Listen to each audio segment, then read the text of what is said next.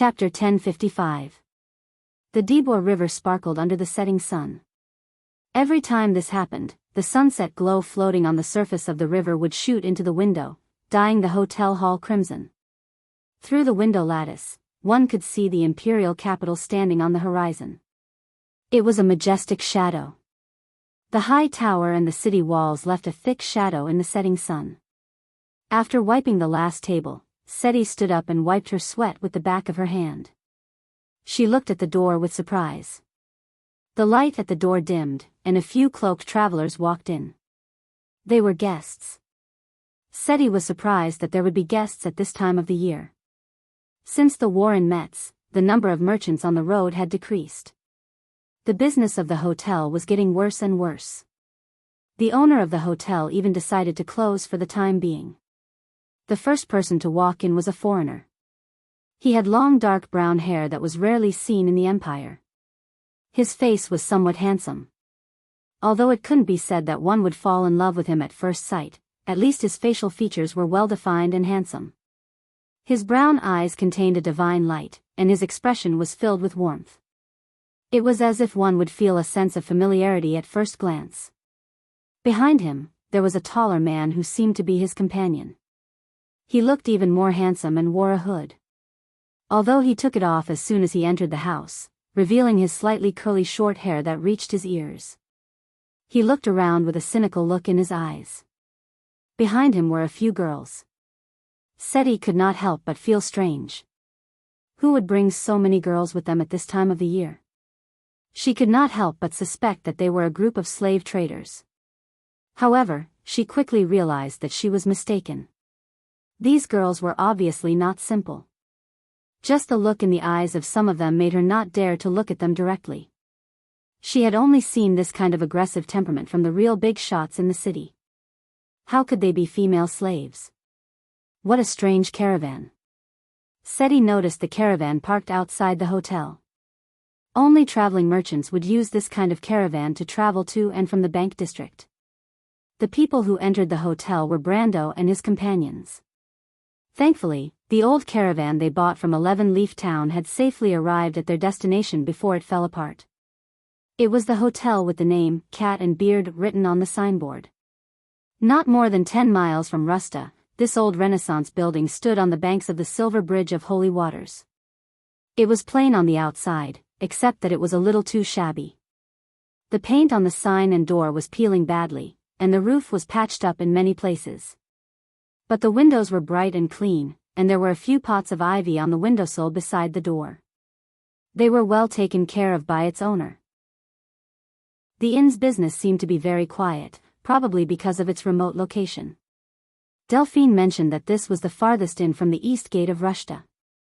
Only some merchants who did not have much money would stay here temporarily.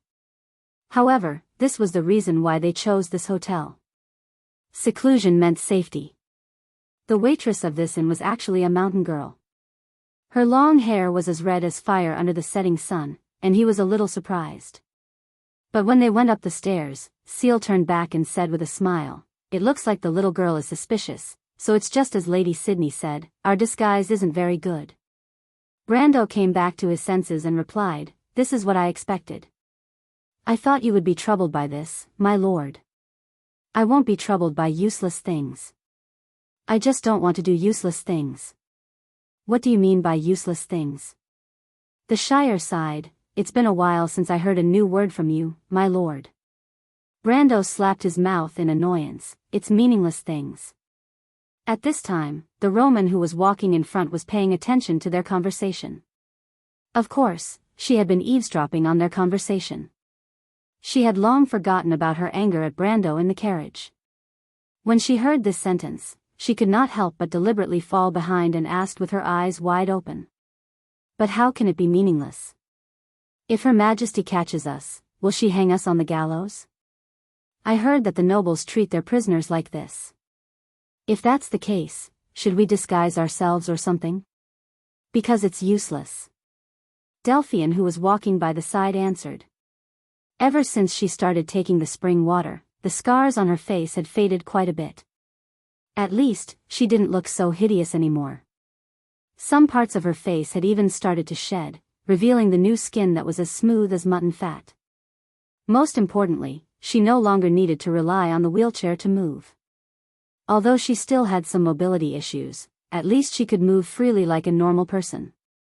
Useless? Brando nodded. When we were on the road, did the patrolling knight not stop to check on us when they passed by us? Isn't that a good thing? The key lies in the frequency. We've encountered too many patrolling knights along the way. As far as I know, such knights would only do a routine patrol around the periphery of the imperial capital in the early morning and before the evening on normal days. This means that Her Majesty the Queen has strengthened the security around the imperial capital, but she did not order them to check on the floating population entering Rushta. Is that so? Yes. Delphian nodded, but she glanced at Brando with some surprise. She did not expect him to be so familiar with this place. After all, many natives of Rushta did not know how the security around the imperial capital worked. The Shire smiled, apparently already knowing the answer to this question. This means that the hospitable Her Majesty the Queen has implemented a method of security. It seems that she is very confident in her tentacles. She is only afraid that we will not enter the city. In other words, as long as we enter the city, she will be able to find us? Brando nodded. At least that's what the Silver Queen thinks. Romaine analyzed what she had learned and could not help but frown. If that's the case, Brando, should we split up? That means, let me bring Brunhilde and the others into the city to attract the Queen's attention. You and Teacher Mephisto find a way to sneak into the city to save Scarlet. Brando could not help but feel angry and amused at the same time. He patted her on the forehead. What are you thinking? Things are not that bad yet. I don't think the Silver Queen will make things difficult for us so soon. Roman hurriedly covered his forehead and dodged backwards, asking, why?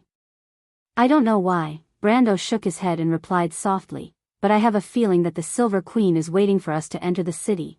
After the sun had set below the horizon, the curtain of night had truly enveloped Rushta. In the darkness, specks of light floated up and down like stars in the distant horizon. Further away, flashes of light flashed across the pitch-black sky from time to time. Only those who lived in Rushta knew that it was actually the ornithopter of the Nazar people.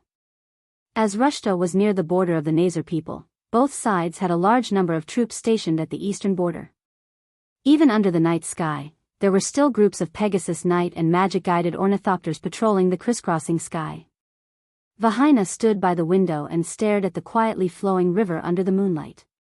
She could not help but recall the scene of the last time she came to the imperial capital. Things had changed with the passage of time, and she had fallen from the status that was revered by the people to the clouds. Forget about maintaining the glory of the past, even her father and brother were imprisoned in the belly of this terrifying beast in front of her. But she did not know why, but at this moment, her heart was calm. Knock knock knock suddenly, there was a knock on the door. Everyone in the room turned around and saw Medusa pushing open the door and entering the room in her martial attire. She closed the door behind her and breathed a sigh of relief before looking at Brendel. My lord. Medusa, how is it? Brando nodded at her. He had sent her out to gather information, and from her expression, she seemed to have found something. Medusa replied, it's all right, it's not too troublesome. My lord, the engagement ceremony will be held half a month later. At that time, there will be a banquet in the Garden of the White Rose in the St. Cantifer Palace. There will also be a celebration in the city. In fact, Rushta has been preparing for this since a week ago. Brando could not help but snort coldly. Obviously, he was very disdainful of what Cruz had done to Scarlet. It seems that the Silver Queen wants to use this to dilute the atmosphere in the imperial capital. But I don't think it will be effective. She doesn't even think about what she has done before. It's just to get rid of the dissidents. Delphian replied calmly. Medusa could not help but look at the Prime Minister's daughter. She frowned slightly before continuing her report. Countess Lachavois, Scarlet, is said to be living in a castle outside of Rushta. But when I went to see the place, it was empty. Is it fake news, or has she been moved? Brando asked. She should have been moved, my lord. I was worried that the Silver Queen had left some spies in the vicinity, so I did not dare to stay for too long. But later on, I asked around and found out that there was indeed an important person who lived in the castle before, but they moved out a few weeks ago. It seems that the Silver Queen has already predicted our arrival. Otherwise, she would not have to do this. Delphian was indifferent to Medicia's gaze and analyzed with a calm voice. Brendel did not answer, but he did not have any objections. He had already expected this, and Amandina's analysis was exactly the same as well. What about the others? He asked again. Medicia turned her head. Miss Delphian, your father and grandfather are imprisoned in the Moss Castle. The commander of the Azure Army and the Duke of Flower Leaf are also imprisoned. But as far as I know, the higher-ups of the Holy Cathedral are not imprisoned there. As for the whereabouts of the Great Cathedral, not many people know. Many people do not seem to know what happened in the Holy Cathedral that day, nor do they know that the Holy Cathedral of Fire has now been divided into two. Hearing this, the Saintess of the Leo Palace, Sydney, who was sitting on the edge of the bed, frowned slightly. Phaina showed an anxious expression. Medicia, the Moss Castle is not a special prison, Delphian interrupted her, that is the palace of the royal family, so they are only under house arrest. After all, my father, grandfather, and the Duke of Flower Leaf did not stand out to openly oppose the Silver Queen. What about that person? Why are they being arrested? Romaine was counting the expenses of the recent days, and could not help but raise her head and ask curiously when she heard this. Because they did not immediately express their stance. The Silver Queen is going to do something too big this time. For safety reasons, she will first suppress all unstable factors to the minimum. Miss Delphine, Medicia's dissatisfaction became more obvious when she heard Delphine's words. According to what you said, I don't see any reason for you to choose his lordship. What the Silver Queen needs is the attitude of the House of Nydeven, and you represent the attitude of the House of Nydeven. I don't know what you're planning, but if you dare to harm his lordship, the Silver Fairy Princess pursed her lips and did not finish her sentence. But looking at her cold eyes, Delphian knew what she was going to say next. Brando was also slightly startled, and could not help but look at Medicia with some surprise. He knew that Medicia had never truly accepted this daughter of the Prime Minister, but this was the first time she had made her stance so clear. Delphian smiled, and only raised her head to look at Brando with her light purple eyes. She did not answer. Miss Delphian. Brando could not help but speak. Does the Count not trust me?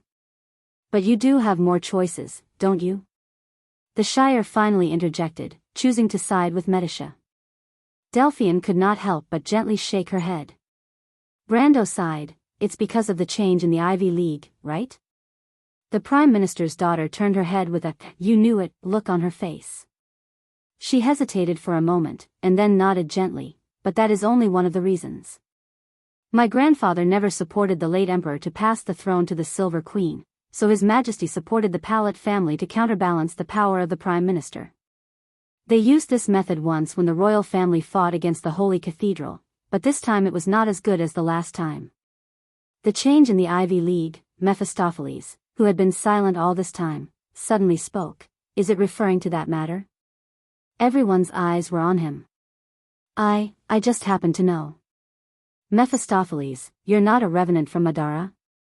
Brando only then realized that he did not know much about the vampire siblings. He knew about the past of Medicia, the Shire, the Nightsong Tiger, and Falerne. Even Hippamra would occasionally mention some of her experiences in the Holy Cathedral of Earth, but Mephistopheles and Andrique had always been tight-lipped about their origins. Before this, he had always thought that before they became card creatures, they were just ordinary dark nobles from Madara, or perhaps they had some background. But when he heard Mephistopheles' words, he knew that he was wrong.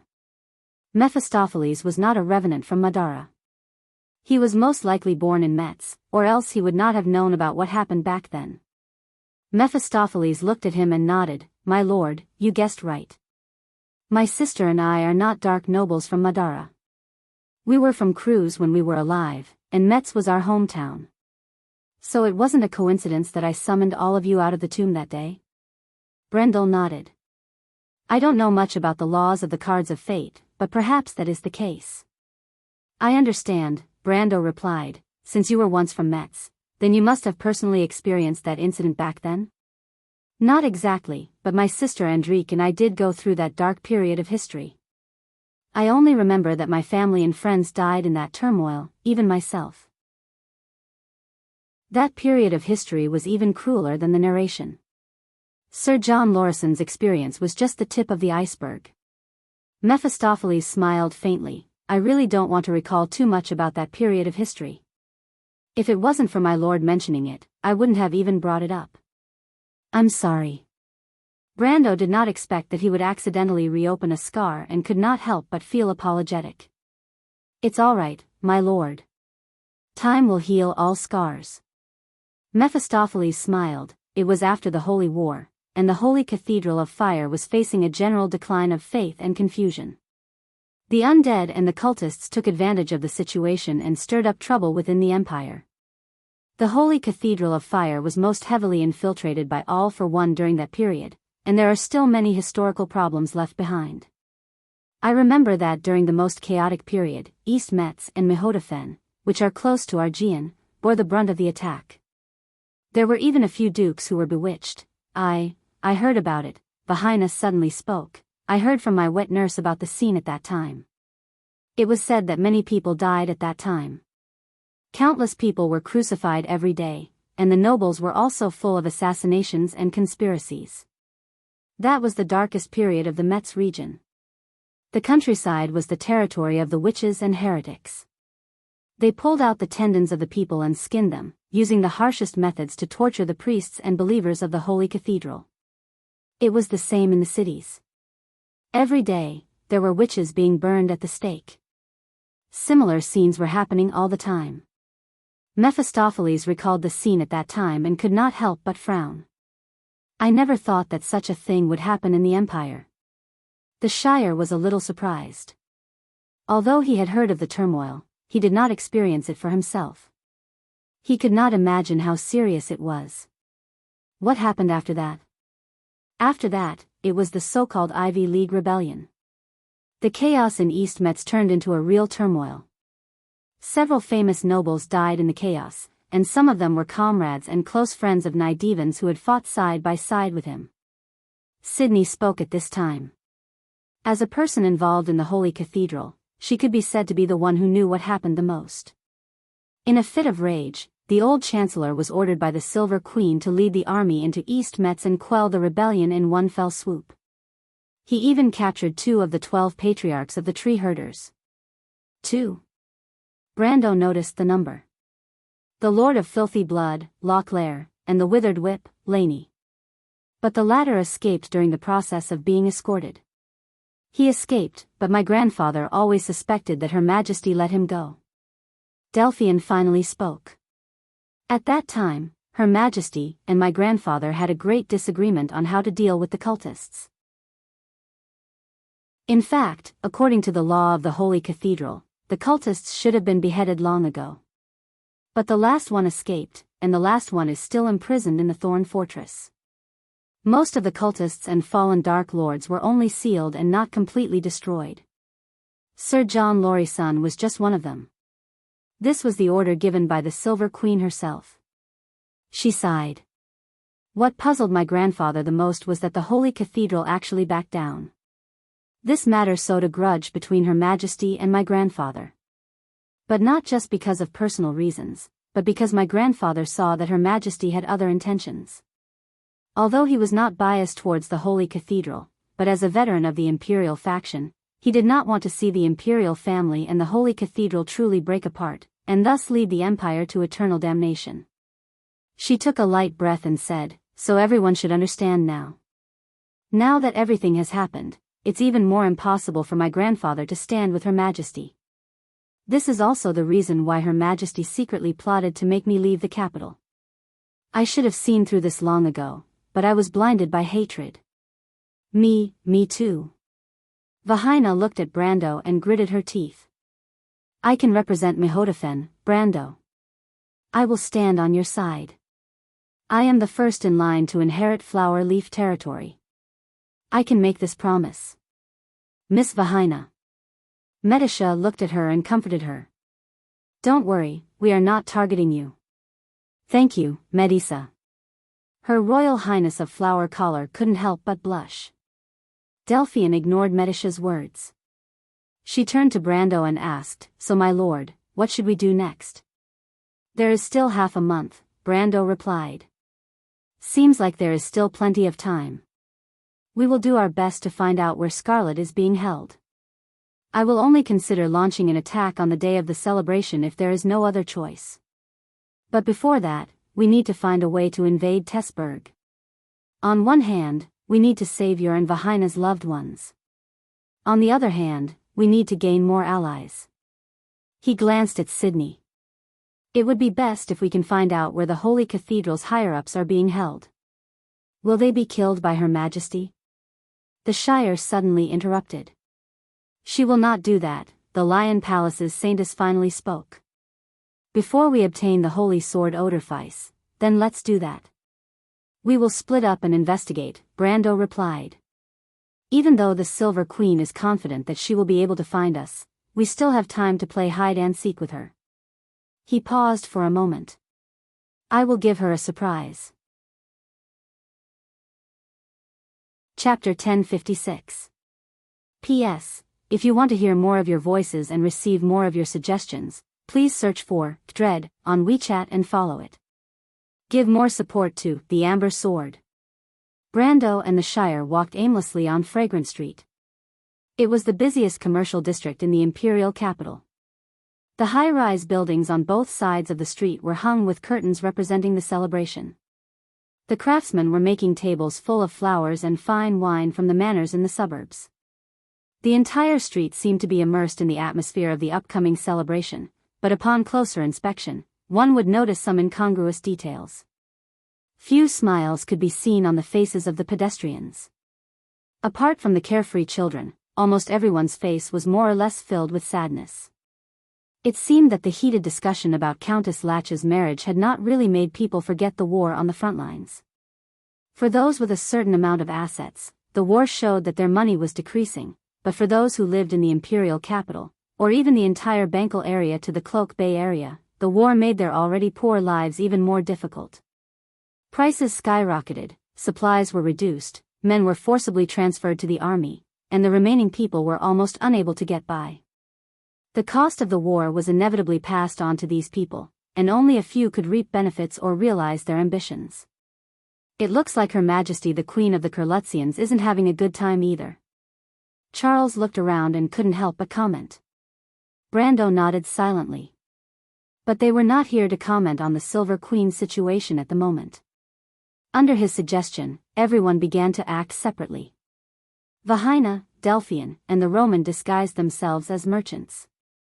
The Mehotafen family had a lot of influence in the imperial capital, and their remaining forces in the dark had been trying to rescue the Duke of Flowers in recent months. Vahina's task was to contact these people. Delphian's situation was similar. The Nidwin family's enemies were all over the court, but they also had many staunch allies. Some of these allies had suffered losses in the war, while some had avoided the limelight but were not trusted by the Silver Queen. There were always people who could be trusted among them, and the Prime Minister's daughter had to identify them one by one. Their mission was to distinguish between friend and foe, and rope in potential allies. This mission had a certain degree of danger, but if it was done well, they would not be deaf and blind in this huge city. As for Medisha and the rest, their task was to contact the Antiburo Duchy's envoy that had entered the city a day earlier, and confirm if Princess Magadal had already contacted them. This was a hidden move. Erewhon's envoy had sided with the Crown Prince in this civil war, so their mission was declared over after the war in Metz. But this had nothing to do with Princess Magadal. She was the representative of the Antiburo Duchy, and at least for now, the duchy was still on the Silver Queen's side. So after the war ended, she still had to go to the imperial capital to meet up with her envoy. However, the nun princess did not support the Silver Queen in her heart, because she was a staunch traditionalist. With the direct descendant of the Great Sanctum, Sydney, on Brando's side, she would naturally side with Brando. Not to mention, the latter was her savior. Of course, she would not betray the interests of her country, but on this basis, she could provide some help to Brando and the rest. At least, she could be another eye for them, to prevent the two-faced nobles of Cruz from deceiving them. At the same time, she could also provide cover for them to enter and leave the city. Even though it was impossible for the Silver Queen to not keep an eye on the nun princess who was close to the people of Awin, that was not important. This city was filled with her spies, and if she was afraid of being discovered, she would not be able to achieve anything. In fact, Brando, who was very experienced in this kind of infiltration mission, don't ask where his experience came from, knew very well that it was not terrible to be discovered by Her Majesty. What was terrible was that the information was not equal. As for his own mission and the mission of the Shire, he did not mention it, but it was very important. He first walked around the city by himself, exploring all the places with hidden events and items in his memory. After all, it was rare for him to come to Lushta, and it was uncertain whether he would come here again in the future. He did not intend to leave the hidden places and treasures for the people of Cruz. After half a day, he had obtained a lot of things. Among them, he had obtained dozens of bottles of holy water number 2 and holy water number 3. Because most of the hidden places near the imperial capital were tombs or shrines, the easiest things to obtain in these places were all kinds of holy water and holy items. Although he inherited a lot of holy water from Amon's inheritance, after going through many battles, he had used up most of the high-end goods. This time, his harvest greatly supplemented his high-end collection. After all, the imperial capital was also the center of the Holy Cathedral of Fire, so the holy water produced in these places would not be ordinary. As for holy items, they were relatively rare in the Holy Cathedral of Fire, so most of the things he obtained were the most common goods, such as blessed prayer beads, holy bones, and similar things. These things could provide a lot of bonus to holy spells when fighting against demons and undead, but they were not useful on normal days. The only thing that pleased Brando was that he obtained the armor of Gundo and angelic wings from the tomb of Saint Fortuna. Saint Fortuna was a famous saint in the history of the Holy Cathedral of Fire, but the location of his holy body was a mystery for thousands of years. This mystery was finally solved by a Cruz player from Cloak Bay, who accidentally found the tomb of the saint in the public cemetery of the Lion's Sacred Palace. From there, he obtained the armor of Gundo and the angelic wings that the saint used when he was alive.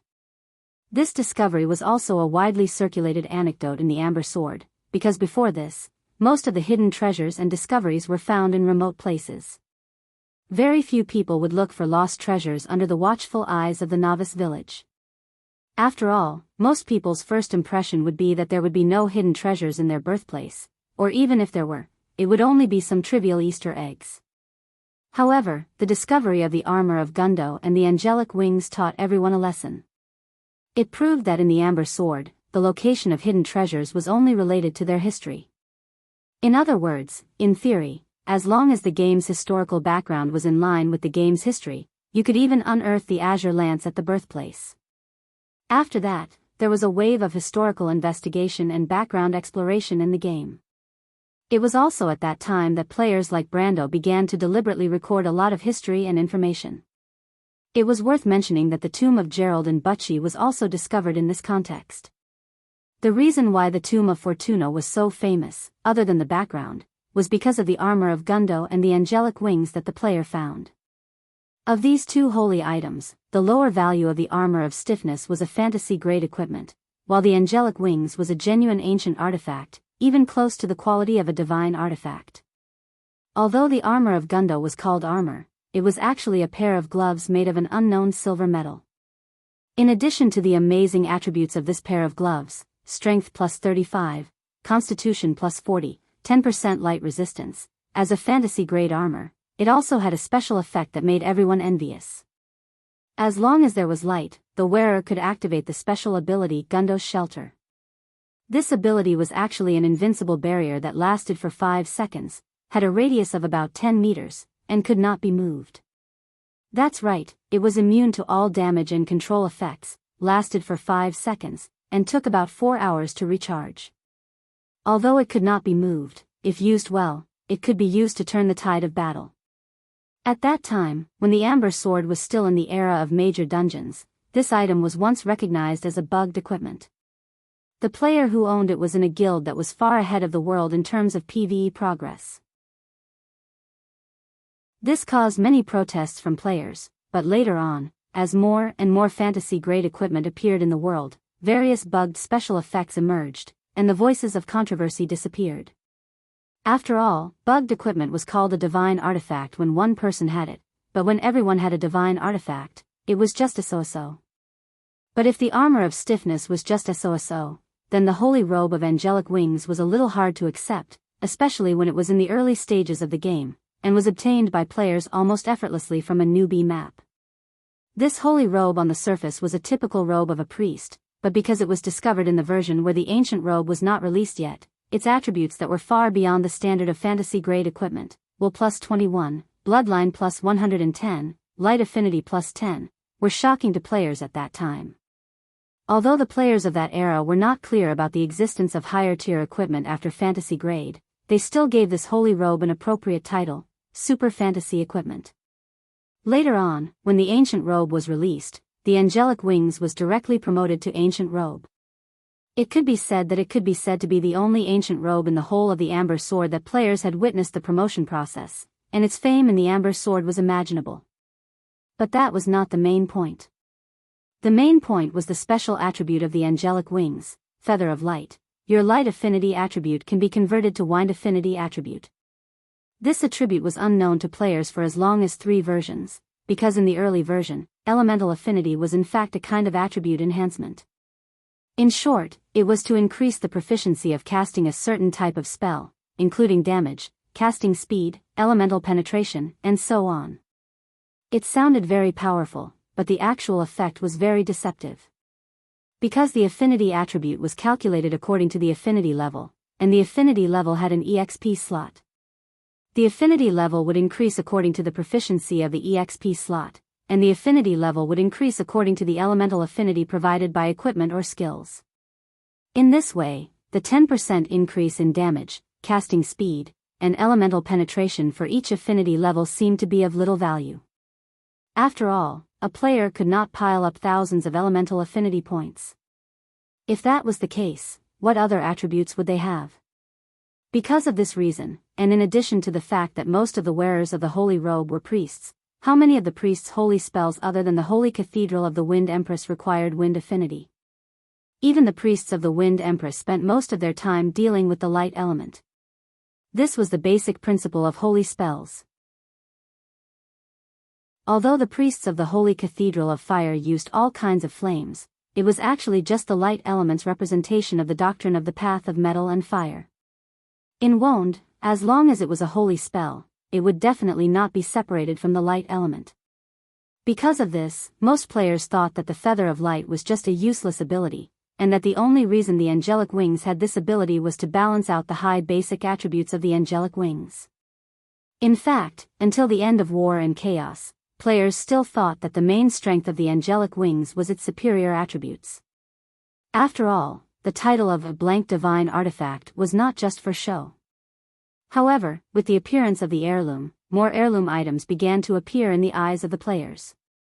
Gradually, the players began to realize that among the many heirloom items, the angelic wings attributes were actually just a so-so, and not even first-rate. Because of this, it was inevitable that the players would question, if the basic attributes of a piece of equipment were only average among the same tier, and its special attributes were trash, could it really be considered an heirloom item?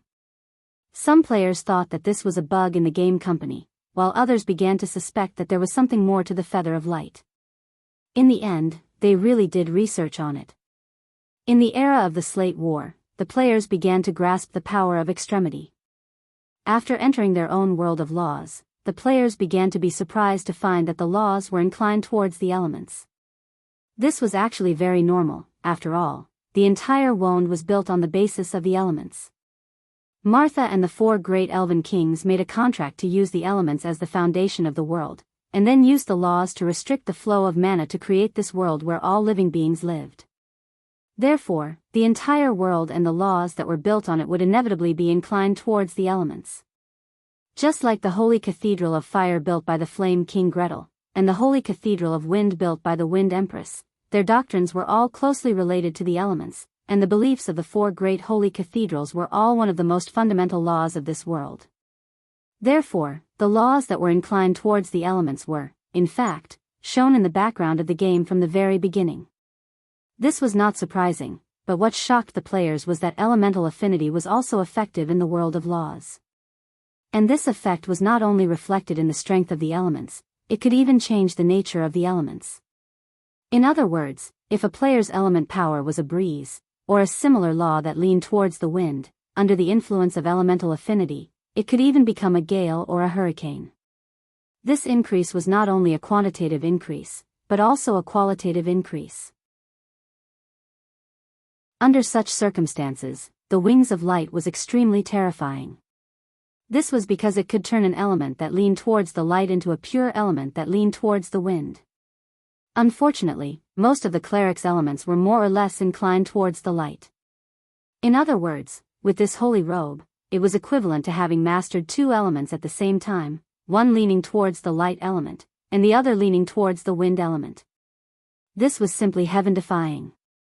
It was equivalent to saying that if Brando's spacetime element leaned towards the light element, after the conversion of this holy robe, he could completely obtain a similar element that leaned towards the wind element. For example, the element of nirvana, which was not inferior to the spacetime element. Although these two elements belonged to the same level, their effects were completely different. For someone who mastered these two elements at the same time, the increase in strength was not as simple as 1 + 1 = 2. As soon as this fact was exposed, the angelic wings immediately returned to the throne of godly equipment, and even received the title of godly equipment. The reason why it was not a godly equipment was that it had extremely high requirements for the wearer's own quality. This was very easy to understand. A guy who only had the most secondary element wearing this holy robe could only be a rookie no matter how much it was converted. Therefore, this equipment was icing on the cake, and could not achieve the effect of sending charcoal in snowy weather. In theory, this holy robe was indeed the most suitable for Brando. After all, what element could be of a higher level than spacetime? Could it be more powerful than the spacetime element of the same quality? Unfortunately, the spacetime element being a light element was only an assumption. In fact, it was a dark element in wound, so this equipment had no effect on it at all. Brando had actually prepared this equipment for Hippamra. Without a doubt, there was no one under him who was more suitable for this holy robe than Hippamra. Hippamra's element was a very high-level law of light and earth, holy white land. After converting it into the wind element of the same quality, it was almost equivalent to having three elements. Holy white land's main function was defense and support, and most of the wind element was more offensive, so it complemented each other. After getting these things, Brando summoned the Shire. After all, he found a few hidden treasures in every place he went. This kind of bizarre thing was not easy to explain, so he could only find an excuse to send Seal away to do something else. Once he was done with his personal matters, he would summon Seal back. Anyway, the Planeswalker system had almost no distance restrictions. With just a command, he could summon the person with secondary authority to his side at any time. His next destination was Suman Street. At the end of the street, there was a magic item shop called Indulgent Rose, and this unknown little place was the final destination of his trip. My novel, The Amber Sword, will have more fresh content on the official WeChat platform, and there's a 100% chance of a lucky draw gift for everyone. Open WeChat now, click the plus sign at the top right to add friend, search for the public account, Dread, and follow. Hurry up. Chapter 1057. P.S. If you want to hear more of your voices and receive more of your suggestions, search for the WeChat public account, Dread, and follow it to give more support to The Amber Sword. Brando and the Shire stopped. In front of them was a strange building, which seemed to be a large illegal building made up of many roofs stacked together. A tin chimney snaked up along the layers of roofs, and a lazy black cat lay on the red tiles, wagging its tail and half squinting in the sun. The old white wall was covered with ivy, and a wooden sign was placed outside the door of the shop with a line of words written in italic cruse, Indulgent Rose. Seeing this line of text, Brando knew that he had found the right place. This was 5-201 Suman Street.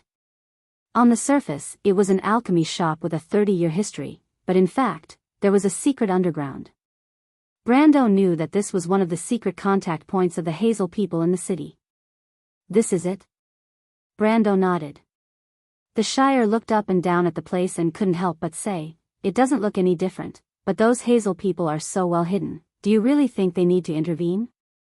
"It's not a question of whether it's necessary or not." Brando swept the dust on his chest with his hand and replied matter-of-factly, "It's just a matter of convenience for them, but they can get a lot of benefits, and even if they fail, there's no loss to them, so why wouldn't they agree? But there's no such thing as an airtight wall in this world, my lord. They should know very well that the Cruise people will find out who helped us behind the scenes." "So what?" Brando asked back. "It seems that you don't know the Hazel people, the Shire." "Does my lord know them very well?"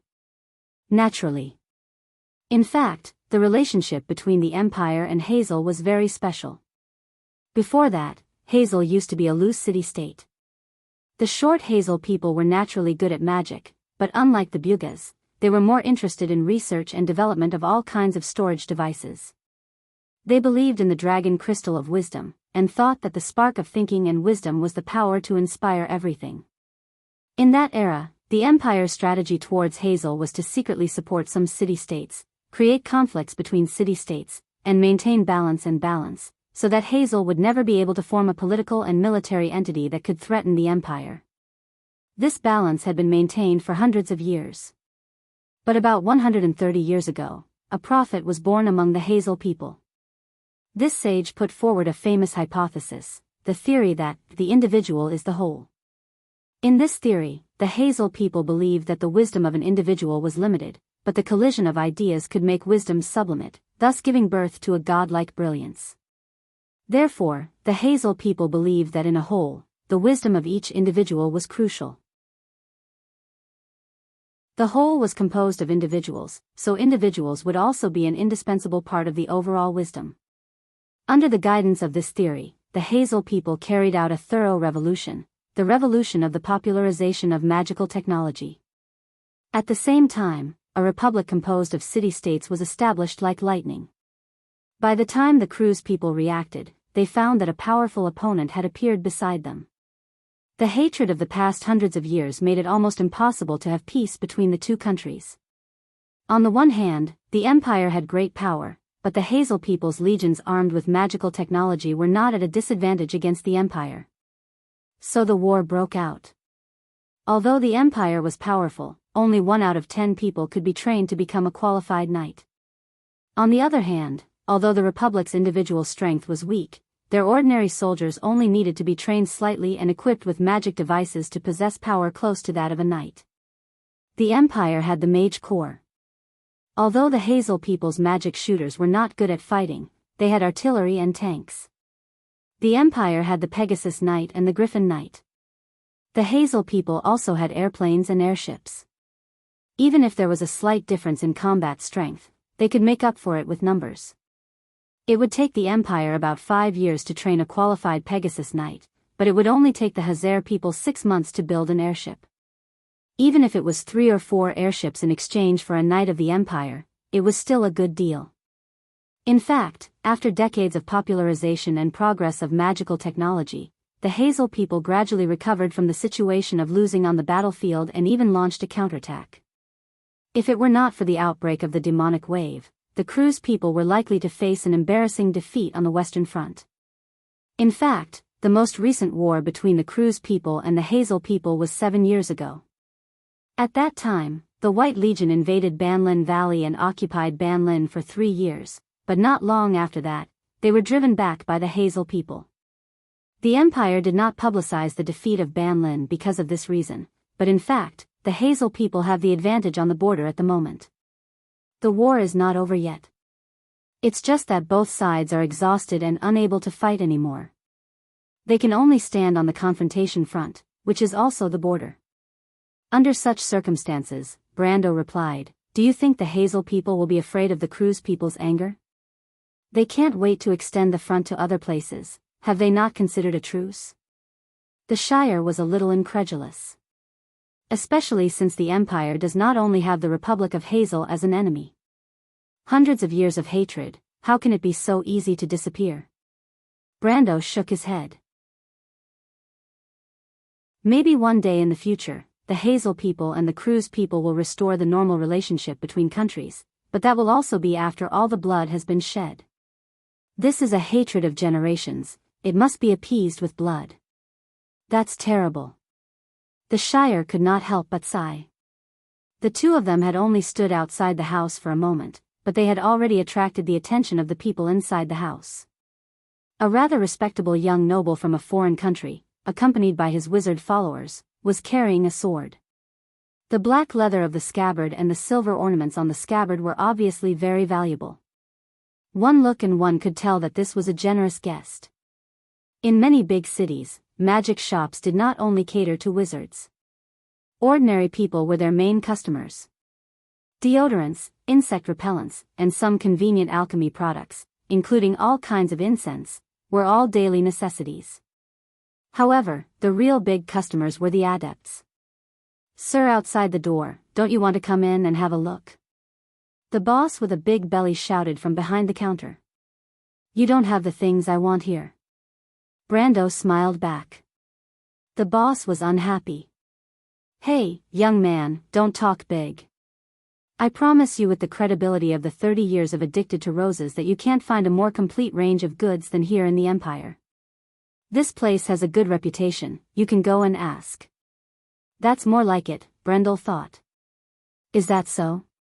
Then I want the glory of Zell, the unyielding sword, the light of thinking, and the glory of wisdom. The boss's face changed. "I don't understand what you are talking about, young man." "It doesn't matter if you don't understand. Ask Mutt to come out and see me. I want to talk about big business." The boss looked at the two of them with a complicated expression. Although they were far away, he could still see Charles's snow-white teeth as he smiled at him. His face darkened, and his shoulders sank slightly. But Brando opened his mouth. "I know you have a Type 4 flintlock under the counter, but that thing is useless to me. In a quarter of an hour, the patrolling cavalry will pass by here. You won't do anything stupid, right?" The boss froze. After a while, he spoke again. "Who are you?" His voice was a little hoarse. "Foreigners." The county answered with a smile. Brando shook his head. "Who we are is not important to you. What's important is that we have no evil intentions." "I can't guarantee that." The boss frowned. Although the Empire is big, Brando glanced at him. "But I can still find Roby Castle." Roby Castle was the headquarters of the patrolling cavalry. Hearing Brando's words, the boss believed him. He put down the gun and carefully looked at the two of them.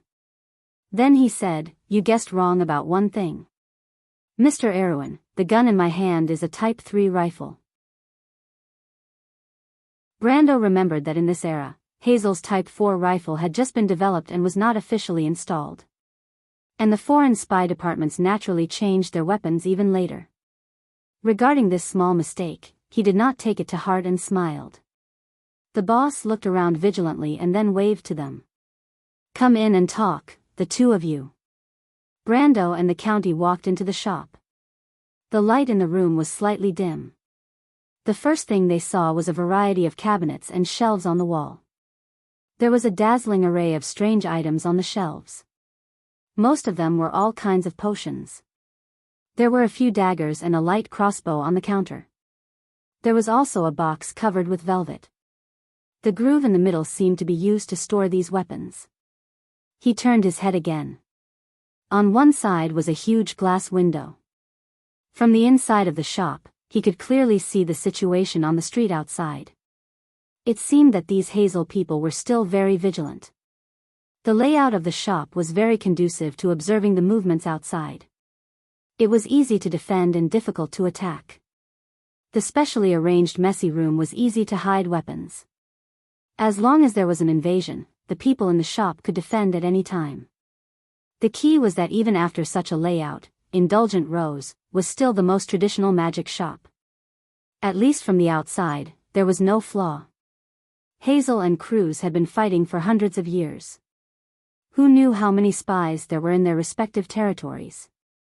They were already very experienced in this aspect. "Two sirs, please wait for a moment. I have to ask Mr. Mudd's opinion." "As you wish." The boss knocked a few times on a piece of metal embedded on the counter. It was sometimes long and sometimes short. There was no pattern to it. But after a moment, he looked up and said to Brando, "Mr. Mudd agreed, but there is one condition.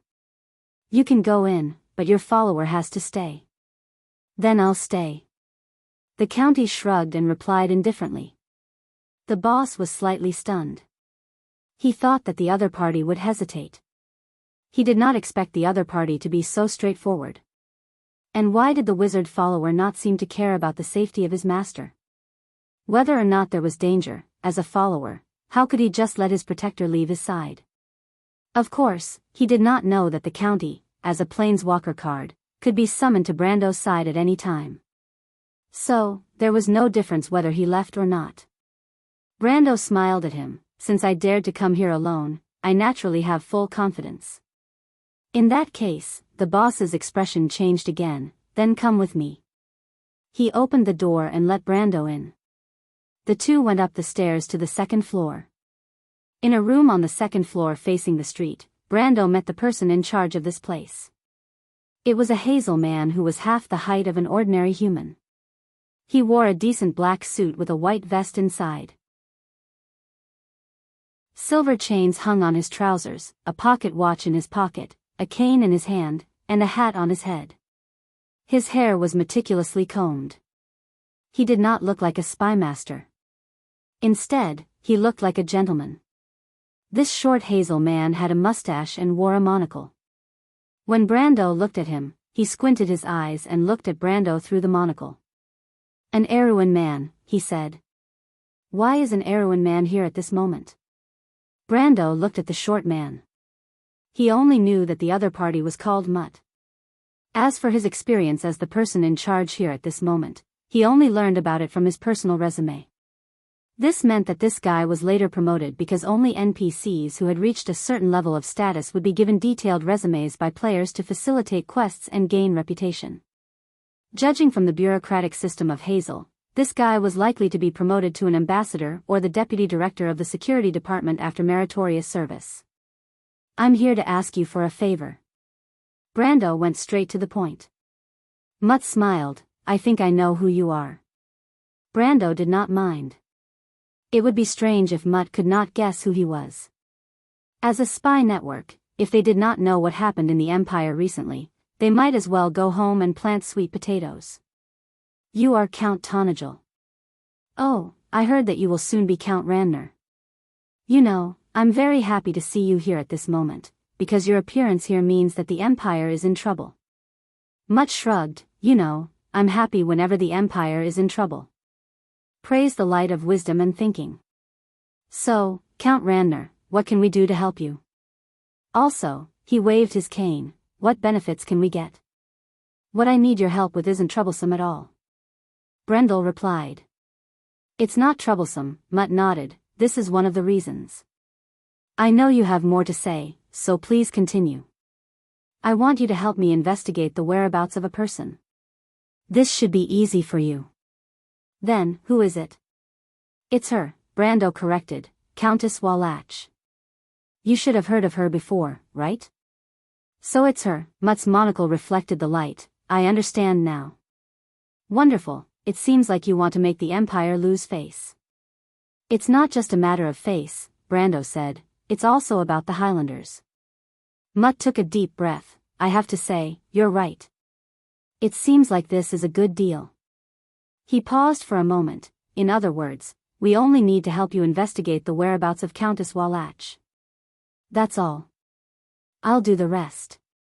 "Then, what benefits will you get?" "As far as I know, the Empire is the Republic's enemy, but not necessarily Erewhon's. The greatest benefit is to be able to save my subordinates." Mutt couldn't help but take a deep look at him. The Republic never gives up on any of its subjects. Wisdom and glory are one, and the individual is all. He reached out his hand. it seems that Hazel and Erwin may not necessarily have to fight side by side on the battlefield, but they can still be good allies. Brendel smiled and shook his hand. It's a pleasure working with you. P.S. I recommend a book, Ghost Hunter in the City. It's quite interesting after reading the first few chapters. Book number is 3443177. The novel, The Amber Sword, will have more fresh content on the official WeChat platform, and there's a 100% chance of a lucky draw for everyone. Open WeChat now, click the plus sign on the top right to add friend, search for the public account, Dread, and follow it. Hurry up. Chapter 1058. Then I'll go back now, Mr. Kent. Go ahead. Be careful on the road. It's not safe out there. Old Kent shook his head and watched Seti's figure disappear into the dusk outside the inn. He then closed the door and prepared to close the shop. He was already old, and his hands and feet had become less and less nimble over the years. He slowly turned around, only to find that there was another person standing behind him. He couldn't help but shiver in fright. Then, he found that the other person was the woman in the group of guests. He didn't know her name, but she stayed here with her companions 3 days ago. Her beauty naturally left a deep impression on people, not to mention that there were some regrettable faint scars on her almost perfect face, which left a deep impression on people. Old Kent did not know if it was his imagination, but he felt that the scars on the woman's face had faded a little after a day of not seeing her. He thought to himself, how is that possible? Maybe I'm seeing things. Miss, how can I help you? Old Kent humbly replied. Over the past few days, he could vaguely sense a hint of bossiness in her tone and habits. He had seen it many times in the noble ladies and lords in the city, but he did not want to think too much about why a noble lady would come to stay in his inn in such a remote place. Is everyone hungry? Would you like some supper or something? There are still some ingredients in the kitchen. Is her name Seti? That girl. Delphian smirked. She looked through the maple window on the other side. A few sycamore leaves hung down from the window. They were dyed red by the sunset and swayed slightly in the wind. She stared at the direction where Seti's figure disappeared into the dusk, her purple eyes quietly reflecting the sunset. Yes, she's a poor girl. I heard that her brother went to the battlefield and old Chris was in poor health. She had to take care of her siblings and the chores at home. Old Kent could not help but sigh and shake his head. Old Chris had a good daughter, but she was too unlucky. Lady Luck never shows mercy to the unluckiest. Doesn't she stay here? No, she has to go back every day. I gave her special permission.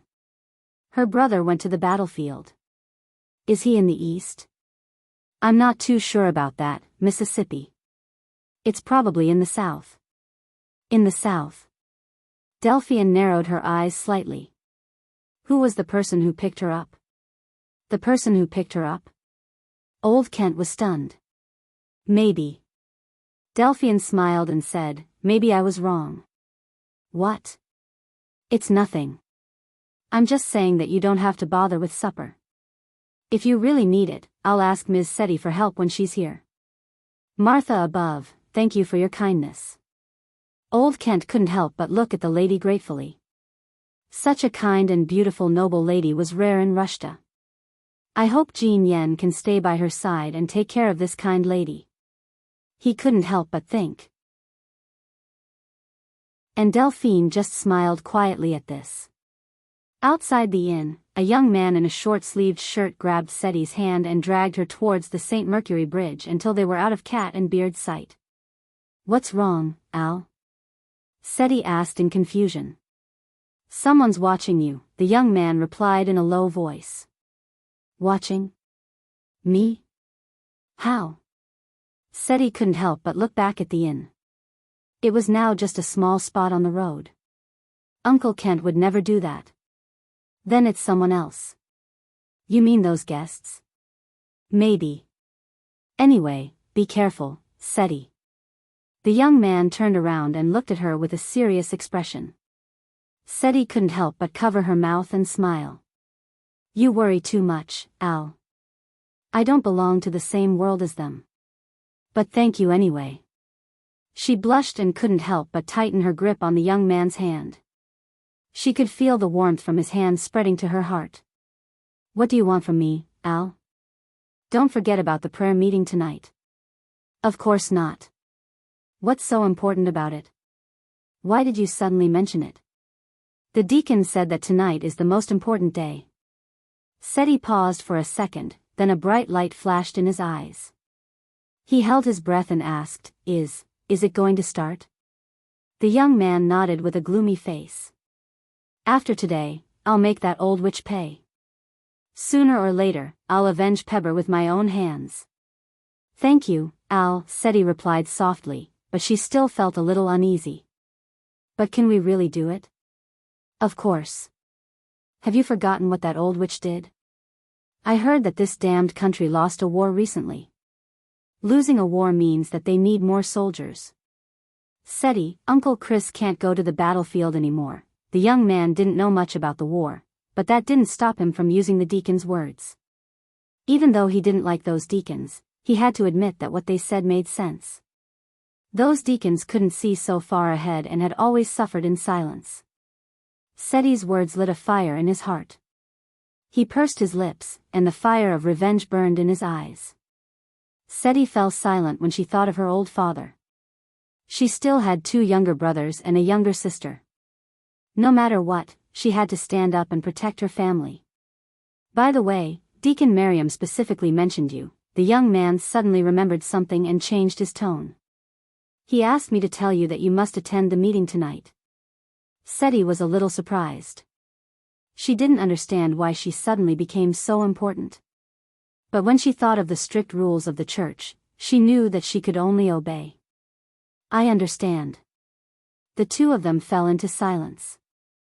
They walked quietly on the path of the sacred Mercury Bridge and watched the sunset leave a golden glow on the river. After a while, the young man spoke again. Seti. His voice was soft and full of emotion. Yes? I have a feeling that those people are not good people. Let's leave after this is over. But I still have brothers and sisters. My father, let me take care of them, the young man interrupted her. Let's take them, take everyone, and leave this place as far as we can. The last ray of light was swallowed by the river, leaving only the clouds in the sky. Seti's heart was filled with sweetness. She held the young man's hand and nodded gently. The innkeeper respectfully bid farewell to Delphian and hobbled away. The Prime Minister's daughter stood by the window and glanced at the magnificent twilight on the main road. She smiled enigmatically and then turned to go upstairs. In the room on the 2nd floor, Brando was analyzing the information he received from Antiburo's envoy group, the Nazar people, and the nobles in the city that Vahina and Delphian contacted. Finally, he had a rough idea of what was happening in the city. Medisha sat on a high back chair with a serious expression. She carefully recorded the information on a piece of parchment with a quill pen. Vahina softly dictated from her side. After she finished writing a piece of parchment, she picked it up and put it aside. Brando then stacked the parchment on the table. The last ray of sunlight was leaving the table reluctantly, and the sky outside the window was already hazy. He turned around and saw the side of the silver elf princess face. The last rays of sunlight fell between her forehead and chin, and under the crisscrossing light, the outline of the girl's face was covered with a layer of thin, almost imperceptible fluff, which made her look especially cute. My lord, it seems that the Silver Queen is not strict with the nobles imprisoned in the Tessberg. At least, from this letter, we can see that, my lord.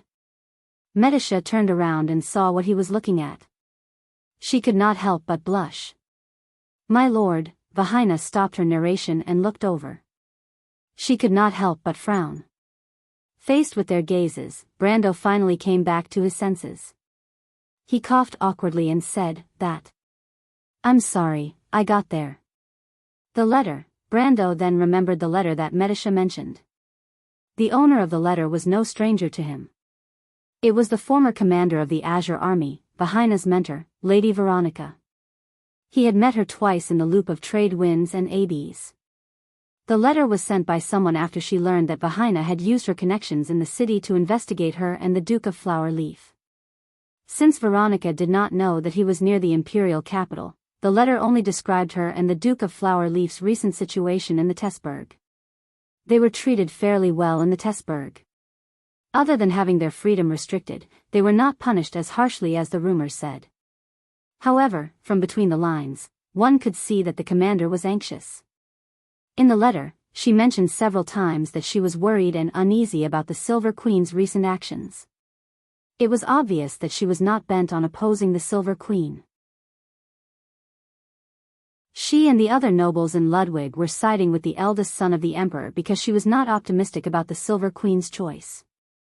She did not want the Silver Queen's crazy actions to lead the empire into an abyss of no return.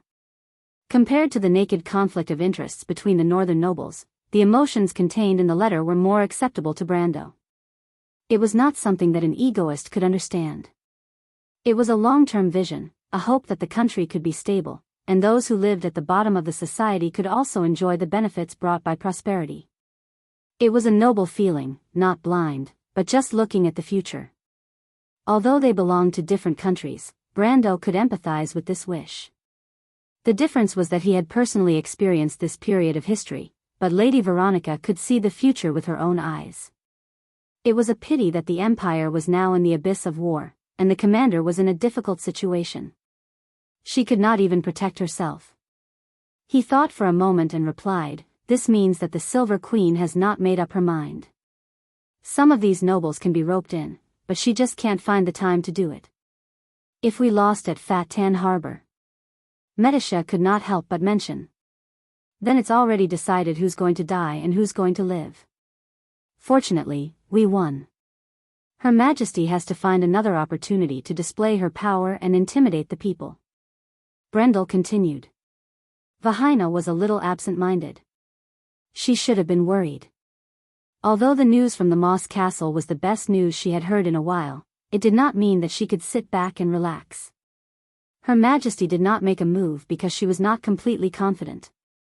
When the situation in Ludwig was settled, the Mehodefen family would be like meat on the chopping board, waiting to be slaughtered. She would never imagine that her family was part of the nobles that the temperamental queen could rope in. Even if the Duke of Flower and Leaf did not have the intention to rebel, they were inextricably linked to the northern nobles. Brando's words undoubtedly proved this point. But at this moment, the young lady of Flower and Leaf was a little absent-minded.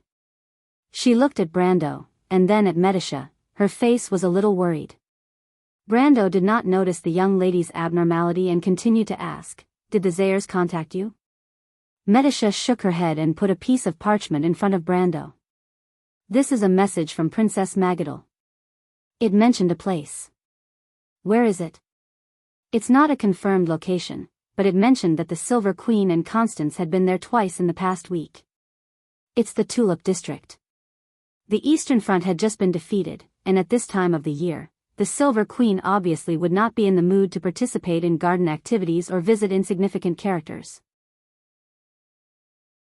If she still took the time to go there at this time, it must not be that simple." Although it could be a smokescreen, Brando could not help but take it seriously. Just as he was about to look at the map, Faina finally could not help but speak. "I know that place, Brando. That's the old prince's mansion, the former residence of the late king's younger brother, Prince Cyrus." Hearing the name, Brando finally remembered the place. "Is it the prince who died in the Holy War?" "And his 2 sons," Vahina added. She stared at Brando and bit her lower lip. Medisha looked at the young lady of Flower and Leaf strangely, and then looked at her lord. Her silver eyes suddenly flashed with a hint of understanding, and the corner of her small mouth lifted slightly. She could not help but feel a little amused. But she did not show it on her face, and continued to speak seriously. "There's a place near this old mansion that is heavily guarded. Even if Antoinette's envoy passes by that place every day, they will be strictly interrogated." "What is that place?" Brando frowned. "Why is it getting more and more complicated? Could it be that Her Majesty set up forbidden areas everywhere in the imperial capital?" Cold Dew Manor. Chapter 1059. Frostdew Manor? Brendel tapped the table with his fingertips and replied thoughtfully, Delphine hasn't found out where Vala and the conservative faction of the Holy Cathedral of Fire are being held. If the Silver Queen isn't deliberately deceiving us, assuming that one of the prince's old residents and the Cold Dew Manor is where the prison is, then the other. In fact, ever since the Silver Queen split the Holy Cathedral, the faction represented by Vala was known as the conservative faction, while the other faction was naturally the reformist faction represented by the scholarly faction. Scarlet is there. Medicia's silver eyes lit up as she understood what he was trying to say. My lord, should we make a move? She immediately asked. Brando shook his head. It's best to investigate first, he replied. Although the place seemed very likely, he could not rule out the possibility that the Silver Queen had deliberately set up a trap or a diversion. The best way was to sneak in and investigate first. Tonight, Brando, let me go. Before he could finish, he was interrupted by Vahina, who stood beside him. She blurted out almost without thinking, and then seemed to realize what she had said. She saw Brando and Medicia looking at her in shock, and her face turned red as if it was burning. I'm very familiar with that place. But Vahina, you don't seem to know how to sneak in, right? Brando could not help but ask. My master has taught me how to sneak in and perform secret operations, but... Vahina replied in a small voice. You just don't have actual combat experience, right? Vahina's face turned red, but she insisted, even if I don't have actual combat experience, I can still do it well. This is not an outing, my lady. I know. Vahina blinked lightly, and her voice became weak. I can stay at the periphery. I know there are a few unknown paths there. That won't do. Brando shook his head. It's not safe. According to our plan, non-combatants should avoid participating as much as possible. Vahina had no choice but to shut her mouth, and only glared at Brando with her blue eyes.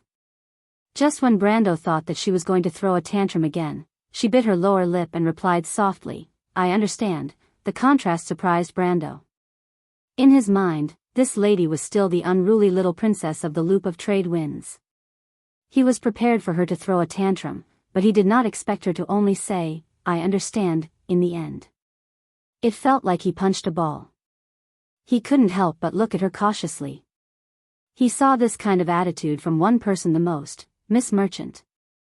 Usually, when the Roman girl had to bow her head, she would say something nice, but in reality, she would do the exact opposite. She would not change no matter how hard he tried, which gave him a headache. Fortunately, he knew that Vahina would not be so shameless. She had her own pride, and would not play such petty tricks. Medicia, who was watching the conversation between the two, smiled mysteriously at Vahina, and suggested to Brando, My lord, in my opinion, it might be better to bring Miss Vahina along. Brando was startled. He did not expect Medicia to suddenly change sides. Medicia? He turned to look at her, as if to make sure that she was not joking. Vahina also raised her head and looked at Medicia, who was sitting on the chair, in shock. Because Miss Sydney is not suitable to enter the city. Her target is too obvious, Medicia replied with a smile. She could be said to be the one who had followed Brando the longest outside of the Shire. She could see through her lord's thoughts at a glance, and thus could speak with assurance. If this is a trap set by the Silver Queen, then her target might be Miss Sydney, and not Miss Vahina. She has plenty of opportunities in the past few days, so why bother? Brando suddenly understood. This was reverse thinking. If the Silver Queen used Vala as bait, then her target would probably be the Lion Palace's saintess, as Medicia said. She also had an urgent motive. Obtaining the sacred sword Odorfice was the most important step for her to integrate and control the Holy Cathedral of Fire. In his camp, other than himself, the successor of Odin, Sydney was probably the most important person to the Silver Queen. Relatively speaking, the ownership of the flower domain was not that important to her. If Sydney could not enter the Imperial City, he would need to choose between Delphine and Vahina, who were familiar with the Imperial City, as a replacement. In comparison, Vahina was slightly more suitable. Although the two of them did not have the ability to protect themselves, at least she was Veronica's student and had excellent swordsmanship. Vahina, on the other hand, was no different from an ordinary person after consuming the spring of spring that had side effects. In fact, in this era where the magic tide was beginning to affect the entire world, Vahina, who had no power, was worse than an ordinary person. With this in mind, Brando could not help but look at Vahina. "Are you sure?" "You'll have to ask Miss Vahina if she's ready," Medisha replied seriously. "This is a dangerous job." "I'm fine. I'll take care of myself." "Don't forget whose student I am," Vahina hurriedly answered. Brando looked at Vahina and actually wanted to complain about her teacher. He was currently imprisoned in the Tundra Castle, but considering his respect for the Legion commander, he could not bear to tarnish her reputation. Hence, he held back his words. He sighed. Although this might not be the best choice, at least it wasn't the worst. He thought that this was the only way. At this moment, someone knocked on the door. Brando subconsciously looked at the sky and guessed who it might be. Vahina turned to open the door and saw Sydney standing outside with a serious face. Because Brando had promised to help this lady repair the holy sword Odorfice, she would appear at this time almost every day. She would not appear a minute earlier or later, and as time passed, the others had gotten used to it. But today, in addition to the lady with the statue of the Lion Palace, Delphine, who had just come upstairs, was also standing outside the door. The Prime Minister's daughter had a faint smile on her face, but the unapproachable look in her eyes made Vahina uncomfortable and she subconsciously took a step back. "Miss Sydney, Delphine, you're here." Brando greeted. Delphine smiled, indicating that she was just passing by. Brando turned his head and looked at the expressionless Sydney. "Miss Sydney. Sorry to disturb you, Count Brendel." The lioness voice was as calm as water. "Can you spare some time?" Brando nodded. He had promised her when they were at Fathom Harbor that once the battle at Fathom Harbor was over, he would help her repair the holy sword Odorfice. Now that they had won the battle at Fathom Harbor, he naturally would not find any excuse to go back on his word. Besides, he was also very interested in the legendary flaming blade. Medisha quickly got up and gave Vahina a look. She then led the young lady of flower leaf collar out. Although Delphine was still standing outside the door, she did not intend to enter. It was as she said, she was just passing by on her way upstairs.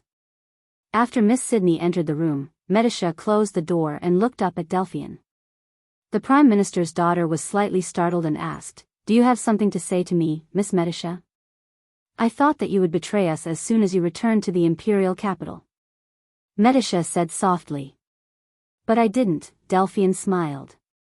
"We worked well together at Fathom Harbor. Miss Medisha, why don't you choose to continue believing in me?" "Because I can't feel sincerity from you," Medisha replied. "The elves can distinguish the hearts of those with ulterior motives." This is actually referring to the silver elves. "I can't guess what you're thinking, Miss Delphine, but I know you're up to no good." "Are you really a silver elf, Miss Medisha?" But Medisha did not pay any attention to her. Delphine sighed. "That's why I don't understand what you're trying to say, Miss Medisha. You should understand that what I'm doing now is not disadvantageous to you at all. My lord thinks that the conflict between you and him is just a misunderstanding. He admires you very much, just like Miss Mithril. But that doesn't mean that I will be soft-hearted." Medisha's face turned cold. She rarely showed this side of her in front of outsiders. "I just want to repeat what I said last time. Don't give me the chance to pierce your heart with my spear." She stared coldly into Delphine's eyes and said word by word, "Tazlagim. Eternal enmity, by any means necessary. I swear by the ancient proverb of the Silver Elves."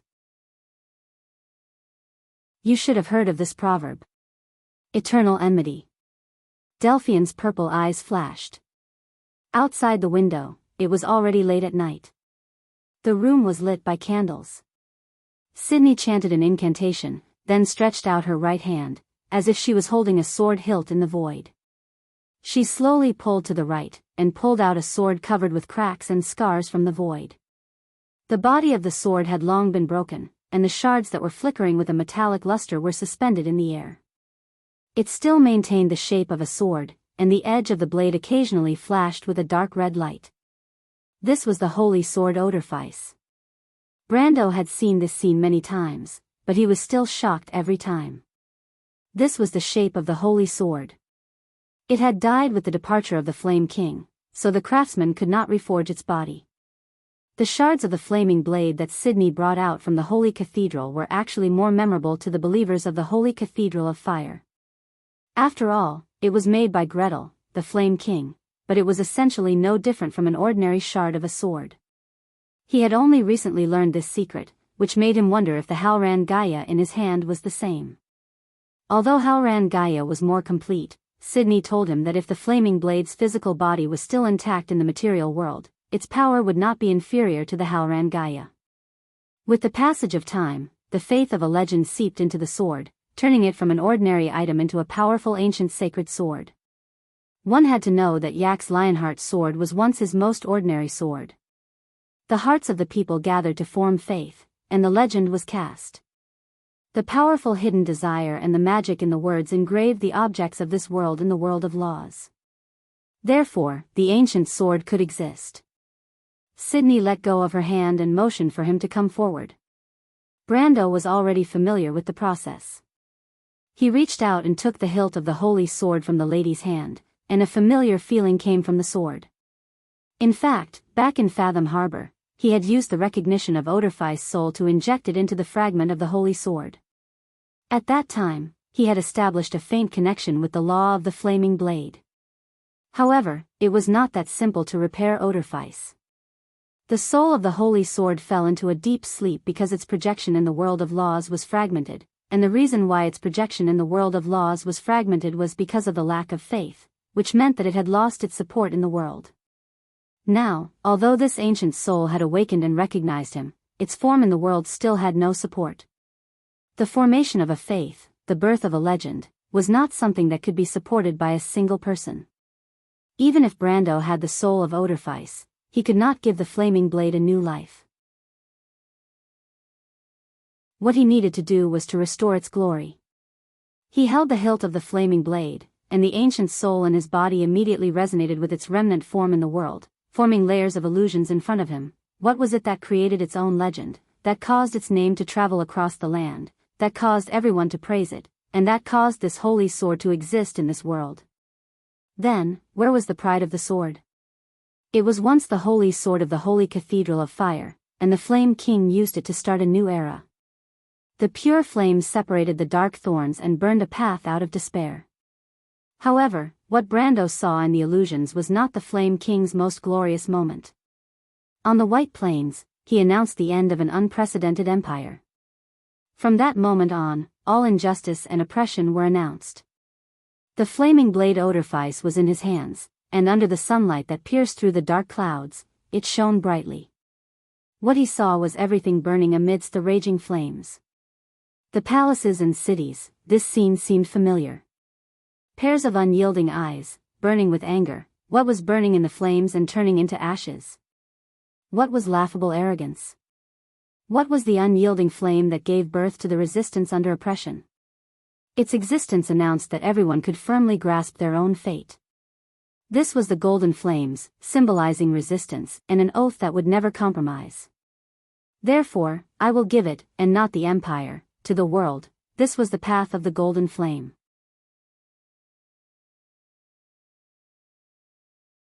Chapter 1060.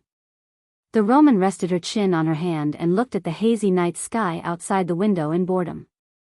The way she rested her chin on her hand made the merchant girl look a little chubby, giving her a lazy and cute feeling. She was different from the other Erewhon people. Her dark brown pupils reflected the brilliance of the stars, weaving a story with the dreams of a young girl. It's so boring, Hippamra. Do you like crabs that much?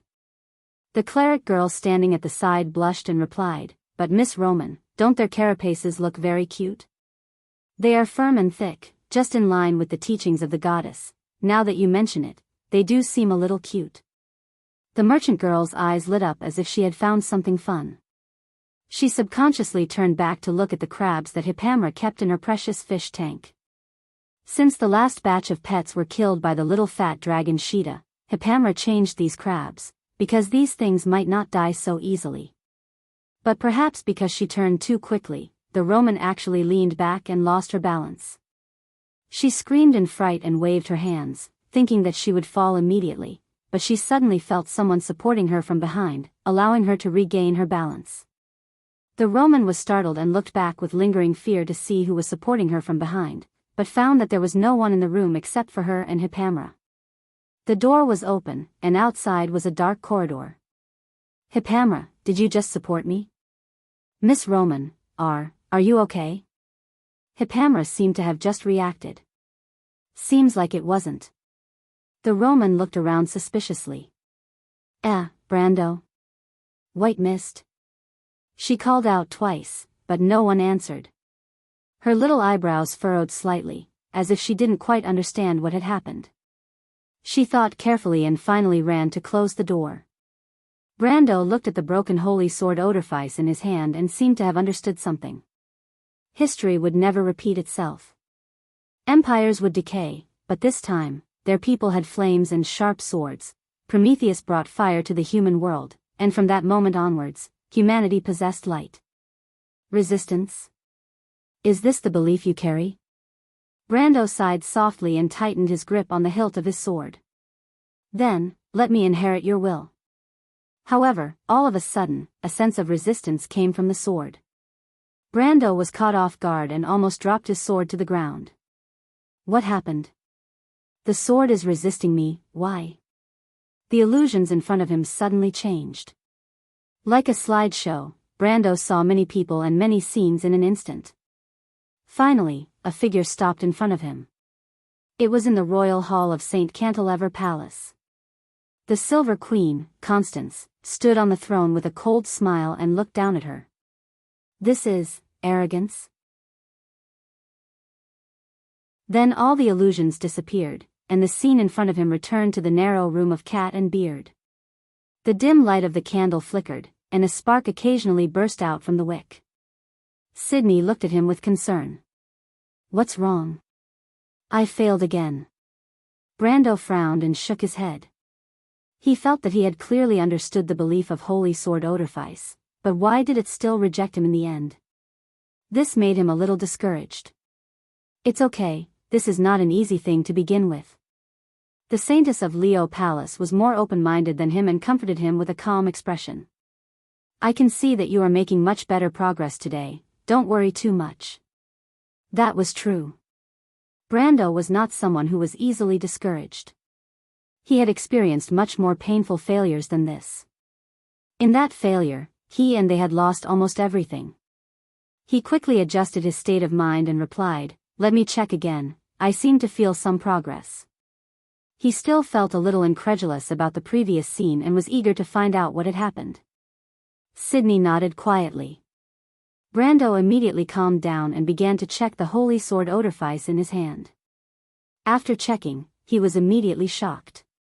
Because the holy sword did not change, the one who changed was himself.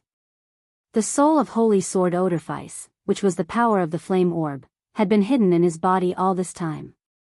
He had not been able to feel the existence of the other party, but at this moment, he could clearly feel that it existed in his body. The flame orb seemed to have transferred part of its power into his body. The most direct result was that his 2 fire elemental pools had expanded by more than a third. After a series of battles and the growth of his strength, his fire elemental pool was originally at 32 points and 81 points respectively. Now, it had increased to 44 points and 123 points respectively. And the expansion of the elemental pools was accompanied by a substantial increase in his own strength. His strength, which was originally at the peak of the elemental enlightenment, had faintly stepped into the peak of the law. At this moment, he was only a hair's breadth away from touching the top of the sky-reaching white tower. But what shocked him the most was that he found that he had gained the authority of a planeswalker. What's going on? What had happened before? Why did the previous scene have such a change? If he had completely gained the approval of the holy sword Odorfice, why did the sword reject him at the last moment? While he was puzzled, he suddenly heard Sydney's somewhat stern voice ask, "Who's there?" Brando immediately woke up and raised his head. He found that the Saintess of the Leo Palace was looking at a corner of the room with a serious expression, but there was nothing there. No, it wasn't completely empty. Brando immediately sensed the abnormality there. The corner of the room was disappearing, the floor and walls seemed to be swallowed by an invisible force. After collapsing and withering, only a void was left. And the void was expanding infinitely, quickly covering the entire room, spreading over the table, chair, and desk. Finally, the whole world fell into a boundless void world. This was the world of dreams. The 11th kingdom, the realm of formlessness. This was the world of nothingness, Castrinia's domain. A silhouette appeared out of thin air. She wore a dark purple witch robe, and her face was hidden under the shadow of the hood. As such, it was impossible to see her face clearly, and there was no way to determine her age. The only thing one could tell was that she was a young and mature woman by looking at the tip of her chin. Brando saw the other party's faded star at a glance. The star of confession, the main star of the bewitchment constellation. You're a witch of the Moon of Cups. You're Anwei's successor. Sydney was about to attack, but after hearing Brando's words, she stopped. The Saintess of the Leo Palace coldly stared at the woman hiding her head and tail, as if the other party made the slightest move, she would mercilessly kill her. But the woman only humbly bowed to Brando. "My lord, we witches only inherit the power of the 12 moons and constellations. This power never comes from a single person. My lord, you may be talking about my predecessor, but that is not important to me." The woman's voice was hoarse and mature, full of the charm of a mature woman, but it sounded familiar.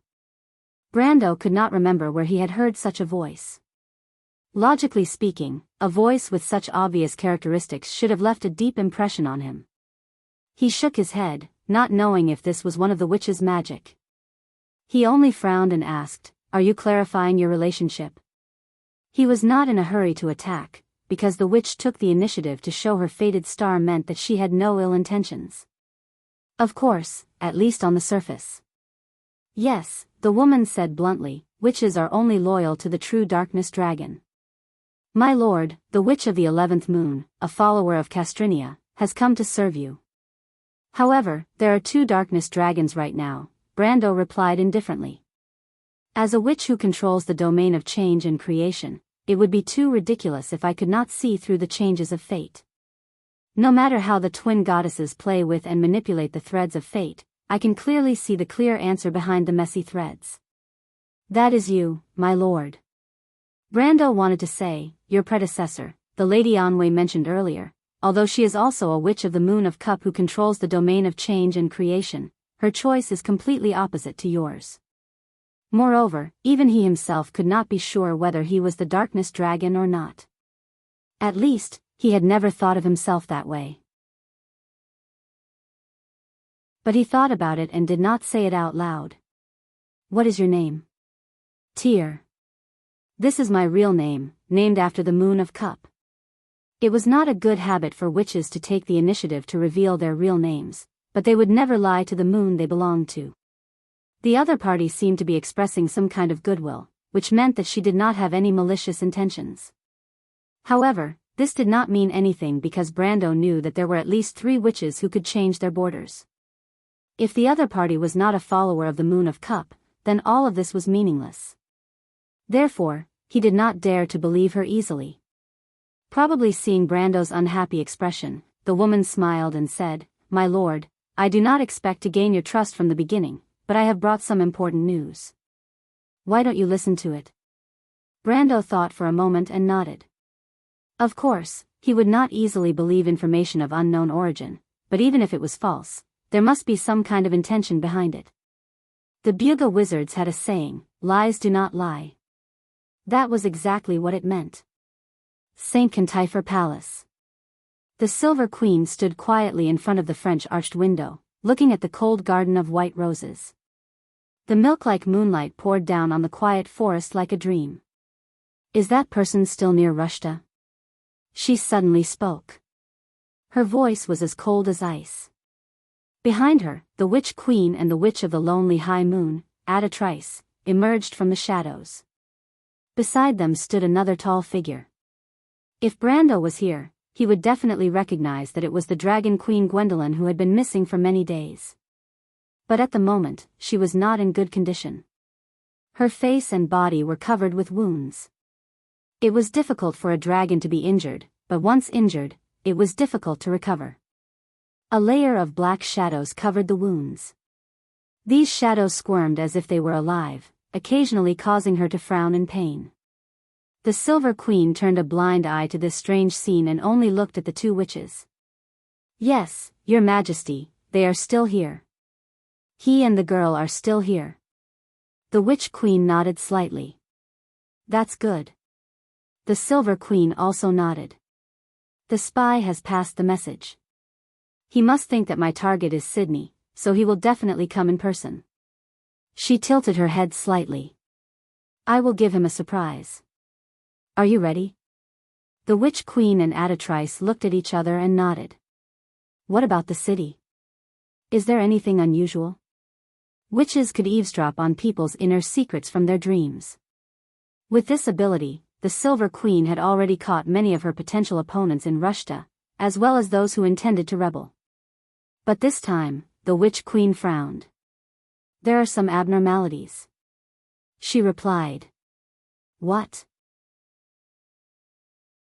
Many people have disappeared from the dream world in the past few weeks, and the number of people who have disappeared is still increasing. "It's a trick of the cultists," the Dragon Queen Gwendolyn suddenly said, her face full of disdain. "Don't worry about those bugs. They can't do anything. Our biggest target now is that person. Don't waste too much energy on this." The Silver Queen glanced at Gwendolyn but did not say anything. The cultists were indeed not much of a problem. It was just a disease. But at this moment, the Witch Queen suddenly screamed in pain and opened her eyes.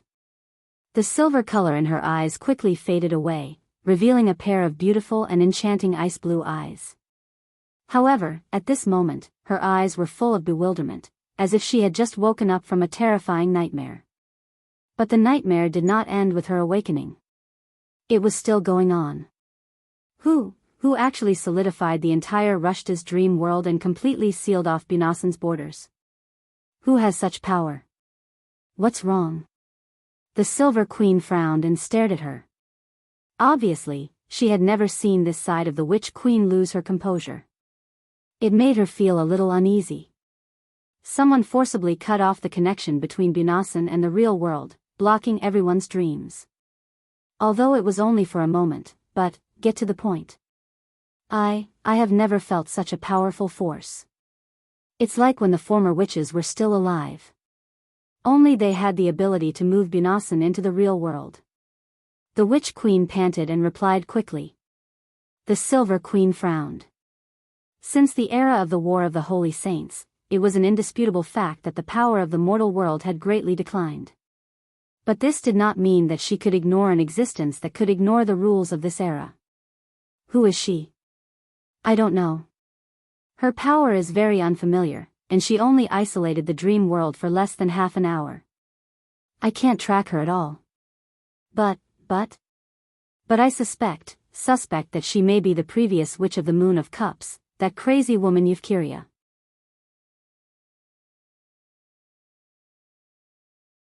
Chapter 1061. The void receded like the tide. The night was dark. The windows were open, and the curtains danced like ghosts. The candles had been extinguished, and the moonlight poured into the room. Do you believe her? After a long silence, Sydney asked. Brando was silent. She didn't lie. But that was all. Not lying did not mean good intentions, and lying did not mean evil intentions. A fatal trap could be hidden behind the truth. Neither of them were rookies, and they both understood this in their hearts. So, what are you going to do? We have to change our plan. Brando replied, I'll call the Shire and Mephistopheles. Miss Sydney, please inform the ladies. The statue of the Lion Palace nodded. Outside the window, the huge shadow of the capital was entrenched. However, it was not the prosperous soil that thrived under the shadow. Since the beginning of the Civil War, the prosperity had long faded from this 1,000-year-old city, leaving only unspeakable wounds. The people living here did not understand why the empire was fighting. Most of them had never even heard of the name Mardos. Although there were missionaries handing out leaflets on the streets every day, and they were forced to attend weekly worship services to preach Her Majesty's justice and so-called history. But that was all too far away. They did not understand why they were involved in this vortex for an illusory goal. Were the sages wrong? How could that be? The pride of the people of the Flame King was based on justice. How could they inherit the dark empire of the past? What right did they have? They did not understand why they had to kill each other for all this. This was a civil war of the empire, and the blood that flowed was the blood of the people of Cruz. People died every day. They were the husbands of wives, the children of parents, the fathers of children, and the relatives and friends of others. Even more people went missing on the battlefield. There was no news of them. Some people's relatives died at the hands of the lion men of Georgandy Ridge and Toquenin, but the queen did not give them the corresponding honor. Instead, she called them traitors. For this reason, many people were secretly grateful to the crown prince, and the Count of Erewhon whom they had never met, because these two had avenged them. Later, these people were found out by the witches and hanged because they had betrayed the country. Life was becoming more and more difficult. Many people missed the days of the past. The capital of the empire had an inexhaustible supply of resources, and everyone lived a good life. They were proud to be citizens of the empire, and they didn't have to bear the pain of loss. But now, the glory was gone, and the supplies delivered to the imperial capital every day had to be prioritized for His Majesty's celebration. The circle of nobles was still talking about the upcoming engagement ceremony of the countess, but in the lower levels of the empire, the enthusiasm was fading day by day. Until one day, all the voices fell silent. There was only a silent expression left in the darkness. The path is the goal. After 8:00, all kinds of figures began to appear on the dark and gloomy streets. They were dressed in different colors. Some were poor people, some were tailors, some were candlesticks, cobblers, or butchers. There were even low-level officials and soldiers. But the only thing they had in common was their silence. They were like a group of ghosts. When the two city guards on duty saw this scene, they felt as if they had seen a legendary ghost and shuddered. There are more people today. One of the soldiers whispered uneasily. Where are the patrolling cavalry? Why didn't anyone come to check? Don't joke around. Do they dare to check?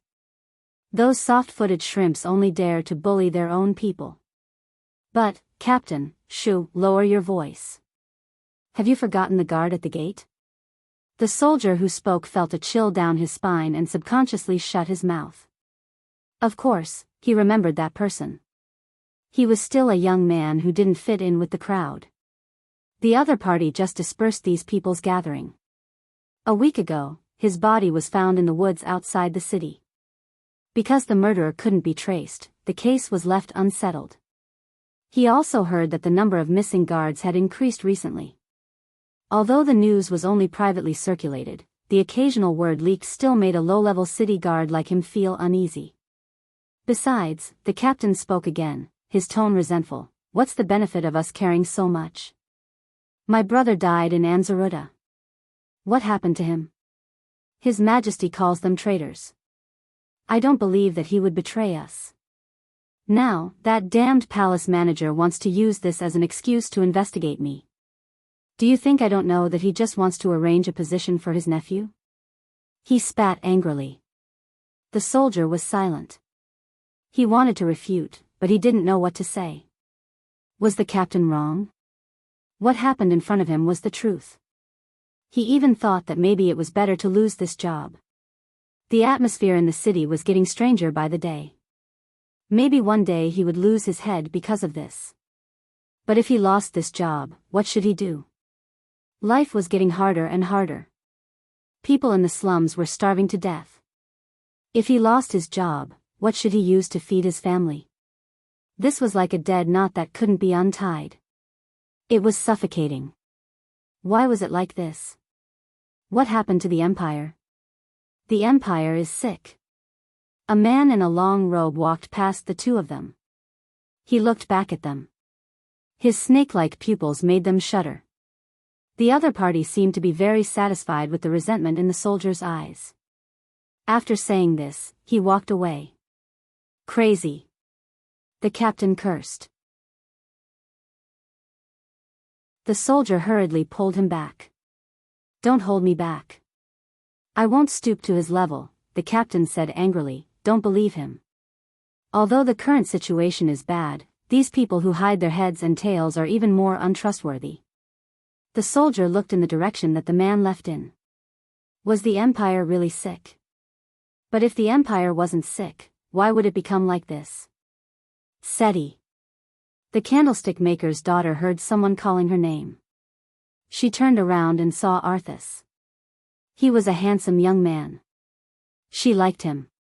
Arthas. Seti snapped out of her thoughts.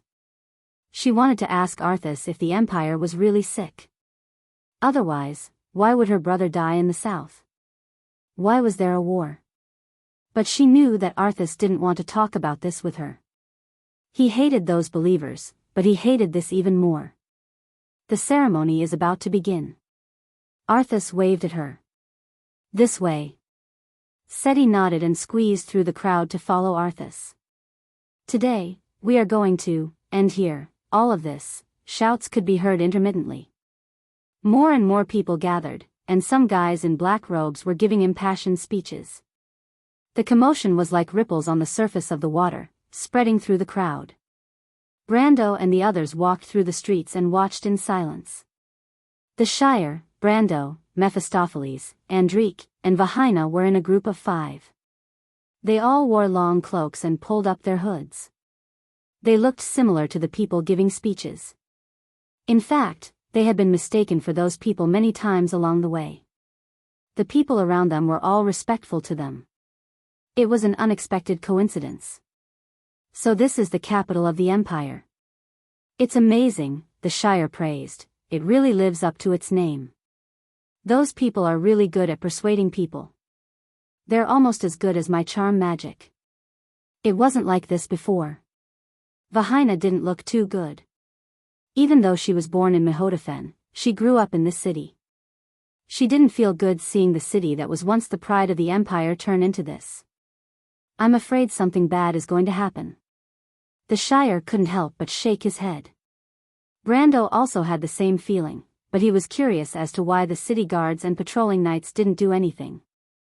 Could it be that the Silver Queen couldn't even control the situation under his watch? Didn't she have the witches working for her? Kill him, he's the Queen's lackey. A commotion came from the street in front of them. Brando and the others were slightly stunned. The crowd in front of them had already gathered together. There seemed to be someone in the middle who was being punched and kicked by the people around him. The Shire, separate them. My lord, there's no need for us to complicate matters. They're blocking our path. Brando replied in annoyance. Charles shrugged. He stretched out his 5 fingers and chanted an incantation. An invisible force spread out from his palm, causing the citizens to move to the left and right. 2 people who were surrounded in the middle were revealed. Judging from their attire, they should be patrolling knights. One of them was in good condition, but the other was lying on the ground on the verge of death. The red-eyed people wanted to surround them again after being separated by the Shire, but they couldn't help but stop when they saw Brando and the others. Speaking of which, who was the one who chose this attire? The Shire couldn't help but admire, it's surprisingly accurate. Didn't you say that this robe doesn't look like a good person? Ah, the Shire suddenly realized, my lord, so this was your idea. Brando ignored him and walked towards the 2 people. The injured patrolling knight struggled to stand up and shouted angrily, you damned cultists, I don't need your pity. You killed the Shire, come and kill me if you can. Pfft, Vahina couldn't help but laugh even though she was in a bad mood. This unlucky bastard has the same name as you. Brando teased.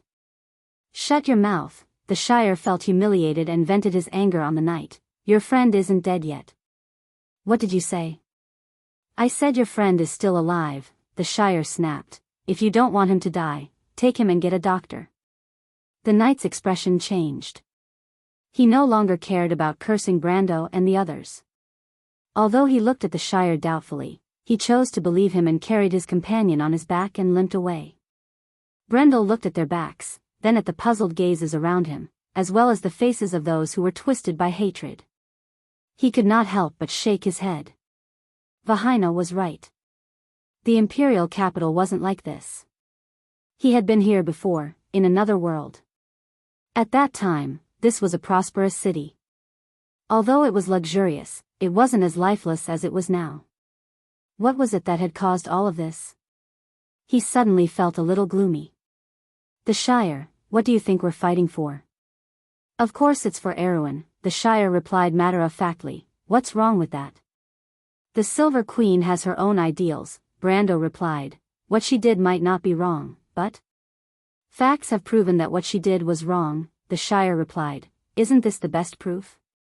But we're fighting for Erwin, and we're bringing war to Erwin as well. Brando turned to look at his earliest follower and asked, We've never lost an arm or a leg in war, but there are people who have lost everything in war. To them, is what we're doing right? About that, that's a funny question, Andrique couldn't help but interrupt.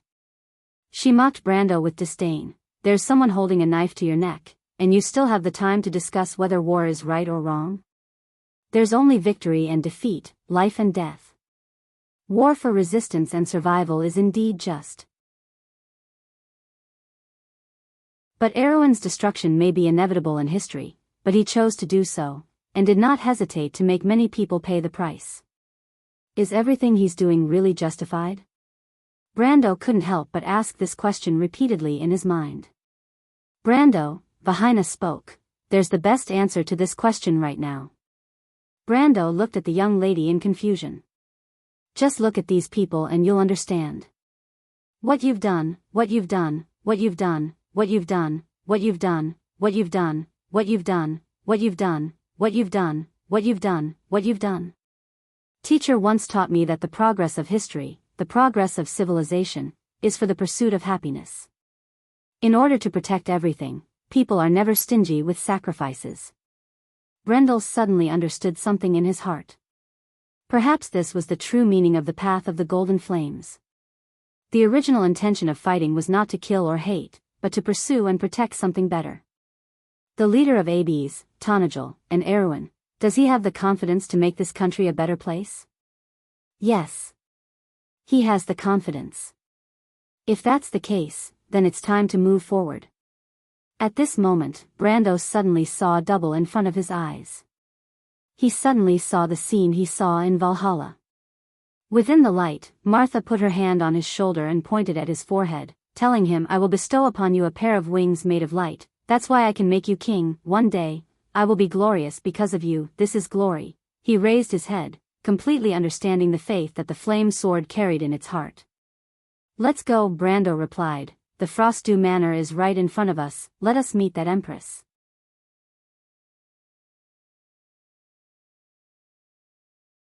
Chapter 1062.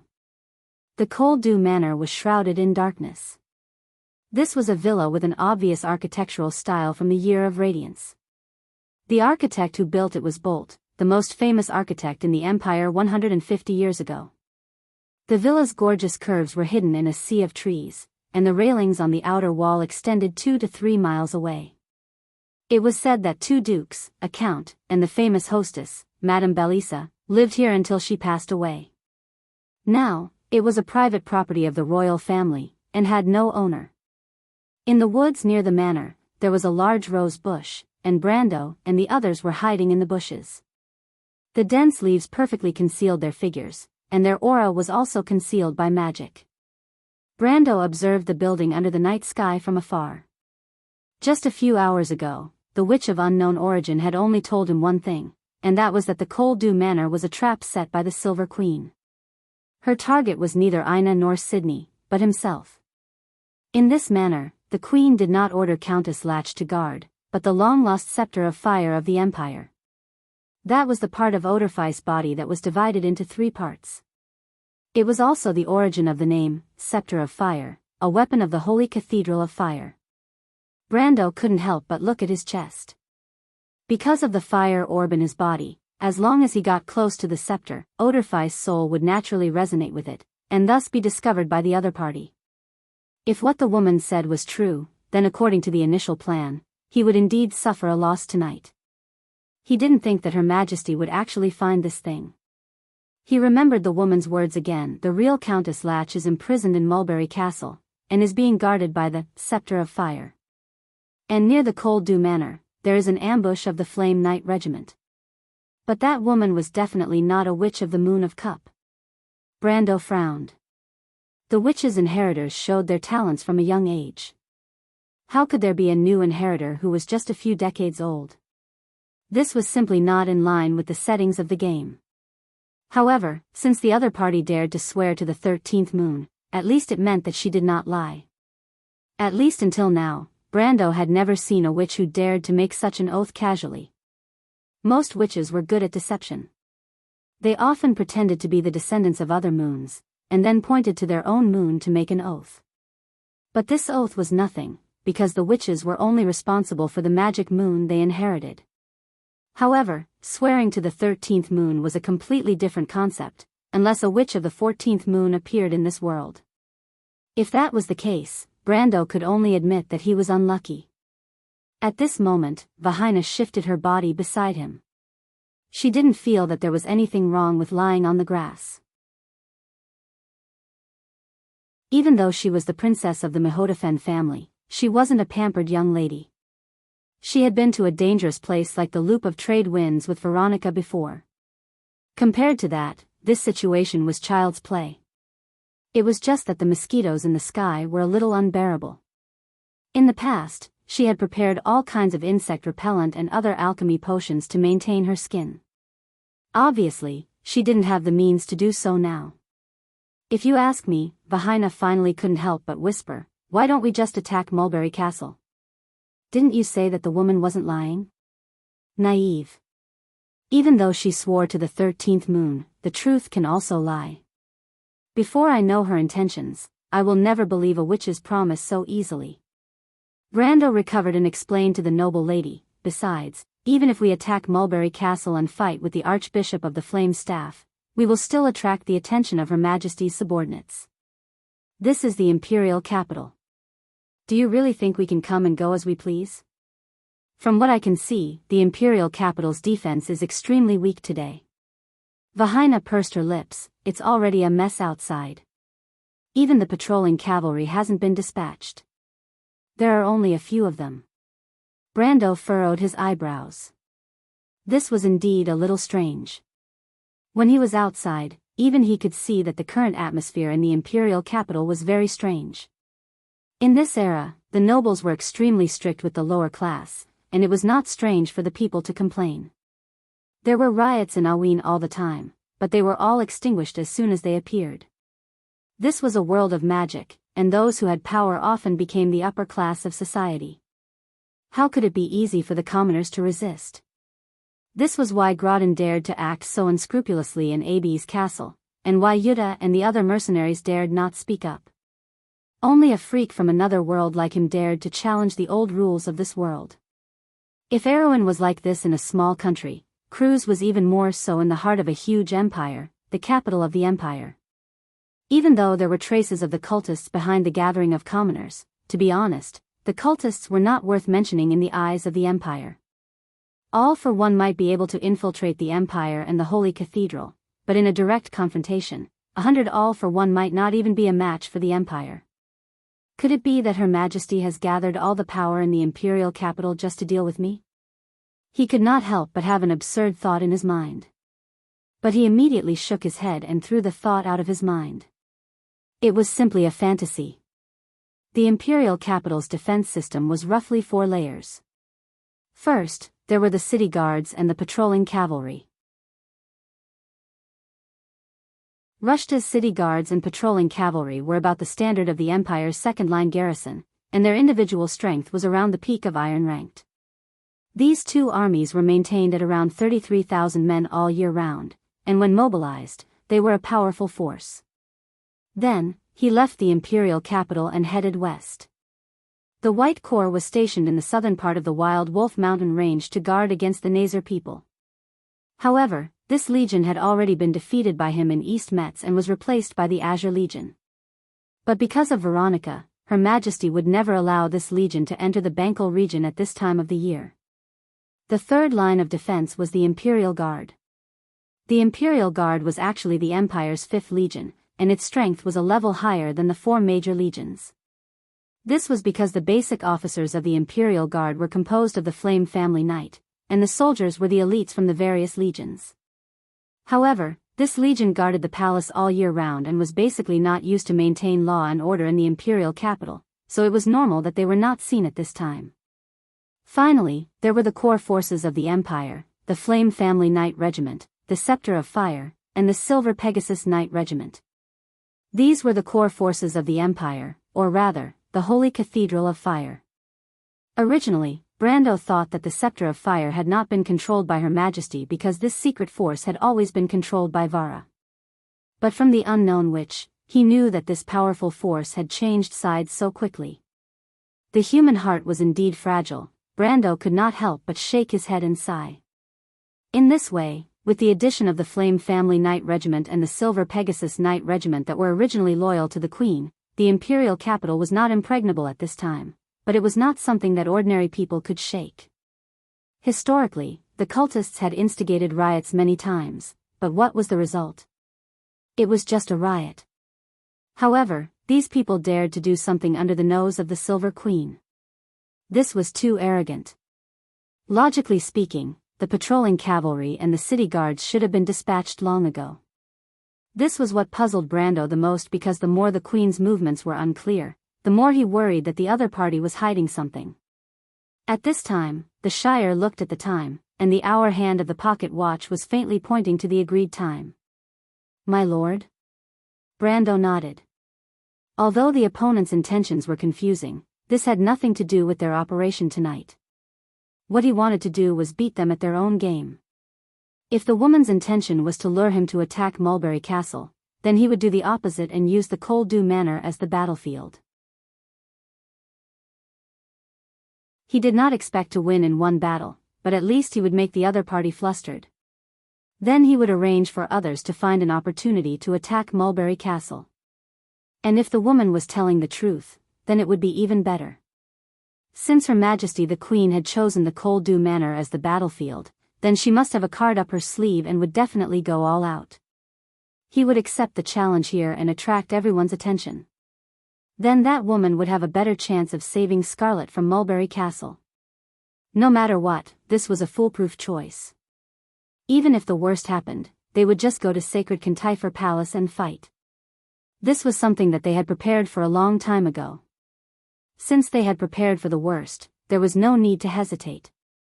Brando immediately used his authority as a planeswalker and summoned the Fireclaw Lizard Man Lord Ropar. Space rippled and Ropar silently appeared beside him.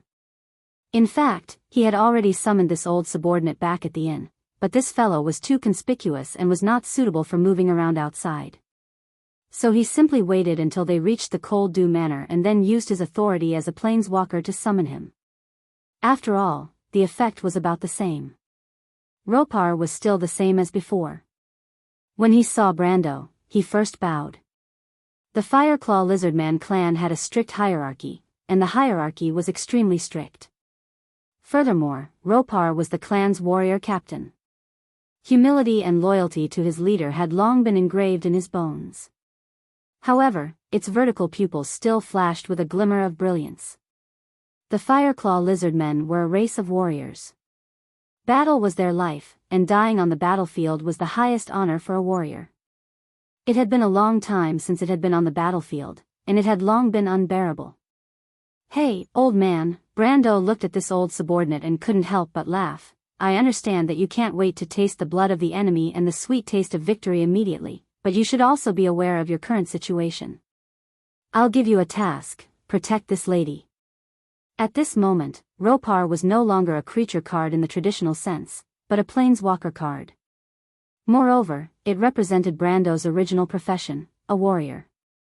And of course, its strength had greatly decreased, and it obviously had no chance to participate in the upcoming battle. Brando knew very well what kind of enemy he would be facing next. The Flame Family Knight Regiment, the legend of the Holy Cathedral of Fire. Under the elemental awakening, there was almost no room for them to fight. A trace of regret appeared on Ropar's face, but he still bowed meticulously. He glanced at Vahina, and the latter was obviously sizing him up. It wasn't that she had never seen Ropar before, but she was a little curious about where he came from. Could it be that Brando was really a summoner? But he was clearly a sword saint.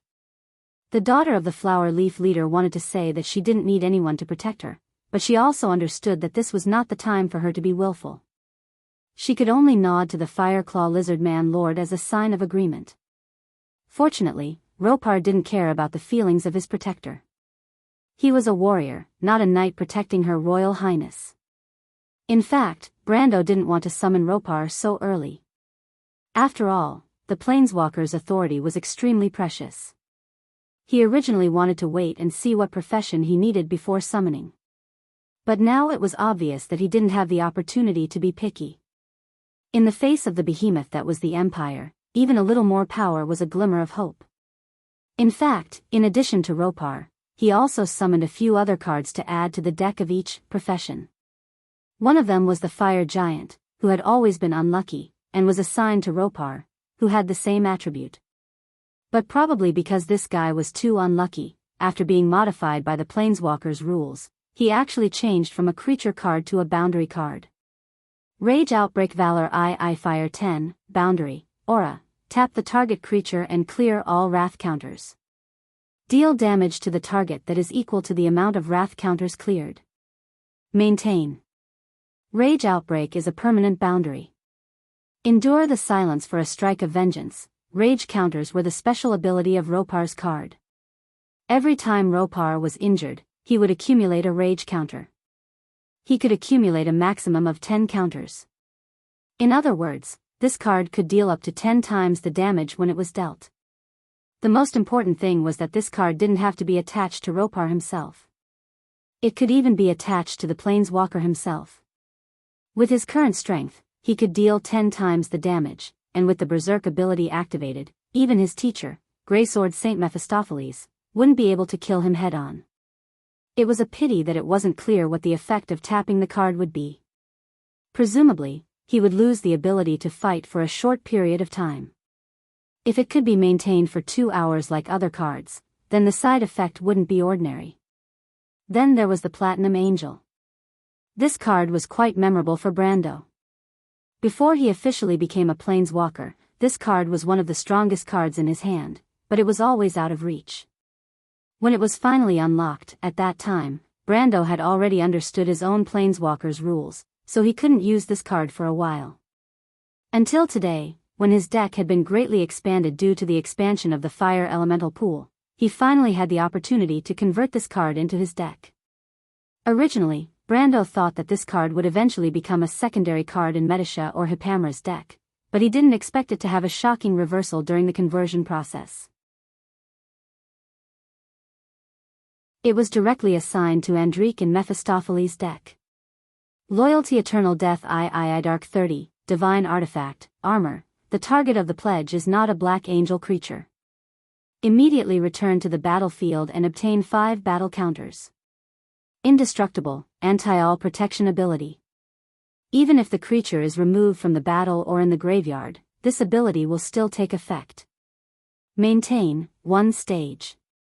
Loyalty is not limited by place and time, life or death. This card could be said to be a pain in the ass for Brando. This didn't mean that it wasn't strong enough. In fact, it could be regarded as one of the few powerful cards in Brando's hand.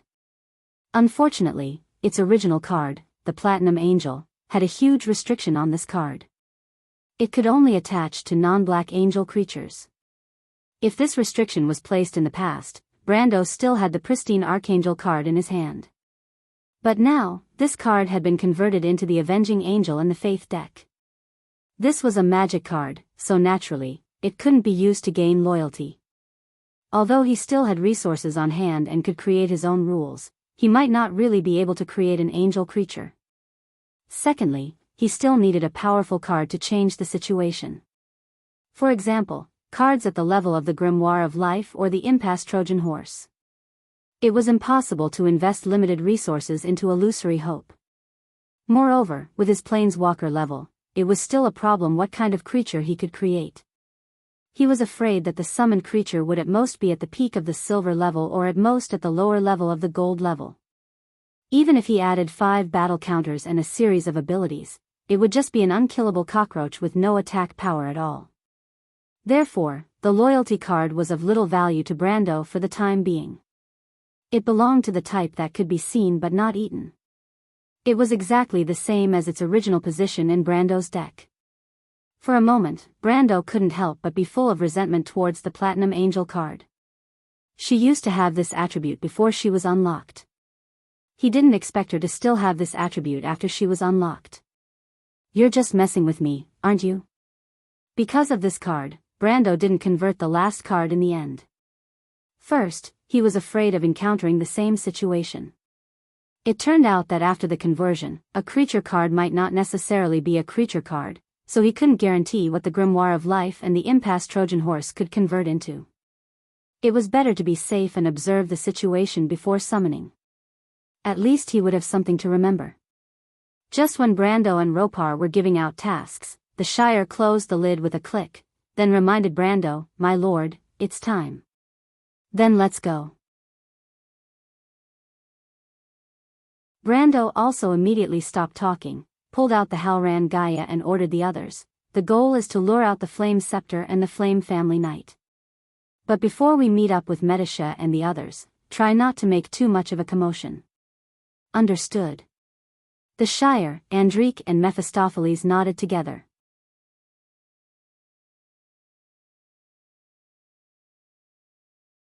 Chapter 1063. There were 2 entrances to Frostdew Manor.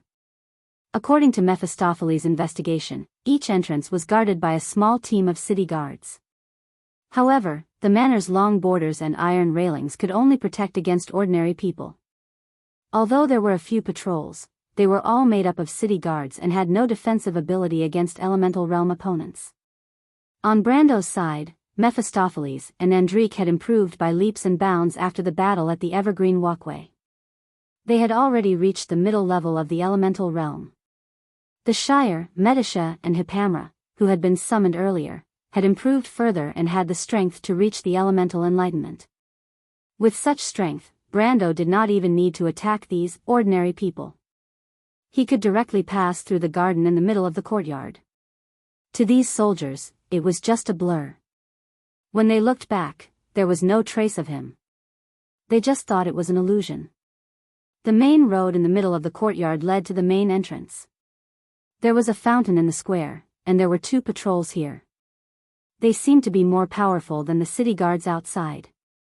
Through their uniforms, Brando recognized that they were Rushta's Imperial Guards.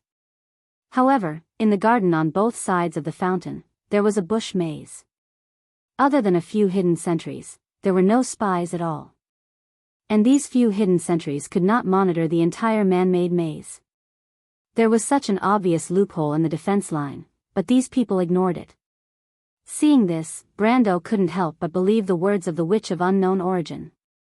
The Silver Queen was obviously inviting him into a trap, afraid that he would not be able to enter the central area of the manor. However, the other party had underestimated him. Even if the defenses were doubled, these people might not be able to stop him. Her Majesty the Queen was really petty. This trap seemed rather obvious, but Brando did not have any intention of retreating. He had originally come for this trap. If he was lucky, he might even be able to take away the bait in the trap and give the Silver Queen a surprise. Of course, even though they were going deep into the wolf's den, they couldn't be unprepared. They still had to plan their escape route. According to the plan, Brando took out a fist-sized gray crystal from the dimensional space and handed it to the Shire. The latter immediately cast a spell to wrap up the explosive crystal and threw it into the bushes. Next, the group continued to move forward under the cover of the bushes. Along the way, they set up several explosive points. When they reached the last section where there was no cover, the Shire cast an invisibility barrier to cover everyone. Her Majesty deliberately let down her guard, which saved them a lot of trouble. Brando originally thought that they would have to waste at least a dozen spells here, so he specially prepared several types of MP potions for the Shire, just in case there was an awkward situation like not having enough mana in the game. Unexpectedly, the Shire had only cast a few spells so far, including the effortless guiding imprint that he had cast on the grey crystal. As a result, all his preparations had been rendered useless. However, this was a good thing for the battle that followed. When they arrived at the gate of the villa, the security here surprised Brando again. There was not a single wizard among the guards here. Although there was a small knowledge barrier on the door, this kind of thing was no different from a toy for the Shire, who had activated his elemental energy. In Wonde, a wizard who had activated his elemental energy was called a Great Wizard, which was a very honorable title. It was much more difficult for a wizard to activate his elemental energy than a warrior. Other than the crazy Bugas, there were not many true great wizards even among the wizards of the tower. If the Shire returned to Karsuk with this identity, he could easily enter the upper ranks of the wizards of the tower and compete for the position of Seven Heads. The power of a great wizard and an ordinary wizard were almost like heaven and earth. An ordinary wizard would have to spend a lot of effort to break this knowledge barrier, but for a great wizard, it was just a matter of raising his hand. Did the Silver Queen think that he did not even have a great wizard with him who had activated his elemental energy? In Brando's impression, the Silver Queen was not such a mediocre person. Obviously, the other party was afraid that he would back off, so she left enough loopholes in her defenses, so much so that in his opinion, it was a little too much. However, Brando also knew that some of the doubts at the moment were because he had been warned by the unknown witch in advance. If he did not know, perhaps he would be full of joy now that the villa's defenses were simple and crude.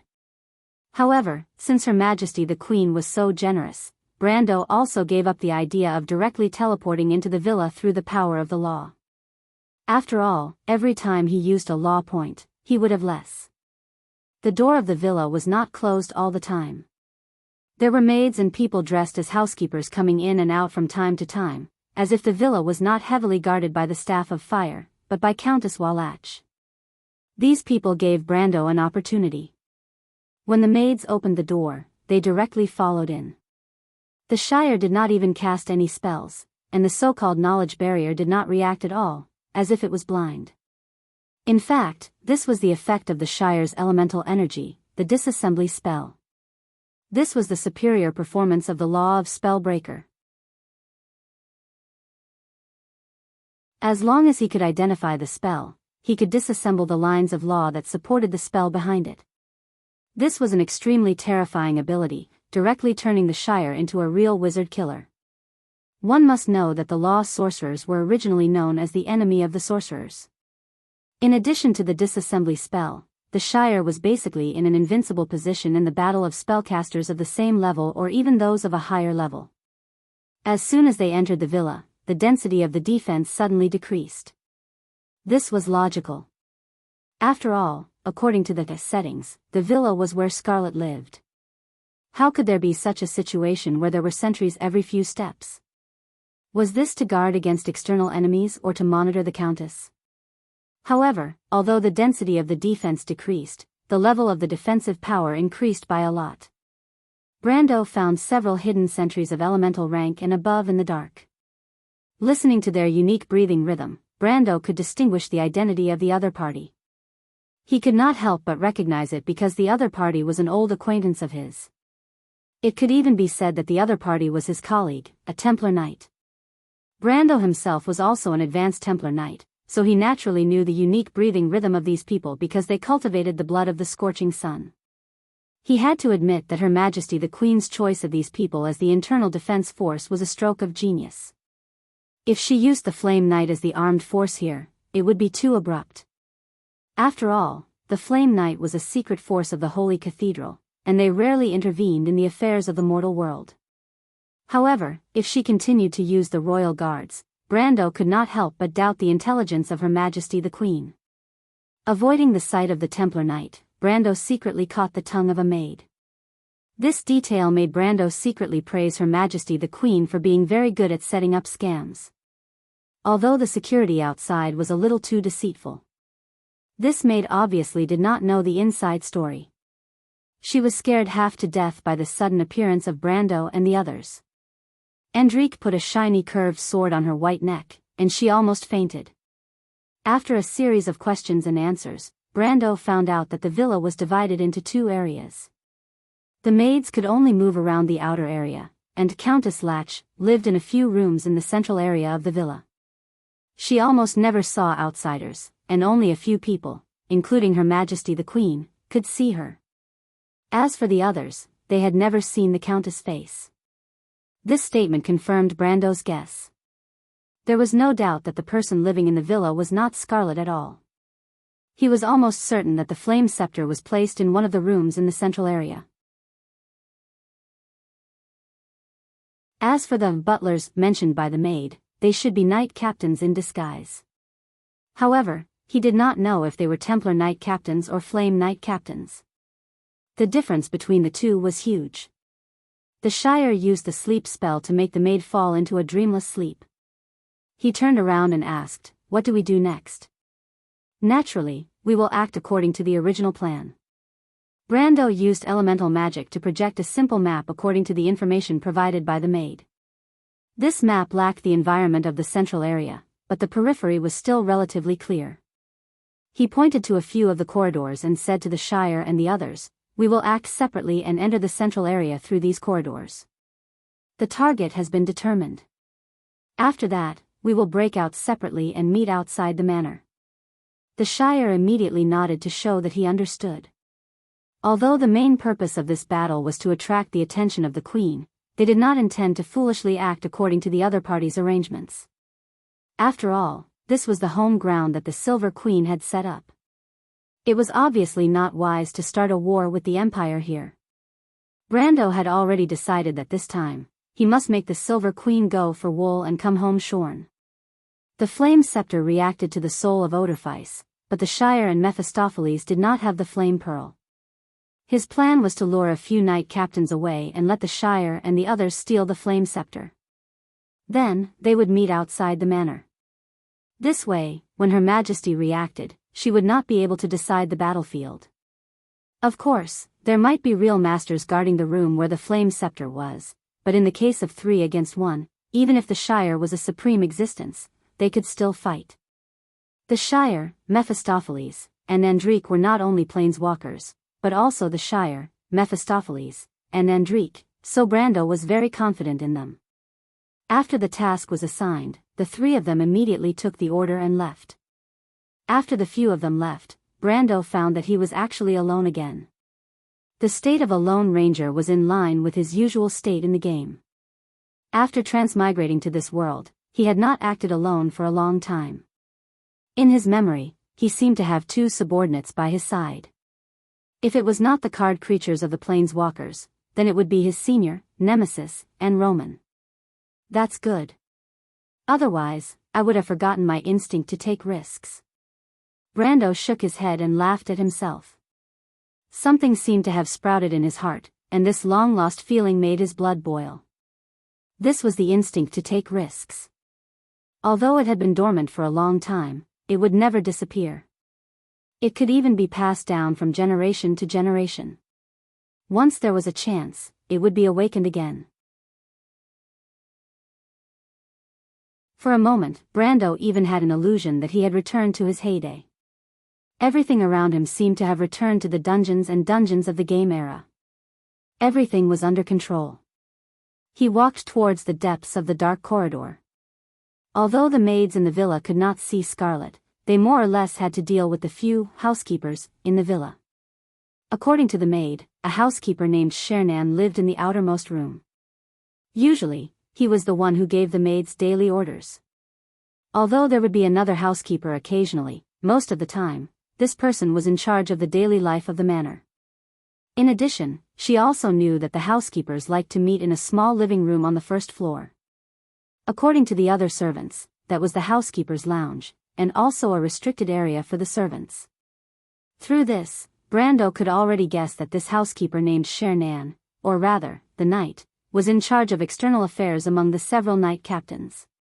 He might also be in charge of the outer defense. And that so-called lounge was probably the temporary command and alarm center of the Knight. His target was the former. Brando did not guess wrong. The housekeeper Chernan's real name was Prydian. He was a great knight in the Flame family Knight Order. His strength was below the level of the elemental truth. Because he was mainly in charge of logistics in the Knight Order, he was in charge of the daily operations of the manor in this mission. At the same time, he was also in charge of the outer defense of the entire manor. On this day, Prydian had been informed early that the long-awaited enemy might appear tonight, so he did not go to bed early as usual. As an ascetic knight, Prydian had a very regular schedule. Every night, he went to bed before the star of the Snake Queen rose, and he got up before the moon set the next day. He put his sword on the table, lit a candle, and sat quietly on a chair, waiting for the enemy to appear. As for the outer defense line, in fact, he had never paid attention to it. Because of Her Majesty the Queen's request, the outer defense line seemed to be full of loopholes in his opinion. It was better not to have it, so that he would not be annoyed. Therefore, every day when the Templar Knight below came to report the daily patrolling situation to him, he simply turned a blind eye and did not hear it. It made no difference whether he heard it or not. But it was at this time that he suddenly felt that something was wrong. After the 13th breath of the two Templar Knight outside the door, a full 12 seconds had passed. Although people with improved physique could breathe longer than ordinary people, no one would hold their breath for no reason. Moreover, there were two of them. Prydian subconsciously reached for his sword, but before that, a dazzling black brilliance had already pierced through the void. It was the blade of the Halran Gaia. P.S. After being reminded by a book friend, I found that there were two bugs in the front. One was the pristine archangel. In Book 4, Act 55, it had been transformed into a magic card avenging angel, so there were some omissions in the description yesterday. The second one was in Book 5, Act 169. Brando had reached the peak of the elemental enlightenment after he was injured by White and was unconscious. I wrote two places wrongly as the peak of the elemental enlightenment. I am very sorry. Now these places have been corrected, but because of the intermittent updates in the middle of the amber, occasionally there will be problems with my memory of some of the previous details, resulting in bugs. So I hope that you can help me point out the bugs when you find them, so that I can correct them. My QQ is 982407208. You can add me as a friend by stating that it is a bug in the book. Once again, I would like to thank Random Hero, Millennium Sealword, and other enthusiastic book friends who helped me find the bugs, and those who helped me summarize the previous information. Thank you very much.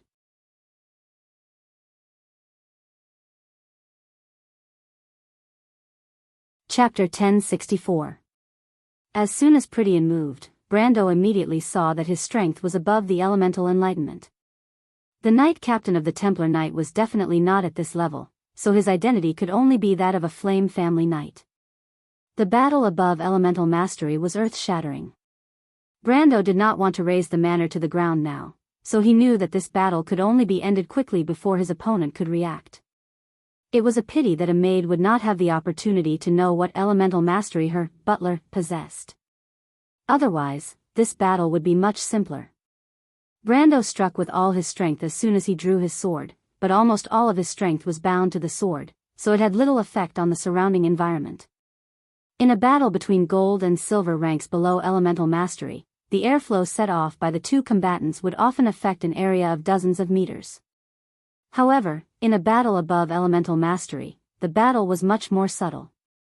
This was determined by the degree of control of the power. Of course, it was another concept for two elemental mastery to fight to the death. The range of the impact was absolutely unimaginable for gold and silver ranks. Although it was a little exaggerated to destroy dozens of miles with one strike, it was not a problem to destroy a few miles. Above the Supreme Realm, the battle was a different scene. Once the extreme planes began, it might not have any effect on the main material world, but it could also cause the earth to shatter. Faced with Brando's full-strength strike, Prydian instinctively fell to the side. Halran Gaia cut into the desk, cutting it in two like cutting tofu. A silver brilliance that was as fine as fish scales appeared on the surface of the desk. Then, the whole desk seemed to be weathered into bits of gravel, disappearing into space. This was the lethality caused by multiple spatial oscillations.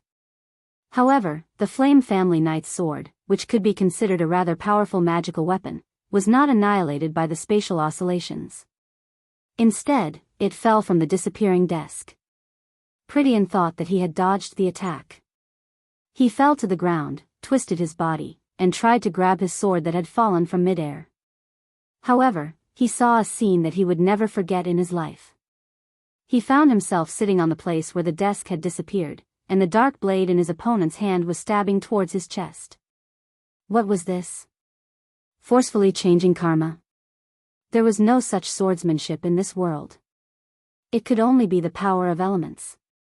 Prydian immediately understood that he was in big trouble. Any elements that involved time and cause and effect were definitely the top elements in this world. Fortunately, his elements were not simple. Since he couldn't escape, he would strike first. When Brendel saw the silver lines of law appearing around the Knight of Flames, he understood that the Knight of Flames was using elemental power. He immediately became vigilant.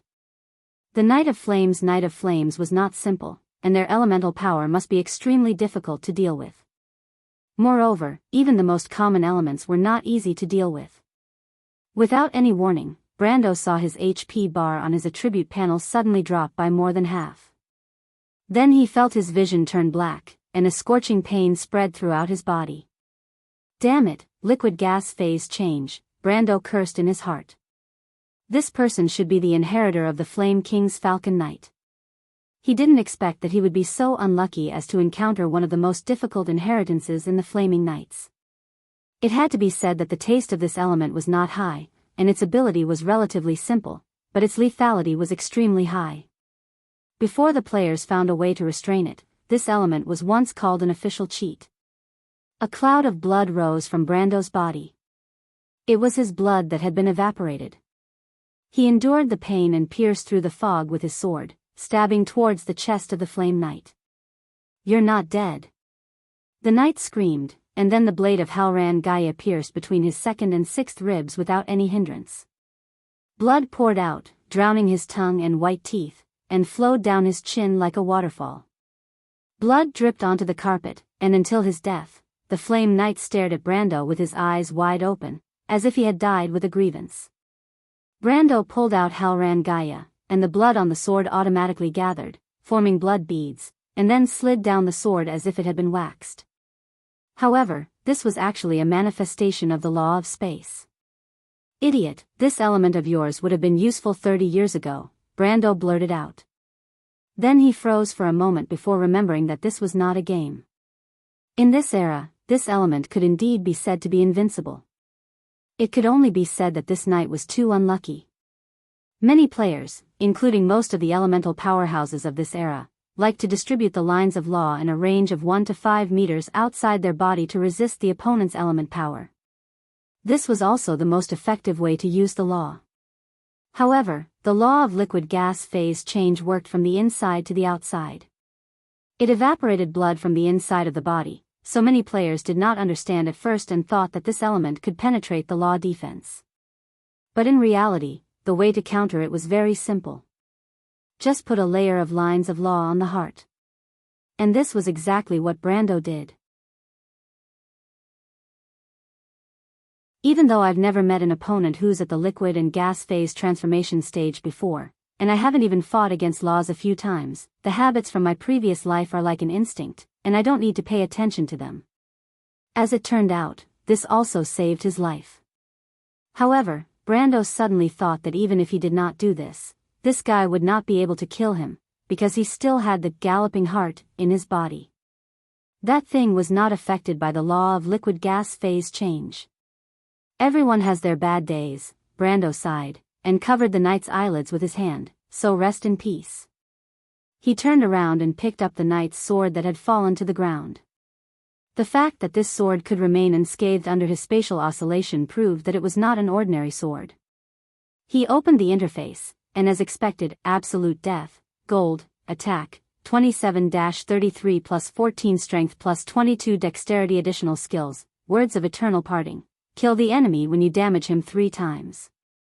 Parting gift, it is Elven's Lin Gu, a glass blade, so it is not enhanced by the character's own attributes. 5 swords were placed on the table, the tips of the swords facing each other, forming a radial shape. 5 knights sat opposite each other, red cloak, white armor.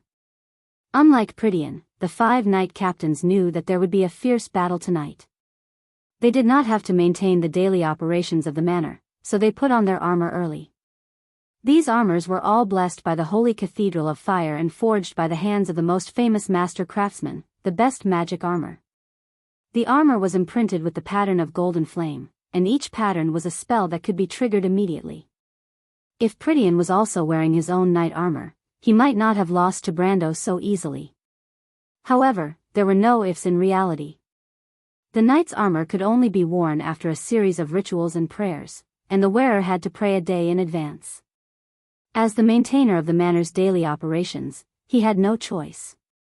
Suddenly, one of the knight abruptly raised his head, and like a chain reaction, his companions also looked at him one by one. The knight reached out his right hand, and there were 6 purple gems in his palm, one of which had been shattered into powder. Prydian is in trouble, should we sound the alarm? Then, is there any movement from the scepter of fire? The knight looked at the person who spoke. But everyone understood that there was no, so we can't sound the alarm, the knight ordered the others. There are intruders, you all go and provide support immediately, I'll stay here. The 4 knights immediately picked up their weapons and stood up to receive the order. As Brando expected, this was the temporary command post of the Knight of Flame, and it was also the alarm center. The alarm magic that was permanently stationed here could warn the Knight of Flame stationed outside. As long as the Scepter of Fire reacted, an inescapable net would immediately be launched outside the manor. As soon as the 4 knights left the place, the space in the hall fluctuated, and the Shire appeared in the ripples. The Knight of Flame, who was left behind, immediately noticed the intruder. He raised his hand, and the sword on the table fell directly into his hand as if it had a life of its own. Without any nonsense, the sword flashed, and a dazzling brilliance crossed in front of the Shire. At the same time, the Knight of Flame rolled back and did not pursue. Instead, he pressed his hand on the red orb on the low table beside the sofa. He immediately noticed the strength of the other party. It was only the peak of elemental power. But the other party was a wizard.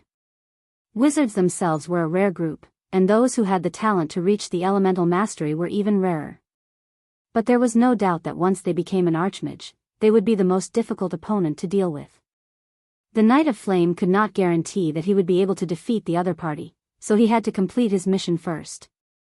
Unfortunately, when his hand landed heavily on the pearl, the red pearl actually shattered into pieces under his astonished gaze, turning into crystal fragments on the ground. What's going on? He could hardly believe his eyes. Although the orb was not extremely sturdy, it was still a magic item. How could it break with a single hit? He subconsciously raised his head, but to his horror, he saw that the various magic arrays arranged on the ceiling, floor, and walls in the room were rapidly losing their color. The mysterious runes written with magic ink turned gray, then turned into powder and rustled on the ground. Naturally, the power they originally carried naturally turned into ashes. It seemed that in just an instant, all the alarm systems in the villa had completely collapsed. After losing his last resort, the Knight of Flame calmed down and looked at the young wizard in front of him. He knew that the ones who set up these magic circles were the best court wizards in the Empire. Among them, there was no lack of truth elemental wizards. Even Grand Wizard Royale, who once taught the Silver Queen, had participated in the construction of this system. That was one of the only 3 Supreme Class Adepts in the Empire, the Supreme Mirror Adept. The young wizard in front of him was not simple. But he still had a chance to turn the tables. At this time, the Shire had already used a spell to eliminate the opponent's attack. He raised his hand, and a silence barrier covered the entire hall. Of course, He knew what the other party was planning. The Knight of Flame wanted to use an earth-shattering battle to alarm everyone. But how could he give the other party this opportunity? Brendel inspected the sword in his hand, then sheathed it. He had tested it earlier, and it was very weak. It was difficult to break through its defense. Even though the stats were frightening, he could not think of a way to use it at the moment. The only way seemed to be to use Halran Gaia to break the defense first, and then use it to attack the wound. But it seemed to be unnecessary to deal with most of the enemies. This sword was especially useful when dealing with the big and high HP bosses. He first put the sword away. At this time, 5 minutes had passed. The Knight of Flame must have some kind of connection with each other. Otherwise, wouldn't it be impossible for him to defeat them one by one? He did not believe that with the strength of the Empire, they would not give the Knight of Flame such a small thing. What he needed to do was to delay the follow-up support and help the Shire, Mephistopheles, and enrich as much as possible. The candlelight in the room flickered. Brando's eyelids also twitched. He felt the spatial thread he extended tremble 4 times in a row. 4 people. Brando's heart sank. In his imagination, the best situation was for him to face 3 people. The Shire, Mephistopheles, and enrich would deal with the remaining 2. He did not expect the other party to think so highly of him that they would come out in full force. This was not going to be fun. The other party was a Knight of Flame, the successor of 120 Knights of the Flame King. Their combat experience and standard far exceeded that of the average elemental realm expert, and they often had extremely difficult elemental realms to deal with. Just like the guy he had killed before. Although the other party died in an extremely aggrieved manner, it was because he had the advantage of foresight. If it had been an ordinary person, they would have died immediately under the liquid and gas phase transformation. The Knight of Flame had neglected this point, which was why he was killed by him. If it was a normal confrontation, although Brando had absolute confidence in winning, it was not possible to kill him in one move. In addition, the Knight of Flame should also have his own exclusive armor. With the buff of this armor, the increase in his combat strength would not be just 1 or 2 levels. Brando immediately realized that this battle could not be fought like this. Otherwise, even if he won, it would be a Pyrrhic victory. There were more enemies outside. How could he waste his energy here? He took a step back, and the power of a few hundred energy rank instantly exploded. The wall behind him collapsed under his impact. Behind the wall was a small hall, and there were a few maids busy in it. They were obviously frightened by Brando's sudden appearance. They screamed, then turned and ran. Brando did not even look at them. He was already prepared to be discovered. After all, it was impossible to fight with 4 Knight of Flame without alerting anyone. At this time, the alarm magic in the villa should have lost its effect. Even if these maids notified the people outside, it would take at least 10 to 15 minutes for the Empire to react. In other words, this was the time they had left. It was basically enough. The Shire, I'll give you 12 minutes.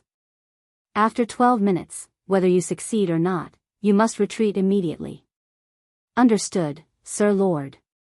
On the other end of the telepathic connection, Charles and the others immediately responded.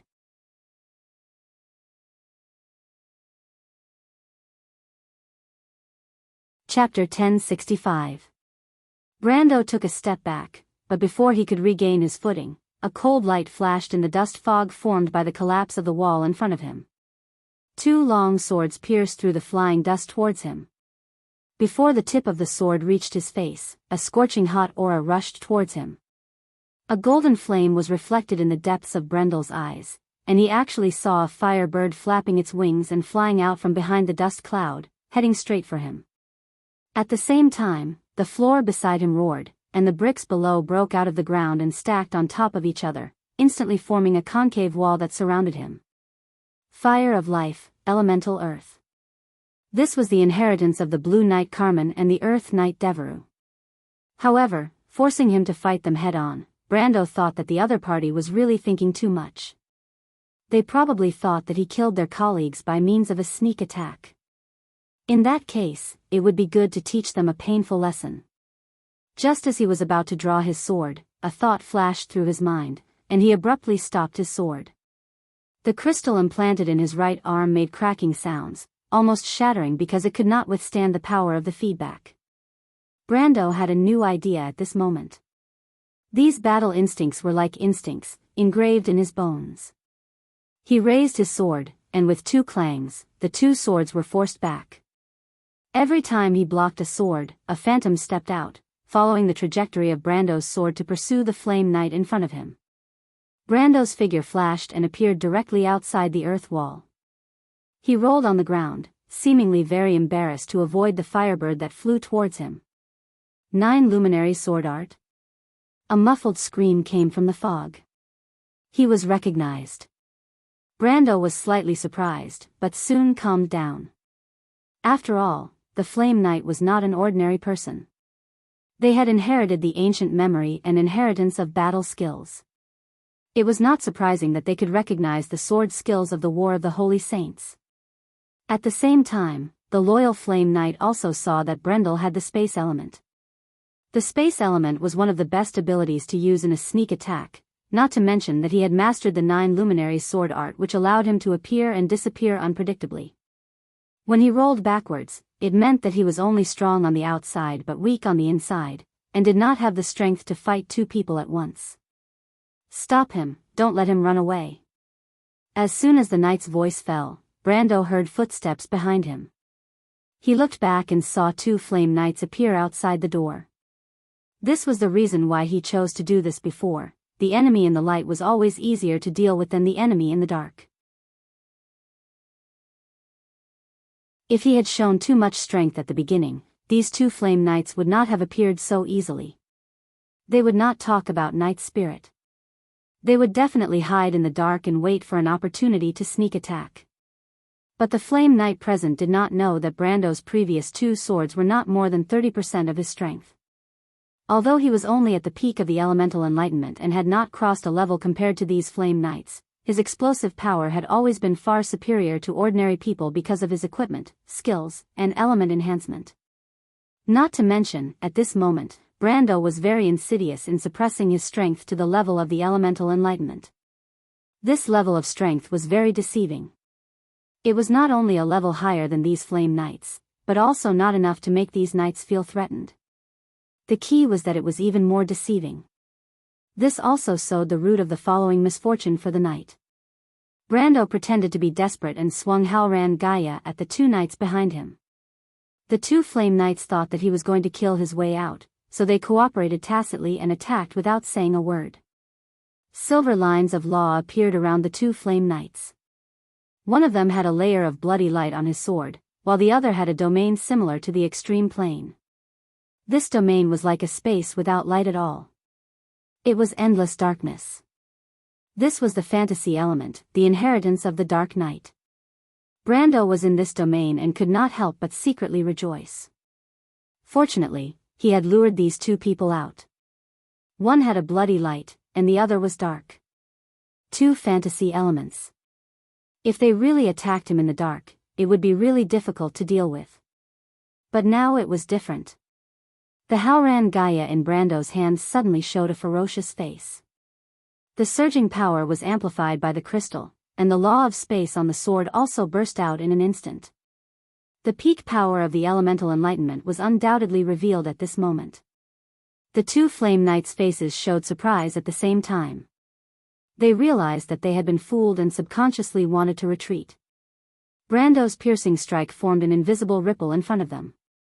The 2 flame knight raised the swords in their hands and tried to block it, but the explosive power stacked more than 10 times directly made the swords in their hands break inch by inch like fragile glass. They could even see the law of magic on the sword distort under the pressure of space, then collapse, turning into countless lines of law, dissipating in the air. Then the power spread to their bodies. The armor of praise shone brightly, and it also cracked. But before that, the 2 flame knight flew out like cannonballs, accompanied by a rumbling sound. Who knows how many walls were knocked down? The destructive power of this blow was so great that a corner of the villa completely collapsed. The smoke and dust in the air became thicker, almost to the point where one could not see their fingers in front of them. But Brando knew that these two people were not completely dead, because there was no kill notification in his battle record. The armor of praise blessed by the Holy Temple was indeed worthy of its reputation. Ordinary low-level elemental enlightenment had no possibility of surviving after taking a full blow from him. His power completely shocked the remaining two Flame Knight. This was not the level of the peak of the elemental enlightenment. Even the peak of the law was not so terrifying. The two could not help but think of the scene when they faced another man decades ago. That man was called Mephisto. In the face of Brando's terrifying power, the two Flame Knight could not help but hesitate for a moment. But Brando did not have time to be in a daze with them. Although the two Flame Knights that he killed were not dead, they should have lost their ability to fight. Since he had nothing to worry about, he did not hesitate to activate the element of space. His body flashed and his body flashed out of the corridor. Damn it! The two Flame Knight finally reacted. A layer of light appeared on their armor of praise, and two spells, Angel's Speed and Heaven's Strength, were cast. Then, they chased after him, one in front and one behind. In Wond, every element was subdivided into many levels, and the element of space was no exception. From the lowest level of teleportation ability to the highest level of spacetime ability, each level of law had a different degree of freedom. For Brando, who had mastered the highest level of element of space, teleporting to the outside of the manor was not a problem at all. But he still strictly controlled the distance between him and the two Flame Knights behind him. In fact, even so, he did not use his element of space most of the time, and from time to time, he had to pretend that he was blocked by the earth element that the two Flame Knights controlled to form a stone wall. Only then would he have the opportunity to stop and fight with the two Flame Knights. Just like that, Brando attracted the attention of the two Flame Knights. While fighting, he approached the outer area of the manor. At this time, the battle in the manor had already alerted the people outside, and the maids had already fled. So, the few corridors were empty, and the two parties did not have to be cautious. After the two Flame Knights stopped looking down on Brando, they cooperated with each other and avoided a direct confrontation with him. Brando knew very well that the two Flame Knights were stalling for time, but this was what he wanted. So, the two sides fought all the way to the outside of the manor. Here, the palace guards who had discovered the abnormality in the manor were already on standby. They surrounded the building with 3 layers of guards. But when Brando saw these people, he could not help but shake his head. He suddenly raised his sword high and drew a crimson sword light from the sword blade to the sword tip. The sword light diagonally cut the ground, along with the wooden floor and half of the wall and the corridor, into 2 halves. In the midst of the wood chips flying, the two Flame Knights did not dare to fight head-on. They retreated again and again, feeling a chill in their hearts. What kind of power was this? It was at this moment that Brendel sheathed his sword and turned around to face the incoming Imperial Guards. He put down the Halran Gaia in his hand, and his body's center of gravity slightly moved forward. A huge force passed through his right foot to the ground, and his whole body shot out like an arrow towards the palace guards. The two Flame Knights didn't even have time to react. In fact, they did not want to react at all. They stopped and watched as Brando's whole body turned into a flash of silver light. This silver light pierced straight into the palace guard's formation, and then flashed forward again. A wave of blood was set off. There was only one voice left in the minds of the two Flame family knights, the sword skill of the Flame King, Flash Strike Sword Art. Where Brando's sword passed, a vacuum area was plowed between the palace guard's formation. There was only blood flowing on the white stone floor. When he stopped, he was already in the middle of the army. He looked around coldly, and the palace guards coming from all directions were reflected in his eyes. In the forest around the manor, there were already faint figures. The red cloaks were bright and dazzling, and the white armor was neat and uniform. It seemed that the battle in the villa had alerted the Flame Knights that were lying in ambush outside. I have to enter the next stage. He was about to contact the Shire and the others to prepare to retreat, but the Planeswalker's telepathic voice sounded first. Sir, we succeeded. Brando was happy and waved his hand. In the next moment, the Shire, Mephistopheles, and Enrich appeared beside Brando. The Planeswalker's authority was Brando's biggest reliance. "How are you? Are you hurt?" "Not bad. Our luck is not bad. There is indeed a supreme class expert below," the Shire replied. "Willock, you should know this person." So it was him. Brando suddenly understood. This person was the former commander of the palace guards. He was different from the current Pallet family's idiot who relied on the Queen's favor to get to his position. He and another palace sword saint were known as the twin jade annulus of St. Constantine Palace. They were both supreme class experts of the Empire's royal family. The Shire then calmly explained the course of the operation, as if they were not under siege at the moment, but still in the Cat and Beard Inn.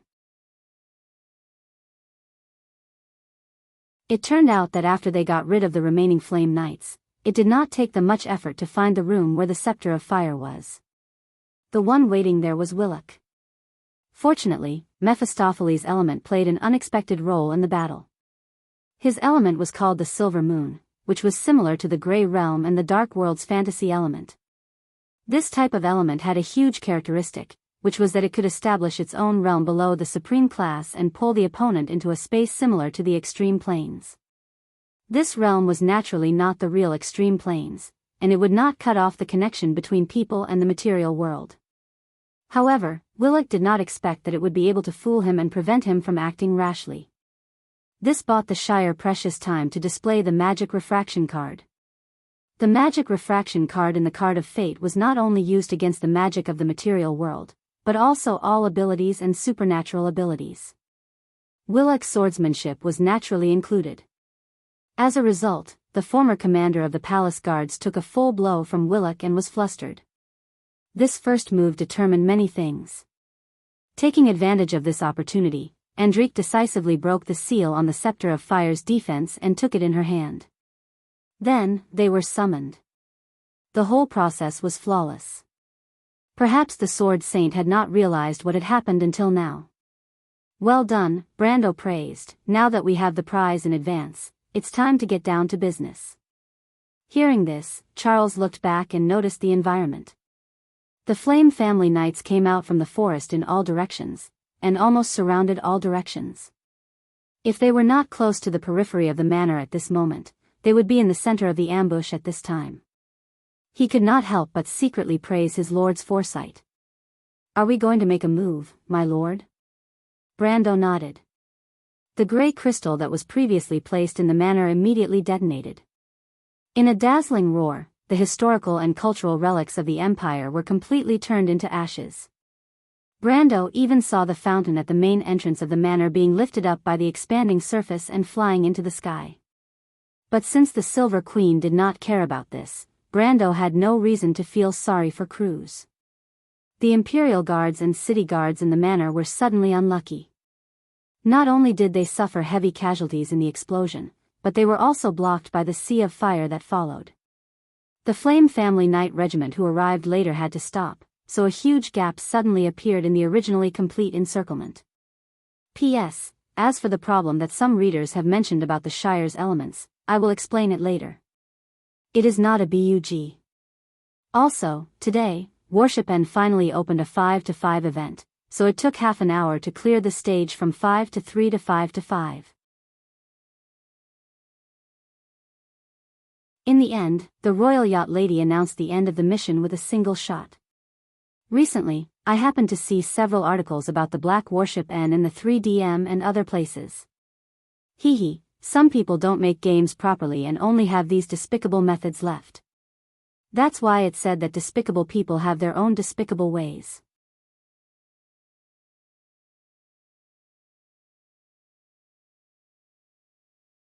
Chapter 1066.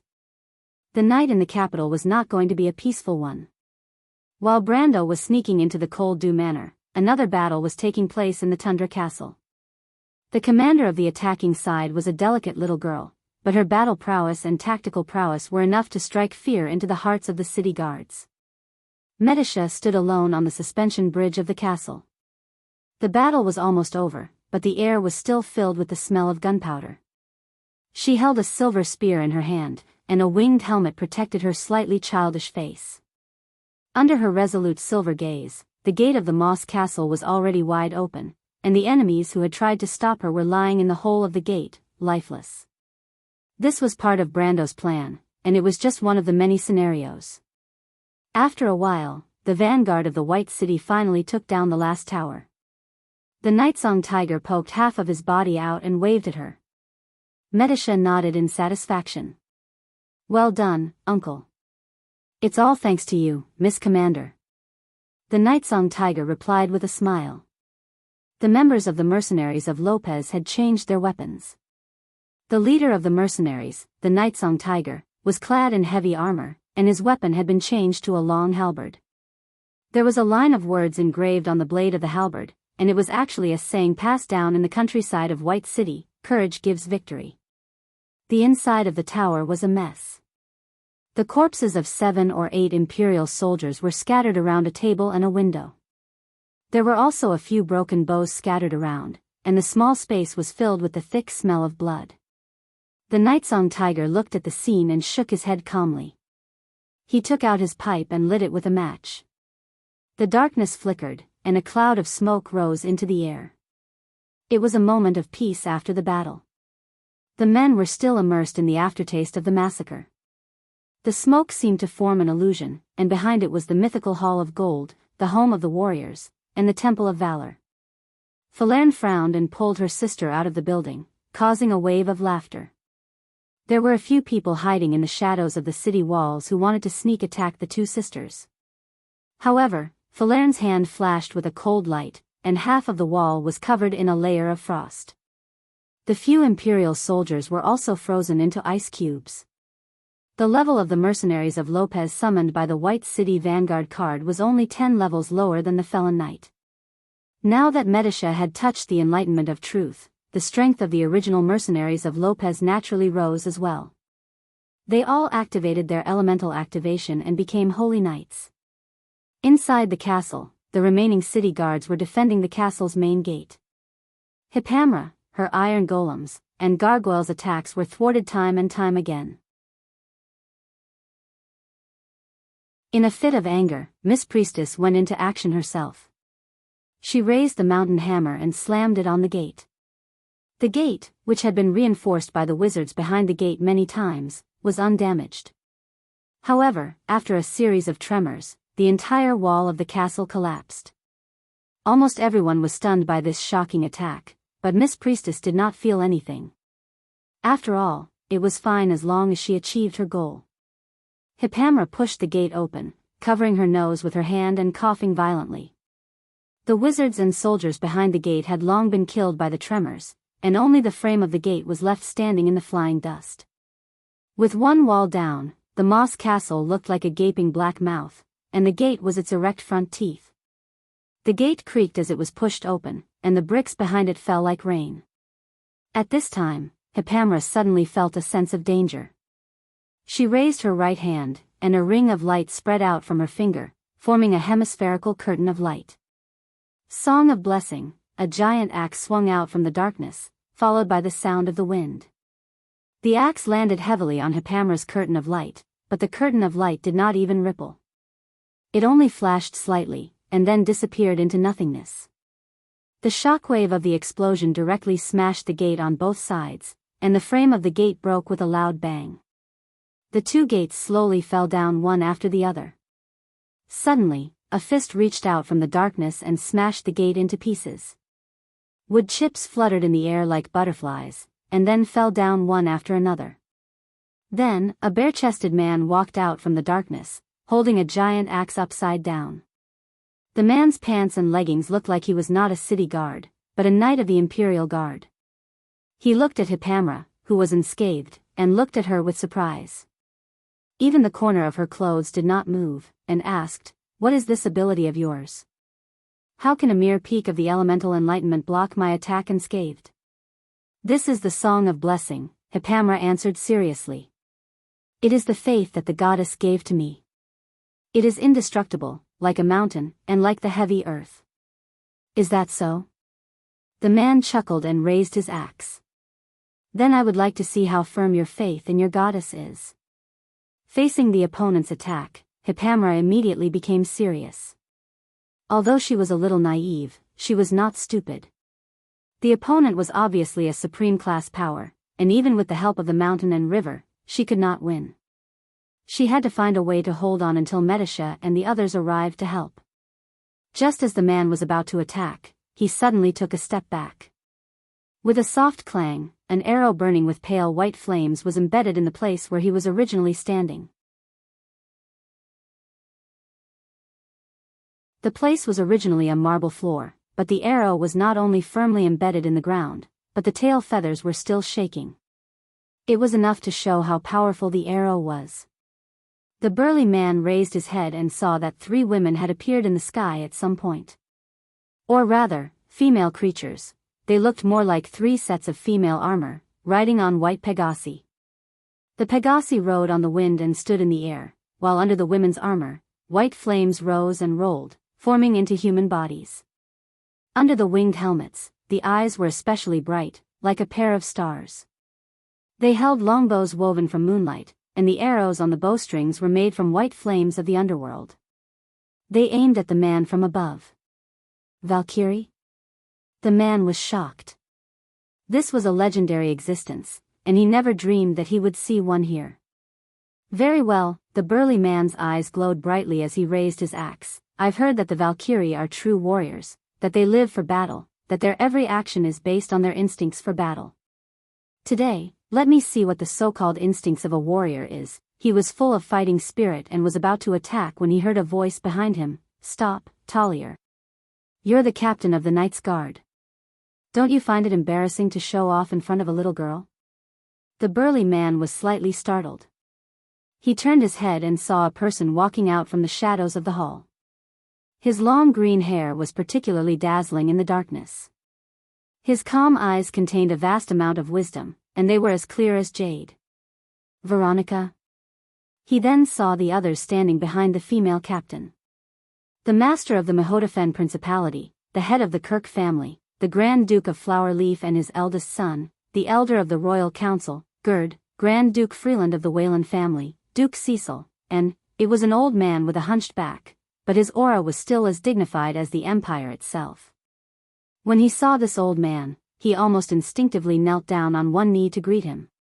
During the era of Grand Emperor Grantodi, some people said that the Grand Emperor represented the will of the empire, but there was only one person who represented the empire's dignity, and that was the Prime Minister, Nydivan. Although he had left the political scene for many years, one could still see the glory of the era when the empire's power was at its peak.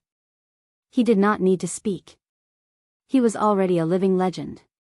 Some people hated him. They were the nobles under the Holy Cathedral of Fire who had lost power in the power struggle. Some people respected him. They were the veterans of the empire who had witnessed an era and witnessed their glory as soldiers. Although the captain of the Night Brigade, Teriel, was not promoted by him, but in the era of Prime Minister Nydivan, he was only a captain at the lowest level. He had long heard of this great man's illustrious reputation. He did not dare to speak to the old Prime Minister, so he could only ask Veronica, Veronica, are you planning to leave? Leaving this place means betraying Her Majesty the Queen, Veronica sighed. But now I have no choice, Teriel. These people outside. What is their relationship with you?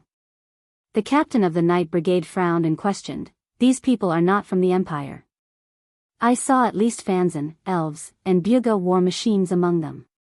Don't worry, Teriel, Veronica replied. We will not betray the Empire to outsiders.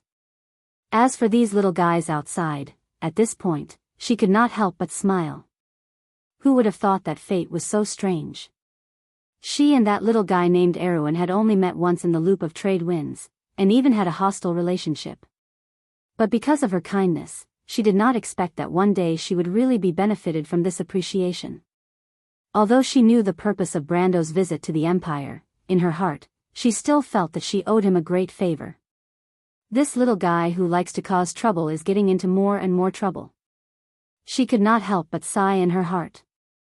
Very well, I respect your choice. The captain of the Night Brigade raised the axe in his hand. Lady Veronica, but if you want to leave this place, you have to ask my old friend first. Are you serious? Veronica could not help but shake her head. Teriel? Of course, can't you see the burning fighting spirit in my chest? Is that so? At this time, a cold voice suddenly interrupted, as expected of the Empire's courage. Then you should be ready. At this time, the captain of the Night Brigade saw another person beside Veronica, and he could not help but widen his eyes. St. Saint Sydney. The last person to walk out was the statue of the Lion Palace's saintess. She looked at the captain of the Night Brigade with a cold face and replied, I am the one who led these people here, and now I am taking them away. Do you have any objections, Teriel? I. The captain of the Night Brigade looked as if he had seen a ghost. What, do you want to ask your old friend as well? No, of course not, the captain of the Night Brigade coughed. I suddenly remembered something. At this time, he knew that the Moss Castle must have a secret passage. This kind of secret was not a secret to people like Sydney and Vala who had once stood at the top of the Empire. What did you think of? Is there another lady from the capital waiting for you? Why? Where did the burning desire in your chest go? Sydney asked unreasonably. The captain of the Night Brigade had a bitter expression on his face. He could not help but ask Veronica for help, but she ignored him and dealt with it as if nothing had happened. He had no choice but to beg, please let me go, teacher. Very well, I have no intention of making things difficult for you. You may leave. Sydney replied. The burly man hurriedly bowed to the old chancellor as if he had been pardoned. He then carried his axe and hurried out of the ruins. Facing this scene, the people present couldn't help but laugh, but they didn't have any strange expressions. Who didn't know that this guard commander was once a proud student of the Lion Palace's saintess? Lady Sydney, the Duke of Flower Leaf finally spoke, please convey my gratitude to your friend from Aween. The House of Kirk owes him a favor. Jared and Duke Freeland also expressed their opinions. With them taking the lead, the other nobles who were rescued also joined in. Only Duke Cecil remained silent. Of course, this was not because he had a grudge against Brando for killing his son. It was because House Cecil had always been a vassal of the Holy Cathedral. Sydney had already told him privately about the relationship between Brando and the Holy Cathedral, so it did not matter if he expressed his opinion or not. However, the noble's statements were basically meaningless to the saintess of the Leo Palace. It was only when the eldest son of the Duke of Flowerleaf asked if his sister had arrived at the imperial capital that the saintess reacted a little and nodded. She then turned to Veronica and said, Mr. Brando is currently attracting the attention of the Silver Queen at Frostdew Manor. He is no match for Her Majesty alone. Come with me to support him. No problem, Veronica quickly replied. She did not wish to see Erwin's son get hurt because of her. Bring me along, I will go too. At this moment, an old voice suddenly sounded. Everyone turned around in shock to look at the old Prime Minister who had spoken. Her Majesty's mistake is not the fault of one person, Nidwin slowly said, all of us should be responsible for this. Take me to see her. I will persuade her to show mercy to your little friend. Veronica looked at Sydney with uncertainty. The latter slowly nodded. What about the others? Continue to act according to Mr. Brando's original plan. Sydney turned to Hippamra standing outside and said, Miss Hippamra, please send these people to the west of Rustle. At this point, she suddenly stopped talking. Rustle, rustle, rustle, rustle. The ground trembled slightly, and the gravel in the ruins seemed to come alive. It was as if magic had been injected into it. This is, earthquake? That was the first thought in everyone's mind. They immediately rejected the idea. The entire castle was shaking, and the air was emitting a whimpering sound. It was as if something was shaking. Wave after wave, clear ripples appeared in the entire space. Some small pebbles floated up from the ground and floated into the air. The entire hall seemed to have lost a part of its gravity. The stone pillars creaked and broke from the middle. The scattered pebbles also floated up and floated in the air. Veronica's expression changed. Hippamera also felt that something was stirring up in the other world. The change of the laws had caused such a huge reaction in the prime material plane. What kind of earth-shaking change was happening on the other side of the world? What was it that was calling? Sydney suddenly raised her right hand. Everyone saw the right hand of the sacred lady of the Leo Palace, from her wrist to her elbow. A golden rune lit up repeatedly, and finally formed a mysterious pattern. This is, P.S., many thanks to Shanghang for helping me organize the deck. This one saw it. It was very well made and very useful to me. Thank you. I have to say that although this one is lazy and often breaks chapters, the readers have always been very helpful. This makes me very touched.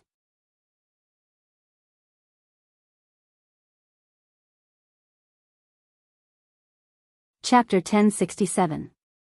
A quarter of an hour ago, in the Cold Dew Manor. The flames from the explosion lit up the entire hill, illuminating the forest around the manor. Amidst the flames, the Imperial Guards were either dead or injured. Brando leaped over the manor's iron fence and landed in the forest. The siblings followed closely behind and landed safely on the ground. Seal flew behind them in the air, and when he left the manor, he threw out a force field wave behind him. The invisible force field wave that was 1,000 meters wide shot out from his hand and crushed the outer walls of the manor into pieces as soon as it touched them. The iron fences on the outer walls curled up and broke, making ear-piercing screeches. The solid ground below also formed layers of ripples under the force of the huge force. The soil was unable to withstand the surface tension and instantly cracked open a few holes that were dozens of meters wide, blocking the city guard patrols that were chasing after them. After entering the forest, Lin Sanju could see the lights of the Crown District clearly through the shadows of the trees. Only a river separated the Tessellate District from the Count Chef District. However, it was not an easy journey. As soon as Brando landed, he saw more than 10 flame knights emerging from the forest. The leader had a white wolf's mane on his shoulder. He was the successor of the wolf knight, Hillman. The wolf's mane on his shoulder was one of Hillman's spoils of war from the Battle of Homan Valley. However, the original had long been lost when the 13th knight died. The one in front of Lin Sanju was a fake, and not even the first generations. The wolf knight's element was bloodlust. Once they saw blood, their combat power would increase exponentially. Hillman's successor naturally inherited this element. He was full of confidence as he strode forward and swung his sword. In his opinion, his opponent was only at the pinnacle of the truth realm. As long as the battle lasted for a while, he would be able to hold his own. Not to mention, he had several companions behind him. This was the first time in the history of the Flaming Knights that they had mobilized so many people. Nearly half of the 140 Flaming Knights were lying in ambush here. This plan was filled with unparalleled pride and confidence. No one would think that there was anyone in this world who could fight against half of the Flaming Knights. The Flame Knight swung his sword at the Halran Gaia. What a fast sword, he thought. This person must be at least a sword saint. However, the person suddenly took a step back and left an afterimage on the spot to block the Flame Knight's sword. Then, the person raised his sword and stabbed at the Flame Knight. It was an ordinary strike, but it was enough to make the Flame Knight's successor tremble in fear. This strike was called 9 Luminaries Sword Art. With the Wolf Knight's successor as the center, Brando moved 3 times in a row and attacked with his sword 3 times in a row. Every time he took a step away from his original position, he would leave an afterimage and attack from different angles with different sword skills. The 4 afterimages and Brando's original body attacked almost at the same time. The Hillman successor tried his best to block 3 of the attacks, and his sword pierced through the throat of one of the afterimages. But at the same time, a cold light flashed, and his head flew high into the air. The severed neck flashed with blood, and an arrow of blood shot up to the sky. Brando's eyes were as cold as water, and his tense face was full of blood. He casually pushed the headless body of the Hillman successor into a tree, and his expression didn't change at all. He continued to face the next Flame Knight. The Flame Knight behind him was stunned. This wasn't to say that the knight's mental fortitude was too weak. In fact, with 1,000 years of memories, every flame knight had a fighting instinct and experience that ordinary people couldn't hope to reach. Not to mention, these knights who were able to inherit the flame's blessing were the best of the best in this era. In the era of the War of the Holy Saints, the Flame King Gretel's knights had experienced the most tragic battles. Those who were able to survive were all used to life and death. The death of their companions and enemies didn't cause any waves in their hearts. Even in the most bizarre situations, they were still able to maintain the necessary calmness. But in the end, it was already 1,000 years later. The experience of the Flame Knight of this era made it difficult for them to reach the level of the first generation of Flame Knights. They had unparalleled fighting experience, but they didn't have the coldness to see through life and death. Therefore, the knight was only stunned for a moment. By the time he reacted, the demon-like Brando had already appeared in front of him, bathed in blood. Only then did the knight realize that he had made a fatal mistake. He made the correct decision at the last moment, raising his sword to meet the enemy. But Brando only took a step forward, and the heavy black blade of Halran Gaia was like the tip of the spear, piercing through the knight along with his sword. The knight's heart was filled with regret before the world fell into darkness. But regret couldn't change his fate. The second one caused everyone present to be stunned for a moment. Was this really the battle of the Flame Knight? Brando continued to move forward. His next opponent was a middle-aged man with a thin face. He was quite handsome, and the white feathers on his cloak proved that he was a knight captain. Brando immediately recognized this person. It was Steve, the flawless spear. The Flame Knight only had 7 knight captains, and none of them were unknown. The man in front of him had the strength of the law, and was on par with Veronica during the Battle of the Loop of Trade Winds. He was one of the 7 strongest knight captains of the Flame King, and his elemental indestructible was a rare elemental that didn't have an active effect. He was immune to 90% of damage. There were also 2 great knights beside him. They were the inheritors of the Dragon Knight Samuel and the Light Knight Robin, and their strength was also at the peak of the elemental enlightenment. Obviously, the knight present also realized that Brando was difficult to deal with. The knight whose strength was lower than that of the elemental enlightenment went around him and faced the Shire and the vampire twins. At this moment, the Shire was facing an earth elemental and a fantasy elemental, and Mephistopheles and Andrique's opponents were 3 people led by the heir of the Steel Knight.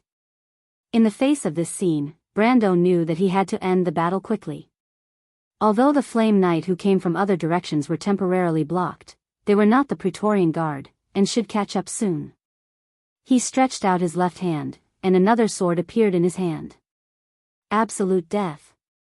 The Flame Knight screamed angrily, and then realized that their colleagues in the manor might have been killed. For a moment, they were angry and disdainful. They were disdainful that Brando dared to use this sword in front of them, but they knew the flaws of this sword very well. Steve's heart was also full of anger. Prydian was a newcomer that he thought highly of. He raised the long famous spear in his hand. In his heart, he had already sentenced Brando to death. Although Her Majesty the Queen wanted them to stay alive, that was to say, as long as they did not die. At this moment, Brando did not care what his opponent thought. He took out absolute death not to anger the other party, but to frost soil.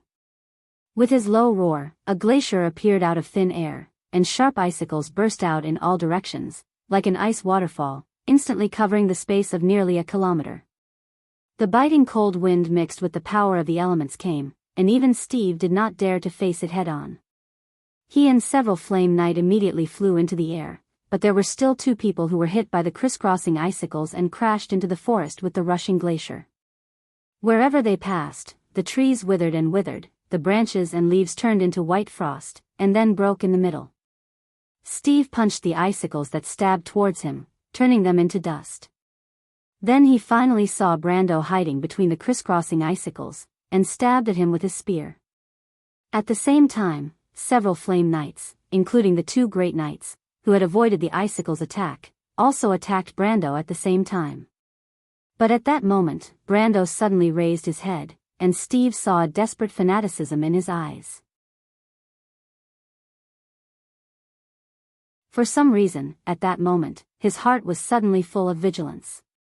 This kind of vigilance was the same as the moment of life and death he experienced in the Holy War. It was the fear of the signs of death. He was very confident in his hunch, and suddenly the alarm bell in his heart rang. "Retreat, retreat quickly," he shouted, but he could not stop the attack, and the sin in his hand had already hit the opponent without hesitation. Together with the 4 long swords. The long spear stabbed at the opponent's body. Brando was only wearing a count's coat, and the coat was easily cut open, revealing a golden-gray breastplate underneath. The defensive power of the breastplate was beyond imagination, and the bright blade of the sin could not do anything to it. A silver light bounced off the breastplate and finally pierced into Brando's shoulder blade. But the spear did not penetrate the body as Steve imagined. The defensive power of the opponent's body was also terrifying. He felt as if he had hit a metal stone, and that feeling was exactly the same as when he fought with several of the top Templar knights. In fact, it was even better. He looked back and his eyes almost popped out. The long swords of the other flame knights could not even get close to Brando's body. A layer of indistinct radiance blocked their blades, causing sparks to fly in all directions as if they had struck a wall of metal and stone when they were only a foot away. Conflict halo. The faces of the several knights were aghast. This guy was a Templar knight. However, the most troublesome ability of a Templar knight was not their conflict halo, but their crown of thorns and blood of the sun. The few flame knights almost immediately realized that they were in big trouble. At this moment, a white brilliance suddenly burst out from Brando's body. The brilliance was like the vines of a rose, and it bounced towards all the people who had attacked him. Although Brando's defensive power resisted almost all the damage, the refraction of the blood of the sun was not calculated in this way. Even the attribute of the Gate of Law of the Lonia Gap had restored Steve's attack, which was reduced to elemental truth. However, it was so unreasonable, several flame knights screamed. Only Steve was slightly better. The indestructible element minimized the damage he suffered. But the warning in his heart did not go away because it was Brando's turn to attack. Brando extended the Halran Gaia to these people. Cold wind. At that moment, time could be said to pass very slowly because it was almost static. For those who faced such a scene, it was like an eternity. But it could also be said to be very fast because in the eyes of the onlookers, it was a breath's time. They saw a biting cold wind blow out from behind Brando. What kind of wind was that? It was like a blade, plowing through everything in its path. Trees and rocks were all turned into ice crystals, and in the blink of an eye, they were shattered into pieces, flying all over the sky. But this was only the beginning. Then it grew so strong that it could not be described with words. It only made people think of the legendary, immortal, world spiral on the mountain where the storm stopped. That was the perfect storm that occupied the entire wind elemental plane. It was not wind, but a sword of divine judgment. It hit the top of the mountain where the Frost Dew Manor was located. Everyone witnessed this unforgettable scene with their own eyes. The entire mountain swelled up and then shattered with a bang. Rocks and trees flew into the air, and the mountain seemed to fall apart, turning into dust. The flow of earth and rocks poured down like a landslide. Even after nearly half a minute, smaller stones and gravel rustled down from the air. This was the power of a supreme realm. Brando raised his head in shock. In the darkness of the night, he saw that half of the Frost Dew Manor that was located halfway up the mountain had already completely disappeared. A terrifying hole had appeared in the background of the mountain. The layer of earth above it had long since vanished, revealing the pale and jagged luster of the rocks. After the hole appeared, a full moon shone on the entire forest. What was going on? He remembered that he had activated Frenzy and used the full power of the Frost Soil Guard. Although the combination of frost soil and cold wind was powerful, it was not to this extent. Saber's full power attack was only this much. "My lord, are you all right?" Mephistopheles had just finished off an opponent and turned back to ask with concern in midair. Brando shook his head. He felt that there were layers of illusions in front of him. He saw the reflection of the white tower in the sky and the spiral peak. Hundreds of millions of lines of law converged into a silver-white plane, and the seed of light was born in the lake of the abyss. He saw the rebirth of the elemental border. The shallow sea was like a dream, the storm stopped, the mountains stood in the clouds, and under the dark stone pivot, the scorching river flowed. These illusions were repeated over and over again, but there seemed to be a voice in his heart. I was born in the flames. At this moment, he actually felt that his realm of truth was faintly loosening, and the door that blocked his final path was opened at this moment. He was not the only one who felt this. Everyone present felt the same shock. Everyone turned around involuntarily. Steve also got up shakily from afar and looked at Brendel in disbelief. The power of a supreme realm was not enough to kill the commander of the Flaming Knights in one blow, not to mention that the other party had the undying elemental power. Of course, even so, he was seriously injured, and the Knight of the Flame family who fought side by side with him had long been reduced to ashes. The peak of the law, this young Count Tonagel was only in his early 20s this year. It was hard not to think of another person who also reached the top of the White Tower at the age of 20. About 1070 years ago, he had a laurel crown called the Flame King. But at this moment, Brando's mind was no longer on this. Because he knew he was in trouble. It was at this moment, 5 vast and unparalleled pressures fell from mid-air, and Brando immediately felt that he was locked in by several forces. His body felt heavy, as if he was shackled. The Shire, Mephistopheles, and Enrich, who were fighting with the Knight of the Flame family in mid-air, groaned and fell directly from the sky, landing heavily on the ground.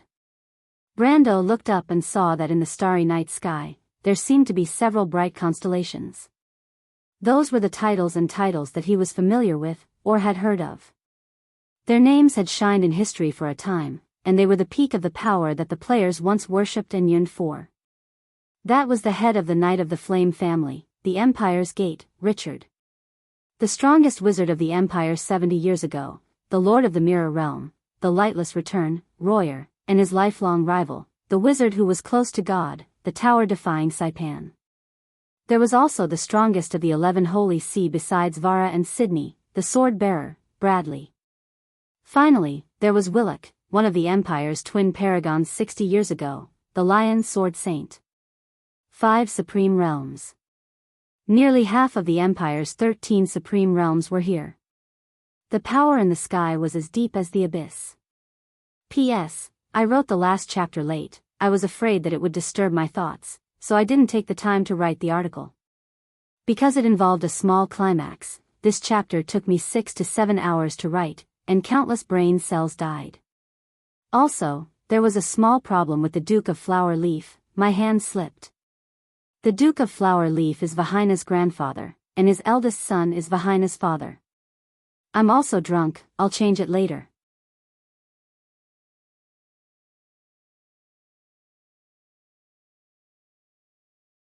Chapter 1068.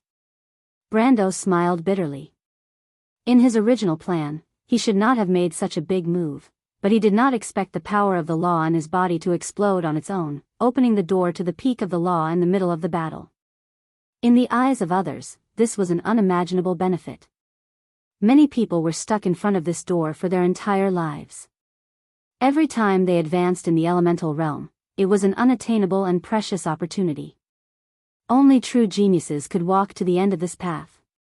Even his teacher, Greysword Saint Mephistopheles, was a once-in-a-century genius, had been wandering in front of the door of the extreme planes for decades. But at this moment, Brando could not appreciate it. The reason was because of the 5 suffocating mountains in front of him.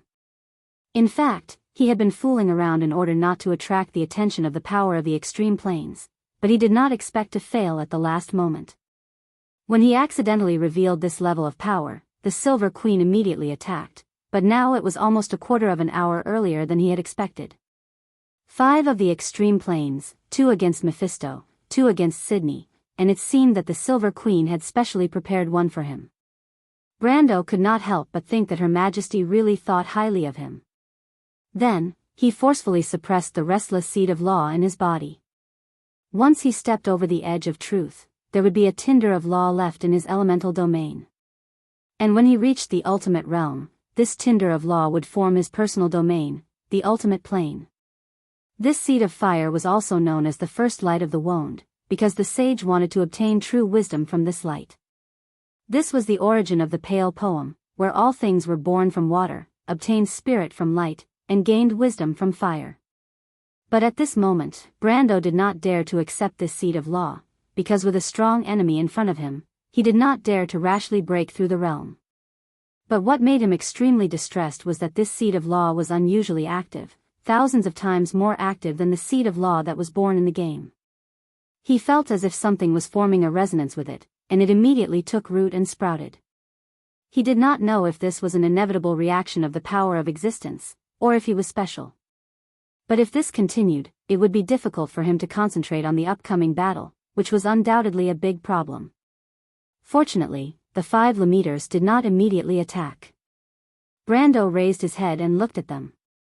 He knew that these people represented the Queen's will, and the Silver Queen was most likely watching everything that was happening from somewhere. She didn't let them attack because she still had something to say. Sure enough, an instant later, a voice descended upon the Frost-Dew Manor. A descendant of Darius. The Silver Queen's voice was surprisingly young, almost like that of a teenage girl. Brando was stunned for a moment before he remembered that her age was permanently fixed at 15. However, this voice was filled with an inhuman coldness, as if it was implying that its owner was temperamental. In the manor and the surrounding forest, everyone raised their heads. The city guards, imperial guards, and Knight of Flame all knelt down on one knee, placing their left hand on their chest to show their utmost respect to the owner of this voice. When your grandfather was still alive, Erwin and the Empire were the closest allies. That was also Erwin's most glorious era, and the world called it the Anson Revival. But what about your current actions? You've repeatedly obstructed the Empire, and you even intend to support the separatists of the Empire. You've disappointed me. Brando, you've also brought shame to your grandfather. The Silver Queen's voice paused for a moment. According to the Empire's laws, your death is not to be regretted, but Darius and I are old friends. The Earth Sword Saint was once the commander of the Temple Alliance, and the Empire owes him a favor. So, I'm giving you a chance. Submit to me, or die. Brando felt the pressure on him lessen, and he couldn't help but grind his teeth. It didn't feel good to be controlled by someone else, even though the other party was a famous figure in history, and there was nothing embarrassing about being suppressed by them. He raised his head, and his voice resounded throughout the forest. Your Majesty, when the Flame King established the Holy Cathedral, he also established Cruz. The countries under the Holy Cathedral have always regarded the Empire as the spokesperson of the Holy Cathedral. And Erwin is the same. In fact, just before you closed this door, Erwin's envoys and I had already arrived in Lone. Since you've never lacked Erwin's loyalty, you naturally won't lack the loyalty of a mere count from a remote place like me. But now, Brando asked loudly, is it the Silver Queen of Cruz, the Emperor of the Holy Cathedral and the Empire who commands my loyalty, or is it the Dark Dragon of Mardos who commands my loyalty? Brando's answer was loud and clear. There was silence both inside and outside the manor, causing everyone to look up at the sky. Even the Knight of Flame's family wanted to know where their honor and pride came from. Was it the inheritor of the Flame King's bloodline and beliefs? Or was it a reformer who revolutionized the world and corrected the mistakes of the past? But were the people of Cruz really qualified to inherit the honor of the people of Myrna? Other than the Silver Queen, probably no one could answer this question. Her Majesty herself was silent for a moment. She stood by her desk and looked at Brando on the crystal ball with a calm expression. It was almost the same face, the same stubbornness, and she could still vaguely see that person's past glory between his eyebrows. But what she saw on this face was not only the impression that belonged to Darius, but also everything that she had lost. Those things that only lingered in the deepest part of her memory belonged to the past. You have also received Odin's inheritance and fate, and you should understand everything that I have seen. In that case, you should understand who is right and who is wrong. What good is it for us to maintain the lies of the wise ones? To maintain this false peace? She shook her head. I have heard this too many times. The Bugas are like this, the dragons are like this, the silver elves are like this, and in the future that I have seen, our world is so fragile that maintaining the status quo will not help us defeat the dusk. The wind blew from the other side of the mountains, and the forest that had been ravaged by the flames of war made a soft rustling sound. This moment of silence seemed to be telling something in everyone's hearts. What Her Majesty saw on the battlefield of the final battle was indeed the threat of the dusk. Brando understood. At that moment, he felt a voice whispering something in his heart, but when he listened to it, it was illusory and unfathomable. It was like a whisper in the wind. It sighed softly. Mardos had been gone for so long, and 1,000 years ago, the last ruler of the empire made such a choice. The Silver Queen waited for his answer.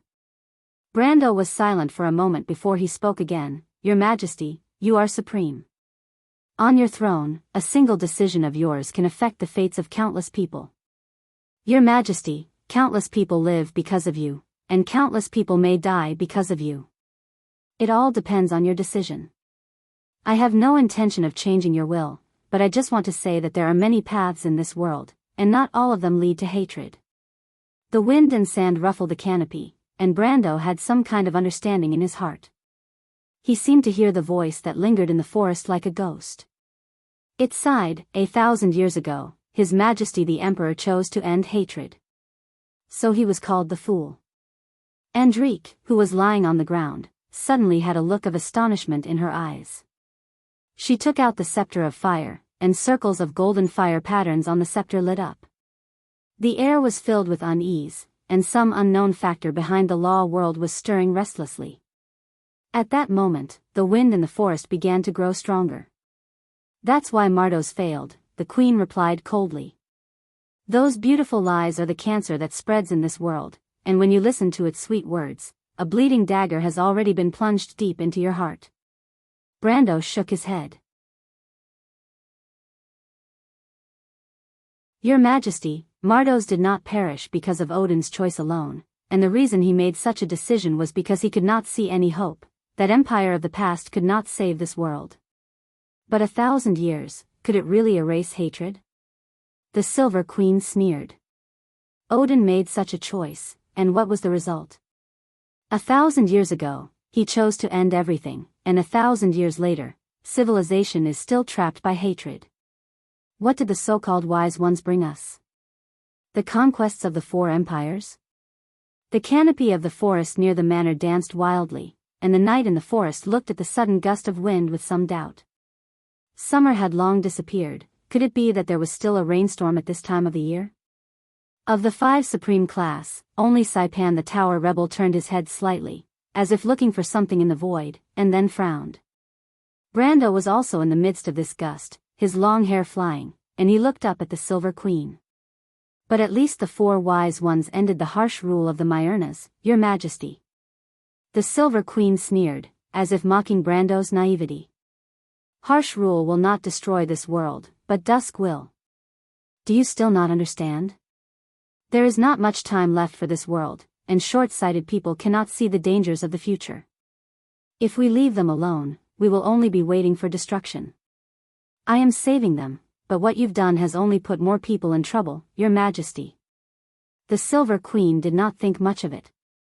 Naturally, in order to return to the path of the past, there will be countless people who will shed blood and sacrifice, but it will all be worth it.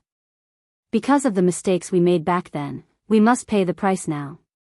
You find it hard to understand? Her voice was somewhat contemptuous. Descendant of Darius, you should understand that everyone in this world does not exist alone. You said that the fate of the people of the empire will change because of my decision, but how can I and my people not come to this point today because of the decisions of our predecessors? And it is precisely because everyone has to pay the price for the decisions of others that our civilization can be established.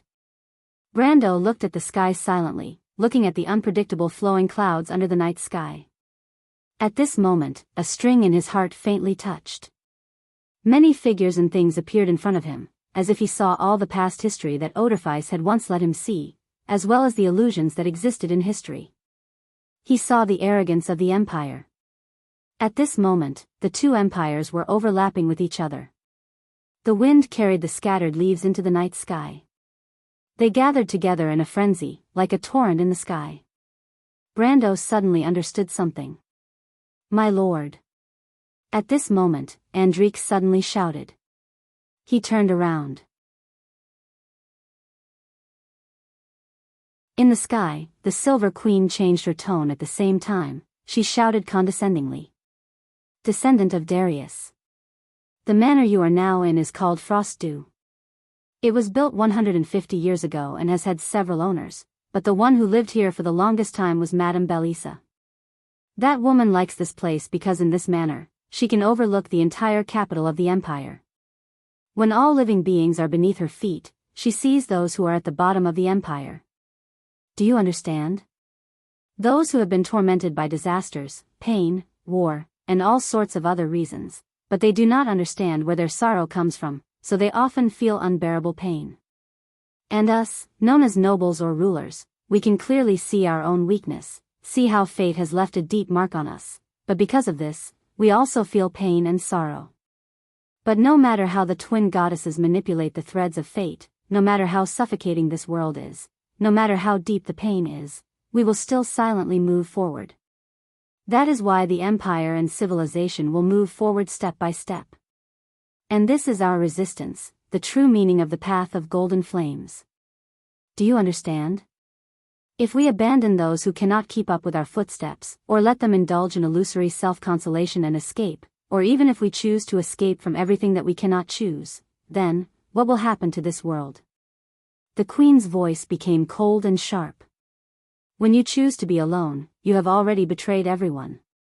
The nobles' so-called aloofness and detachment is actually just a betrayal of their own class. What I see is no nobility, only indifference and selfishness. And the tragedy of Mardos stems from the fact that the nobles of the Myrnas chose to escape at the last moment.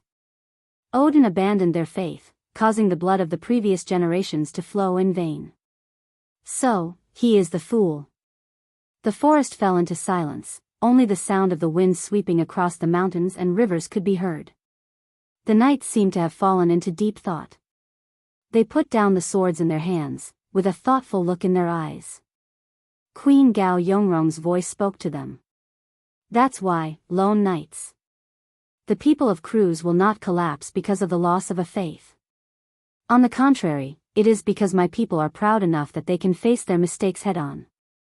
And the descendants of Darius, a speck of dust cannot hide the glory of history. Wiping it away will only make the empire more brilliant. The Silver Queen's voice resounded throughout the sky. So, my empire, my people, do you understand your glory?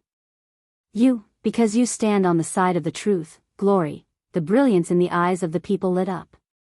Only for a moment, all the imperial soldiers present raised the long swords in their hands high. But in the sky, Richard and Royer suddenly frowned. The restless factor in the air was becoming manic. But Her Majesty the Queen did not let them take action, so they could only wait quietly. Brendel looked on coldly from the sidelines. For some reason, he suddenly felt a little distracted. In this fanatical atmosphere, he saw the wind in the forest slowly calm down. And the voice of the Silver Queen also quieted down. The three cheers of the night also quieted down. Brando! Enrich shouted again. She felt that the scepter of fire in her hand was trembling slightly. But this time, Brando did not seem to hear it. He raised his head. He already had his answer in his heart. Perhaps you are right, Your Majesty, he said, but there is a problem. You are full of confidence that you have changed everyone's fate, but what if you are wrong? The Silver Queen fell silent. Time seemed to have stopped at this moment. Ridiculous. Her voice was full of disdain and sarcasm. The sages used the fall of an empire and 1,000 years to prove this result. How can I be wrong? How can I be wrong? Brando's heart was clear. Arrogance was born in people's hearts, but people often did not notice it. They thought that they were born noble and could stand above everyone else. The Myrnas of Mardos perished here, and today, history repeated the same mistake, closely linking the fate of the two empires. Brando felt as if he was in a world of silence. But there was a voice in his heart that was becoming clearer and more definite. It was the majestic pulse from the long river of fate. It gathered countless times, countless fates, and countless voices. It only gathered into one word: fight. Fanatical blood flowed in his body, roaring, rushing, and screaming, but his heart was extremely calm. He quietly looked at all the strange scenes in front of him. His gaze seemed to pass through the shackles of time for a moment. He saw the Mardos being destroyed in the flames. He saw the Cruz Empire being born from the flames. The replacement of the old with the new did not come from a hero giving his people victory. It was the intertwining of countless people's fates. Everyone threw themselves into it and wrote an epic with flames. So the empire was born. It did not record the legend of heroes, but the struggle that belonged to everyone. Countless individuals gathered to form the vision of history. Brando's gaze met them one by one in the long river of fate. He was so shocked in his heart that he could not control himself. This was a glorious hymn, but it did not belong to one person, nor did it belong to a sage. Even an insignificant individual like him was in the middle of it all. And at this moment, Brando finally understood in his heart why he was resisted by the flaming blade. He gently shook his head and laughed bitterly. I used to think that I never thought of myself as a hero, but I didn't expect that there was such a yearning hidden in my heart. Odorfice, thank you for letting me recognize my arrogance. A voice immediately responded to him in his heart. The voice was full of kindness. But suddenly, another voice sounded, and it overshadowed the previous voice. Arrogance is the ambition of a young man. Heroism is the romance of a man. This is not something to be ashamed of. This voice was spoken by a man with a rich magnetic voice. Brando turned around and was stunned to see a person walking out from beside him. It was a tall man with a red cloak burning behind him like a flame. His long hair shone like pure gold, and his eyes were as blue as the purest sea.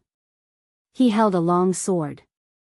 The sword was engraved with golden flames, and there were small words inscribed on it: Motsvisitarsi, flame hammer forged fate. It was the holy sword Odorfice. The man patted him on the shoulder and smiled at him. Go ahead, I'm with you. P.S. Begging for monthly votes.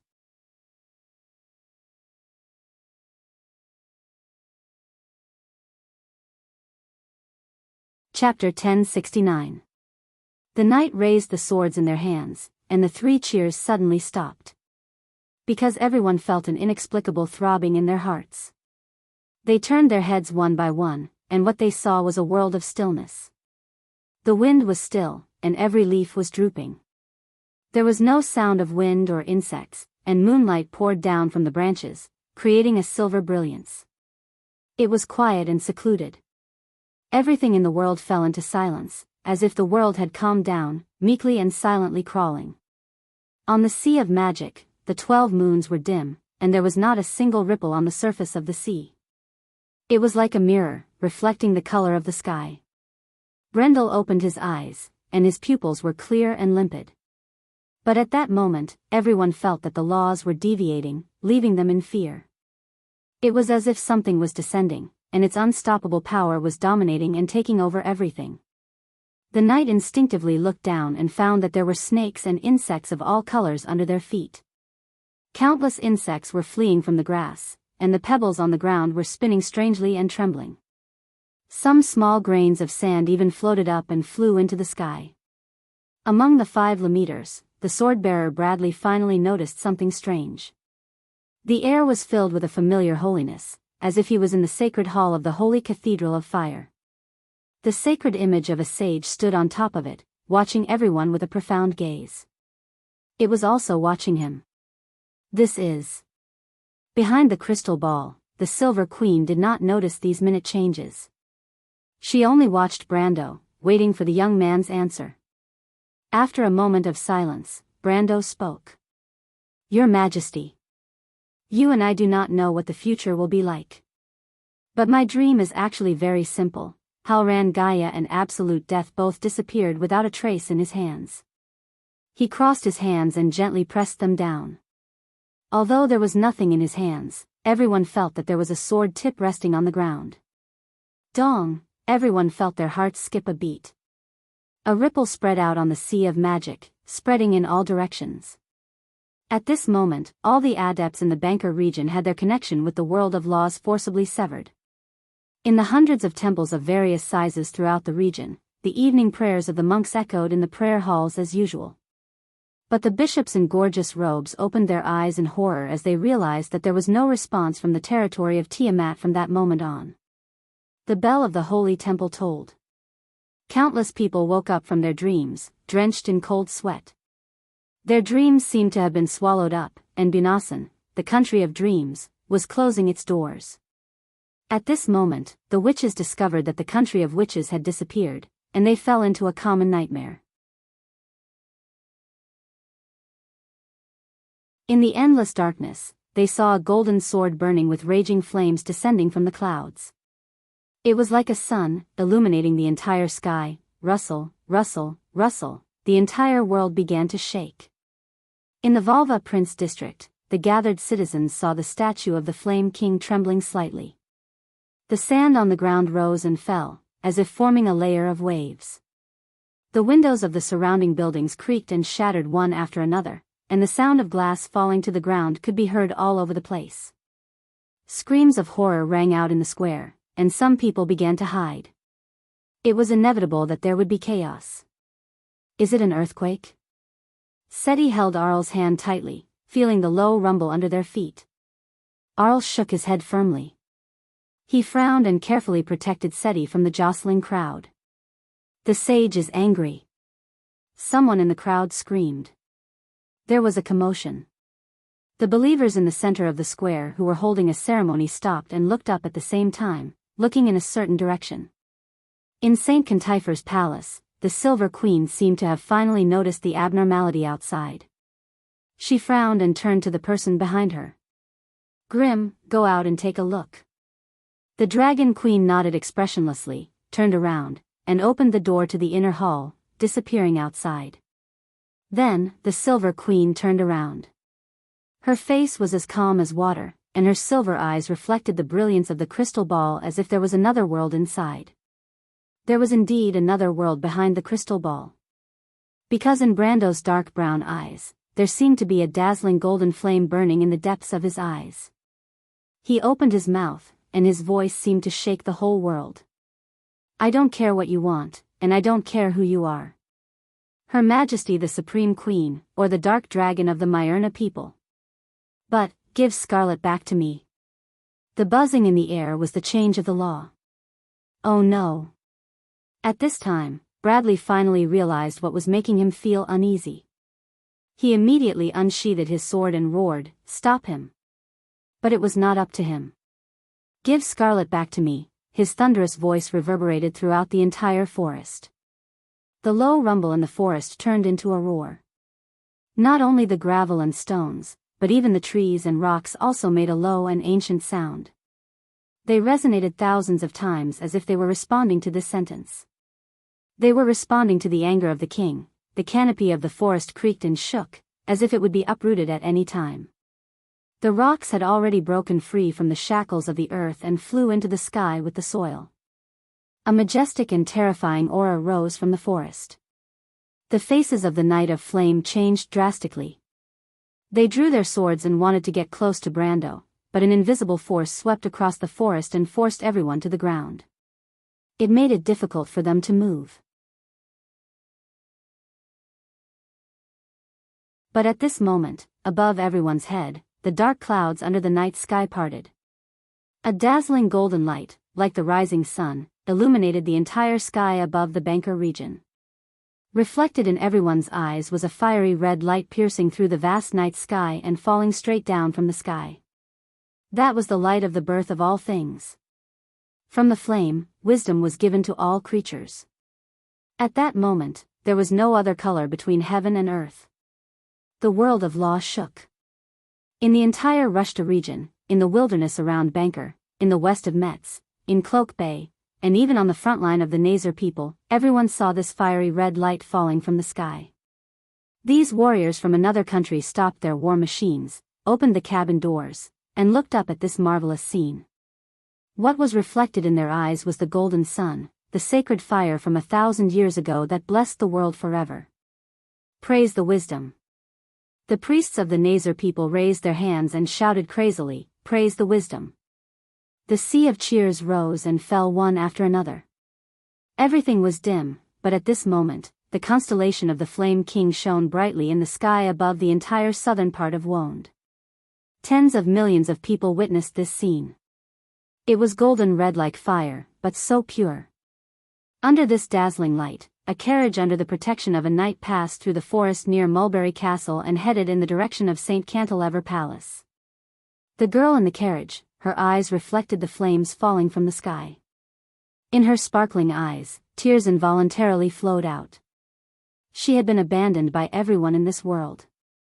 She had never seen her biological parents. In her memory, there was only the cold dark forest, the roaring beasts, the dark fear, and the pale ghosts in the forest. She had poured all her trust in the hope of having a family, but in return, she was coldly abandoned. She was lowly, not worth mentioning, and did not expect anything. However, the only thing she wished for was to have a little tie in this world. Yet, even such a wish fell through time and time again. Can I really be important to someone in this world? Of course. That person replied with a smile. Everyone in this world has the right to pursue their own happiness.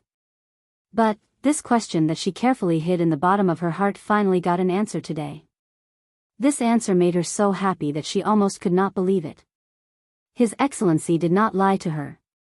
Give me back Scar Dash, that voice reverberated above the clouds, reverberating throughout the imperial capital.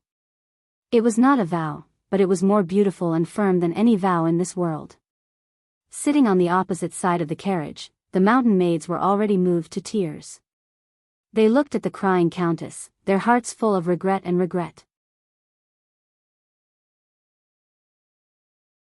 They had thought that there was nothing wrong with their countess marrying the descendant of a mountain hero. They even found it hard to understand why the countess was so against Her Majesty's decision. Was the countess not a mountain person herself? But now they understood. It turned out that there was someone in this world who dared to go against the entire empire for the countess. If he was not a lunatic, then he must be the most worthy man in this world for the countess to fall in love with. What kind of hero was this? The maids quietly reached out and held their countess' hands. Although Her Majesty the Queen was supreme, they chose to stand on her side at this moment. At this moment, the shining pillar of light outside the carriage was like the fire of dawn, the blaze of dawn. It would definitely light up the darkness and bring light. And at this moment, Bradley's sword finally arrived. What kind of sword was that? It was like a bright and narrow line across the sky, dividing everyone's vision into two, and then there was nothing else between heaven and earth. How could one block such a sword? The knight present had no answer. It seemed that in front of it, they could only stretch out their necks and wait to be killed. But Brando gave them an answer. He raised his right hand. There was nothing in his right hand. Clang! A bright line of fire seemed to flash in the darkness. The line that divided the world into two and extended infinitely stopped in front of Brando's outstretched right hand. Then all the illusions were shattered, and the world returned to its original state. The sword in Bradley's hand turned into a silver light in front of everyone's eyes, and heavily chopped at a foot in front of Brando. A long and bright line of sparks was drawn out. Everyone held their breaths at this moment, and some even sucked in a breath of cold air. The Supreme Sword Saint's all-out attack was blocked. It was blocked by such a young man. A few Imperial guards who witnessed this scene couldn't help but pat their faces to prove that they were not dreaming. Then they saw a sword. The sword in Brando's hand gradually revealed its true appearance. It was like a flame burning in the air. Wherever the flame passed, dark red shards with a metallic luster were revealed. These shards were bound together by an invisible force, forming the shape of a sword. A line of small words was engraved on the shards, Motsvisitarsi, that is the appearance of the flaming blade. The Knight of Flame immediately recognized the sword.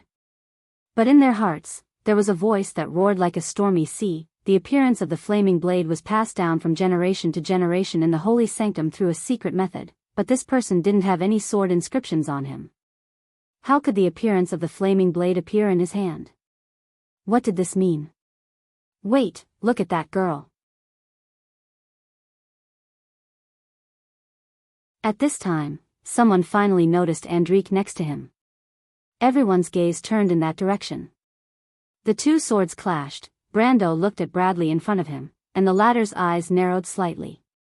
The old man's eyes were burning with golden flames in the young man's eyes. He was shocked. Because this was the inheritance of the flaming blade that had disappeared for thousands of years. The late king appointed him as the successor. How was this possible? But Brendel did not care about his opinion. He only sighed slightly and asked, "What do you think?" "Is this your answer, your majesty?" The Silver Queen felt her heart skip a beat, as if she had missed something, but she quickly calmed down. "You're relying on a mere flaming blade?" She sneered, "But Brando, didn't your grandfather teach you how to be a mature man?" "I am the emperor of the empire. How can I easily change my words?" "Then, there is only one way left between us." The Silver Queen was so angry that she laughed, arrogant. Bradley didn't know whether Brando was arrogant or not, but at this moment, he wanted to tell the Silver Queen that the young man in front of him didn't just repair the flaming blade. But he couldn't say it, because at this time, he saw a golden light in the corner of his eye. Flaming staff. Someone among the Night of Flame shouted. Enrich finally couldn't hold the flaming staff in her hand. It flew out of her hand and immediately flew towards Brando. Then, under everyone's gaze, it merged into the broken flaming blade in Brando's hand. This scene was something that even Brando didn't expect. Then he felt a powerful force explode in his body. He immediately understood what kind of power it was. It was Odorfei's soul, the power of the flaming orb. In an instant, the gap between the enlightenment of truth and the peak of the law disappeared. Then the seed of law took root and sprouted, and the truth of elements and order left an indelible mark in Brando's heart.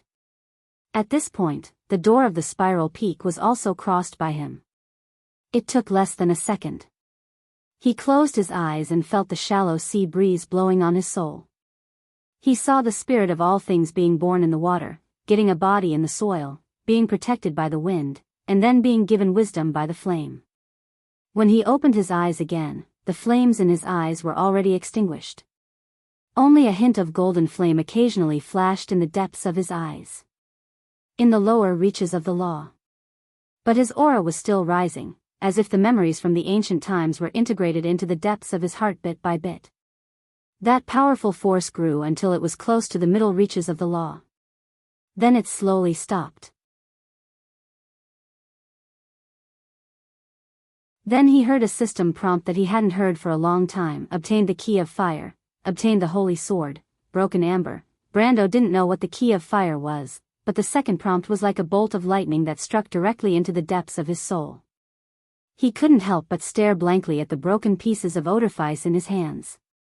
He looked at the few lines of words written on the open data panel: amber, damaged, existence, attack, 214-373 additional fire damage, 110-150 plus 575 strength additional skills, key of the world, raises the law's attack by 1 realm.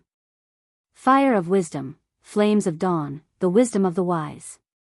The wielder of this sword can display a fire spell from the 1st to 8th circle while attacking. P.S. What Brando wants is to save Scarlet. What do I want? You know, I'm begging for monthly votes.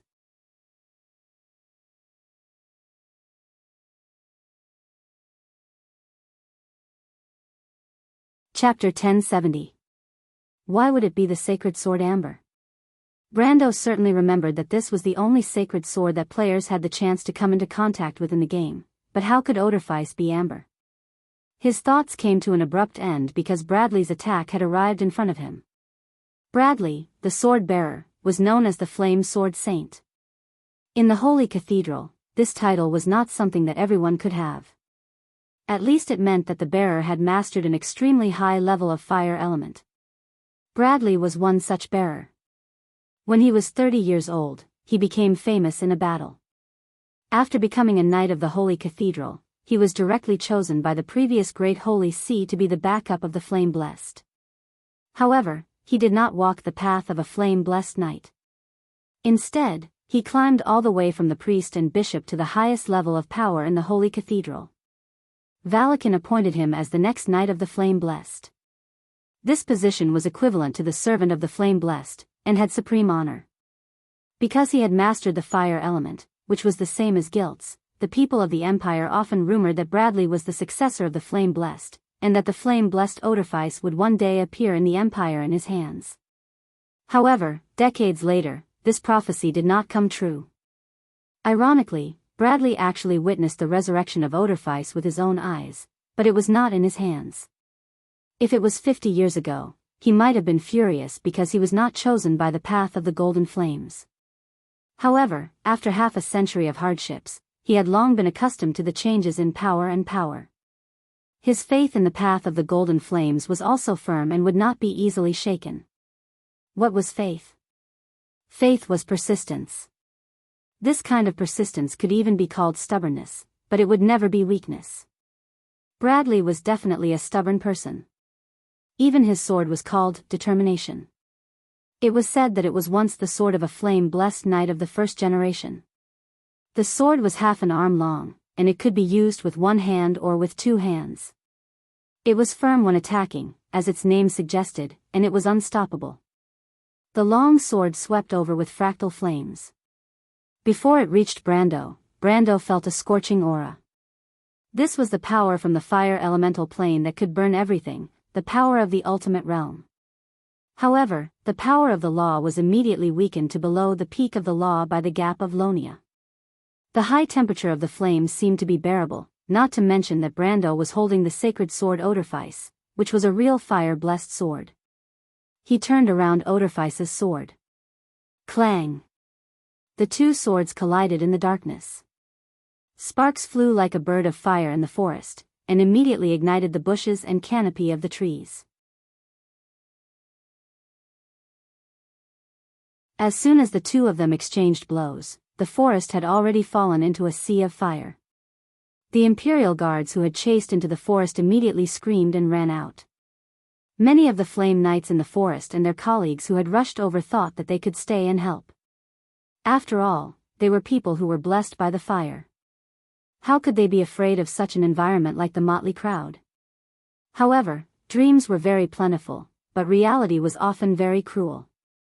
As soon as the knights approached the burning flames, their expressions immediately changed. The flames burning in the forest were not ordinary flames, but elemental flames that came from the power of Hell Babatar. This kind of power was one level higher than the flames summoned by the elementalists. Even if it was the magic flame, it was not something that the flame-blessed knight could easily withstand.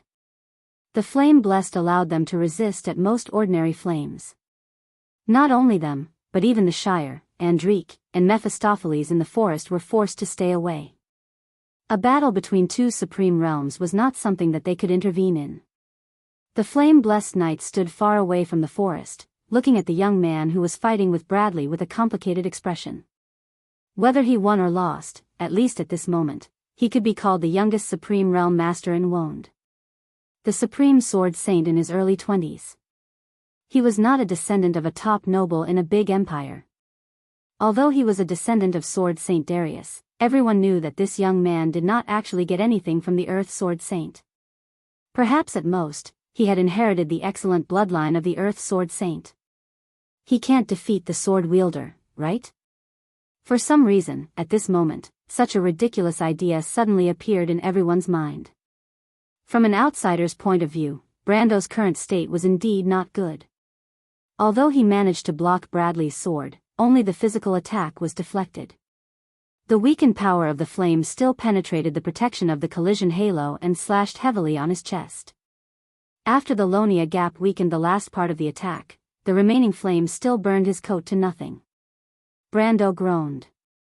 The Count's coat that had been pierced by the flawless spear finally died, revealing the golden gray armor and tight-fitting combat suit underneath. However, he did not actually suffer much from this attack.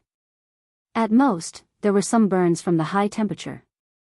This was because the Templar Knight's defense was too ridiculous, and the Lonia Gap, an ancient artifact, was powerful enough. Brando took the time to glance at his status panel. Seeing that he was still in good condition, he immediately took a step forward and changed from one hand to two. The holy sword Odorfice that had been knocked away by a determination, spun half a circle in the air and slashed at Bradley.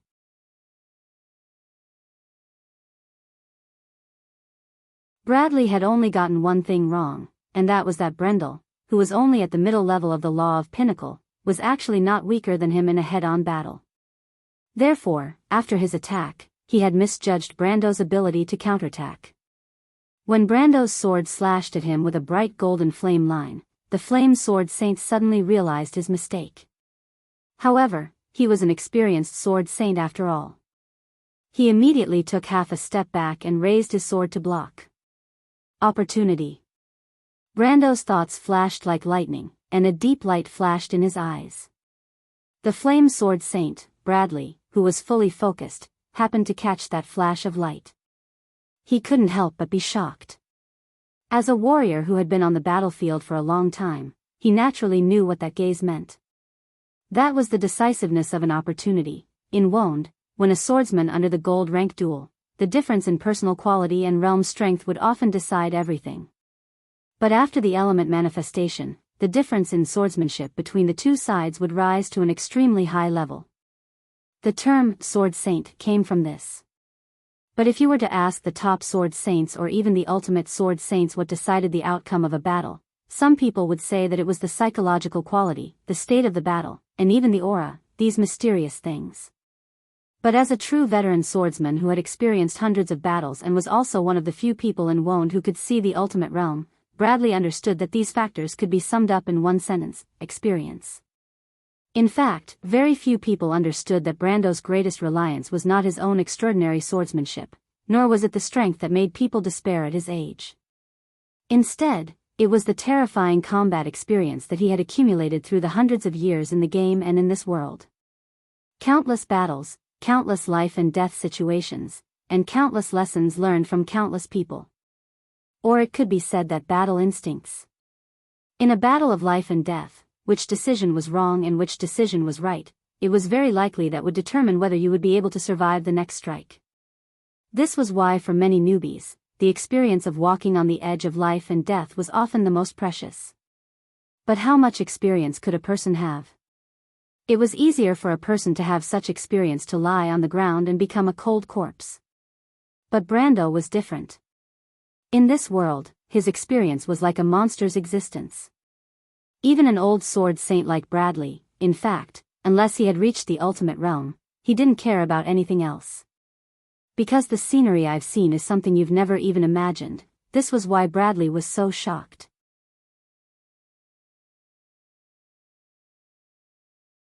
Because in such a young swordsman, he actually saw the decisiveness that could only be seen in the most experienced warriors. And the moment he missed, Brando had already struck. The Crown of Thorns was fully activated, the Soul Crystal, the Berserk talent, and the unimaginable strength of Holy Sword Odorfice completely erupted at this moment. Brando's longsword moved forward, and the crimson flames that fell from the sky also moved forward. A dazzling light appeared under the clouds, and this sword actually produced an aura that seemed to be able to sweep away 1,000 armies. The opportunity left for Bradley was no opportunity at all because Brando had almost perfectly grasped his mistake. He could only rely on his ultimate realm strength to barely resist this attack. He almost didn't hesitate to open the ultimate planes. But at this moment, what the Flame Sword Saint didn't expect was that determination in his hand actually cracked like a weak wooden sword. It was easily cut into two by Brando's fragmented Holy Sword Odorfice. Bradley was shocked. Although it wasn't difficult to find praises for the holy sword that the Flame King had once used in the various books of the Holy Cathedral, and even the documents recorded on parchment often used lofty words like radiance, holiness, and supreme. But what made him go crazy was that the previous generation of monks seemed to have unanimously forgotten this matter. They had never described how sharp this sword was. So at this moment, he had to use his own experience to prove that the holy sword wasn't just a verbal praise. After all, the sword was a sharp weapon for killing. No matter how glorious the words on it were, it couldn't change its true appearance in battle. At this time, Bradley's heart was full of regret. He made up his mind that if he returned to the Holy Cathedral, he would definitely correct this flamboyant and unrealistic style. However, at this moment, he could only watch helplessly as the unstoppable sword slashed at the laws around him. It was no different from slashing at him. He was directly sent flying, drawing a golden red line in the forest, and heavily crashed into the mountain behind him. But before the power on Brando's sword could fully erupt, a dazzling golden line with the tip of his sword as the center extended forward, and the entire mountain slope in front of him was split into two. Above the line, the mountain and the vegetation on it were fragmented and turned into fine powder. Below the line, the incision was as smooth as a mirror. At this moment, almost everyone fell into a state of speechless shock for a long time. Bradley didn't die, and he wasn't even seriously injured, but the remaining Supreme Realm powerhouses in the sky couldn't sit still. Richard, Royer, Saipan, and Willock were originally prepared by the Silver Queen to deal with Mephisto and Sydney, who might be hiding in the dark. And according to the news from the battlefield in East Metz, this young man had 3 extremely powerful subordinates who looked like ancient creatures like the Valkyries. But no matter what, for Supreme Realm powerhouses against 2 Supreme Realm powerhouses was a piece of cake. Even if there were a few Valkyries who hadn't reached the Supreme Realm, it would still be more than enough. As for the sword wielder, Bradley, he was specially prepared by the Queen to deal with this young count for insurance. Brando wasn't wrong on this point. But what no one expected was that this plan actually had a problem from the very beginning. Greysword Saint Mephistopheles and the Saintess of Leo Palace, Sydney, hadn't appeared yet, but Bradley, who was supposed to be a butcher's paw, had actually lost to this young man. Of course, perhaps it was too early to say who won and who lost, but anyone could see that Brando's current strength was not inferior to Bradley's. Not only did the latter lose his sword in the previous attack, but he was also seriously injured. Under such circumstances, it wouldn't be so easy to defeat this young count. The top existences of the Empire couldn't help but look at each other. Now the question for them was, who would go up? They had seen the previous battle in the sky with their own eyes. Although the strength Brando displayed couldn't be said to be overwhelming, it should be on par with the strongest of them, Saipan and the Lion Sword Saint, Richard. And there was no doubt that the Ash Sword Saint, who was able to escape from the attacks of 2 Supreme Realm powerhouses when he was at the peak of the Law Realm, was probably no weaker than them now. Not to mention the Saintess, who was known as the strongest under the Empire of Vala. At this moment, any one of them could easily suppress Brando if they cooperated with Bradley, but the problem was, if Mephisto and Sydney joined forces later, would the remaining 3 still be a match for them? In the end, after hesitating for a moment, Willock drew his sword. The twin paragons of the Empire knew that he was the weakest among the remaining 4. Although the young man below could suppress Bradley, he definitely wouldn't be a match for 2 Supreme Realm powerhouses. Therefore, there was no difference whether the weakest or the strongest went down. When Mephisto and Sydney appeared later, the stronger one would have a better chance of winning. However, just as he pulled out his sword, a black sword edge suddenly pierced through the void without any warning. This sword edge seemed to split open space, and what followed was a gray space that unfolded. At that moment, Willock didn't even have time to react as the sword was about to touch his throat. If it weren't for the Lion Sword Saint, Richard, who was at the side, who suddenly attacked and repelled Willock, he would have died prematurely. Willock was stunned for a moment before he reacted.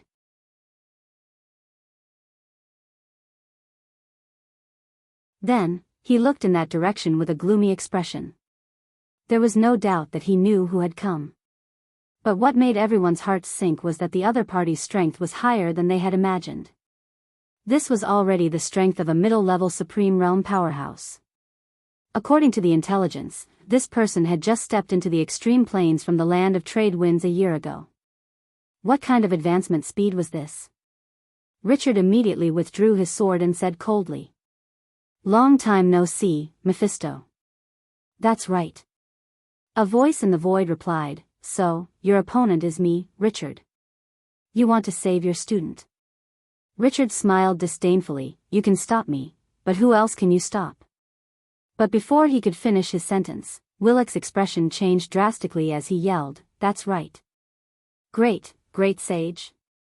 P.S. This volume's outline has been written, and the name of the second volume has been decided. Actually, I want to sort out the main character's data, but it's a bit troublesome. Who knows which of the main character's attributes was mentioned in the previous chapter? Also, continue to ask for monthly votes."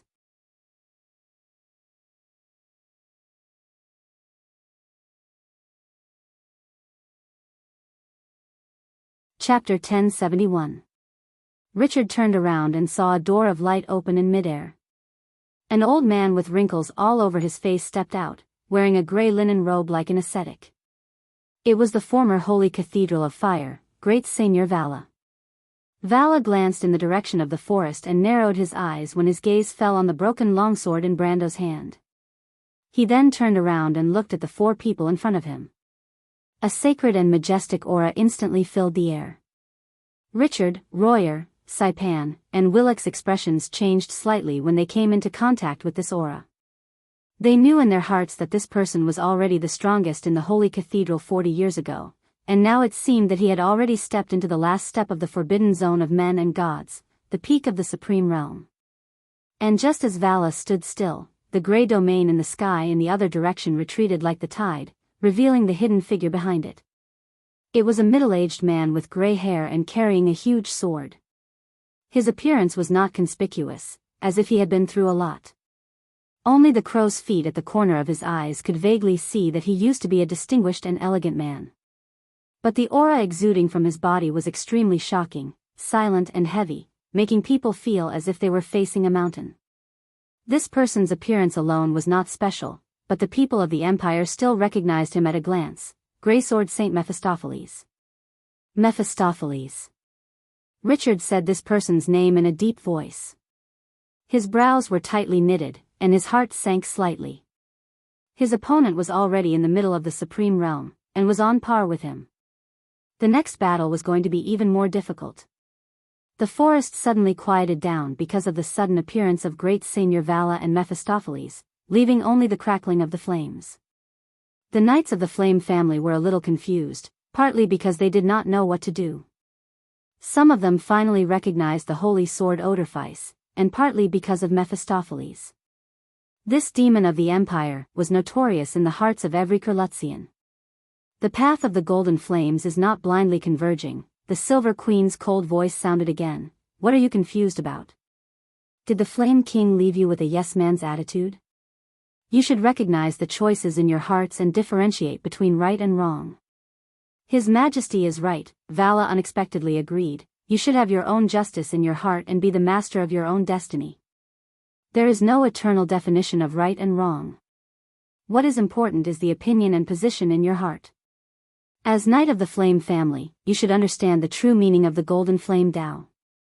Therefore, you should be more resolute than others. Your current confusion will only bring shame to your predecessors. Only then did the knight come to a sudden realization, revealing a look of shame. They drew their swords and bowed to Vara in apology, because next, the two sides were probably going to stand on opposite sides and fight. Great sage, thank you for your teachings. We will do our best. Walla only smiled. On the other side of the crystal ball, the Silver Queen looked at this scene with a frosty expression.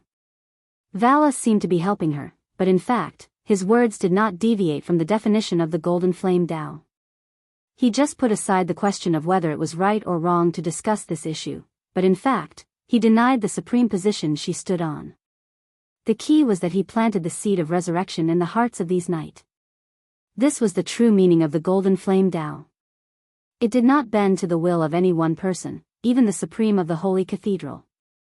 Then she, a mere ruler in the secular sense, was even less of a problem. These damned fanatics. She hated them in her heart, and her voice became colder and more threatening. Vala, it seems that you are determined to stand on the opposite side of the Empire. You are even willing to stand with the notorious enemy of the Empire, Mephisto. Are you even going to abandon the dignity of the Holy Cathedral? Vala shook his head. "Your Majesty," he said, "I am only here today for the Holy Sword." The Silver Queen let out a cold laugh. "So what? Do you know why the Holy Sanctum is divided because of you? It's because you old fogies are inflexible and inflexible. You're always pinning your hopes on inanimate objects. Could this be the belief of the descendants of the Flame King, the so-called Golden Flame Path? That is not dead, Your Majesty. That is the will of the sages. Remembering history is not standing still, but because there is something in the past that is worthy of our attention. However, what you do not see is that what my ancestor, the Flame King Gretel, left to this world 1,000 years ago has long been abandoned by the people of the world. What the sages wanted this world to become, but today it has already become another." The Silver Queen's voice was disdainful. "Times have long changed, Vala, but you are still stuck in the past." This was not the first time that Vala and the Queen had argued about this issue, but like every argument before, it was destined to be fruitless. Vala was silent and did not refute. The Silver Queen knew that at their position, it was impossible to persuade them with just a few words. She sneered and secretly ordered Richard to take action.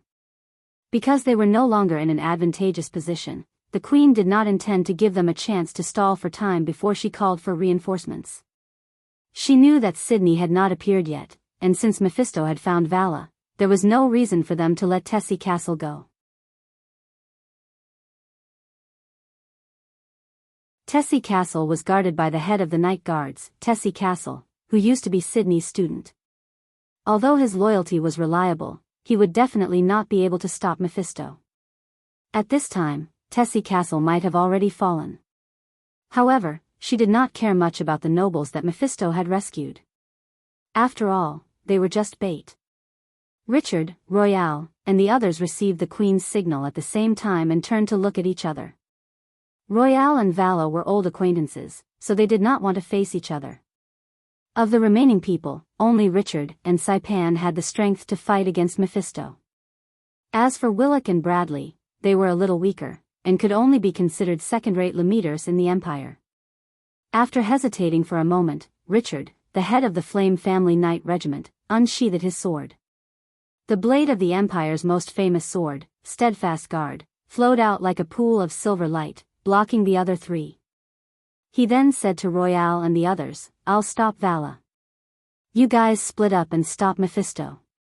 Now that the situation had developed to this point, everyone understood that it was impossible to stop the other party at this time.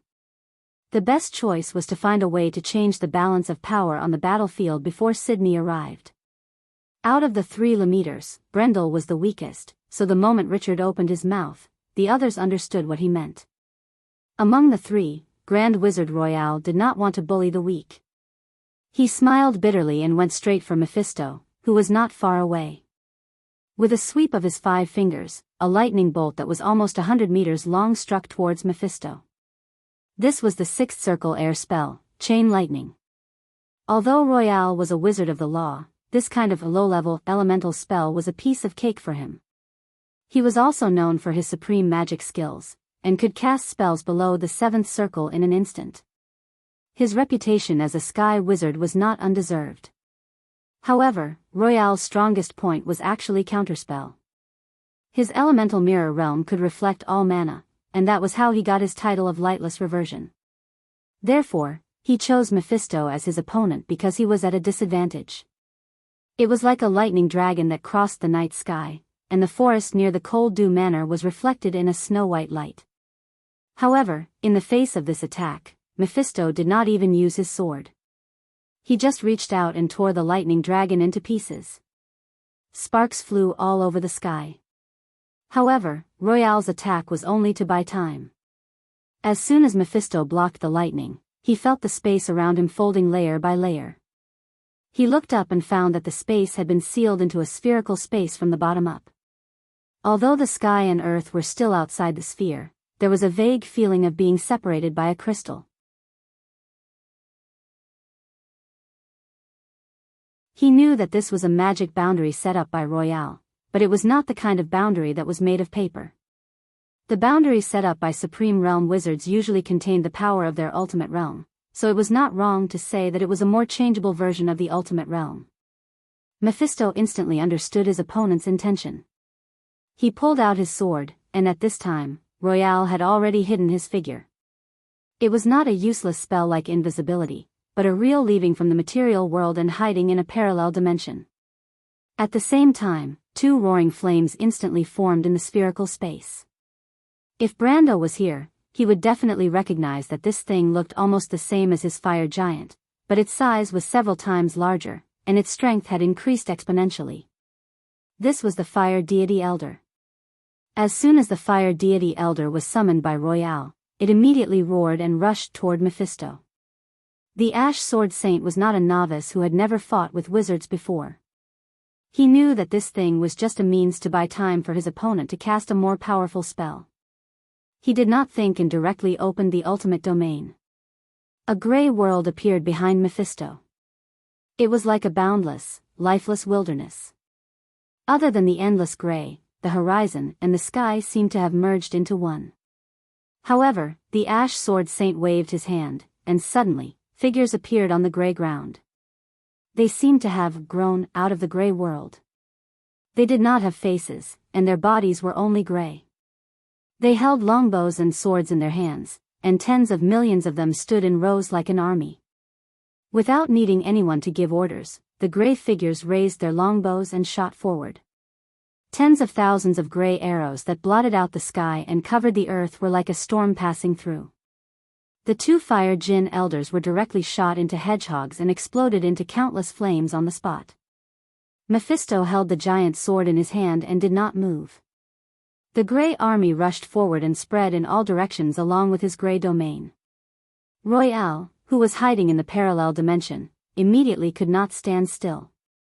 Although he was not in the material world, Mephisto's gray world was the same.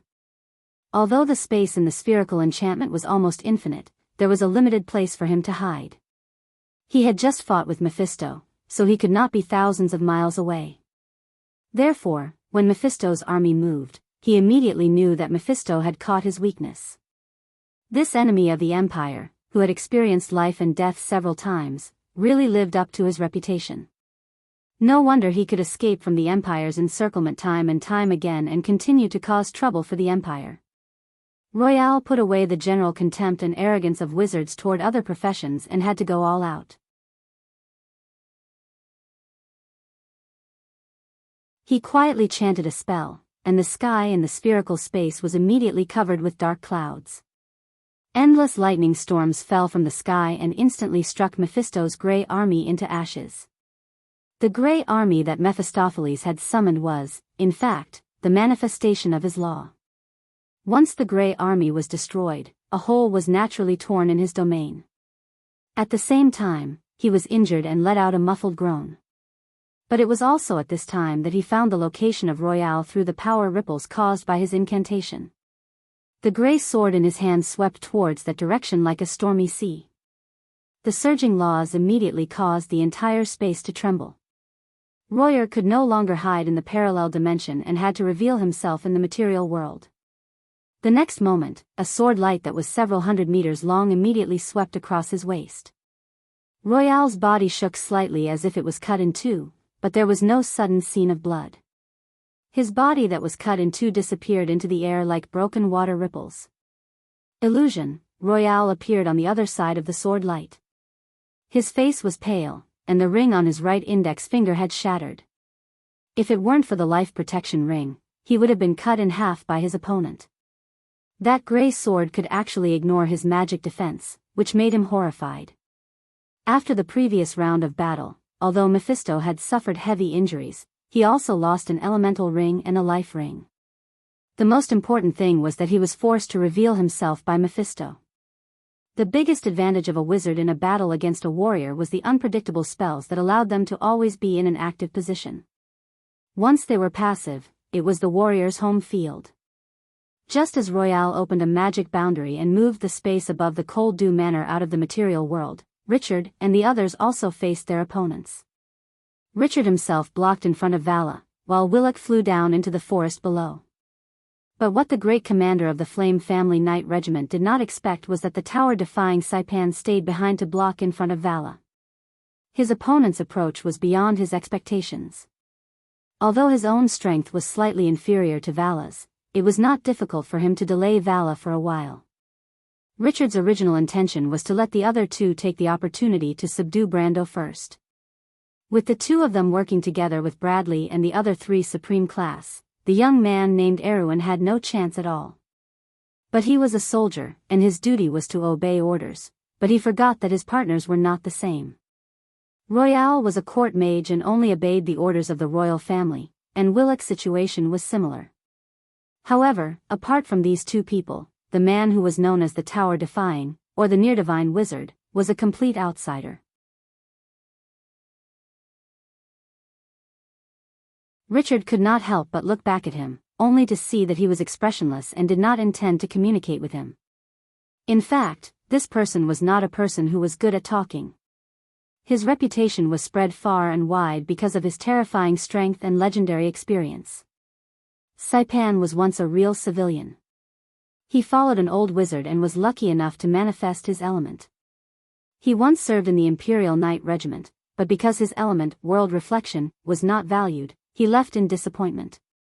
So far, his experience was not much different from most of the wizards in the Empire who pursued power and status.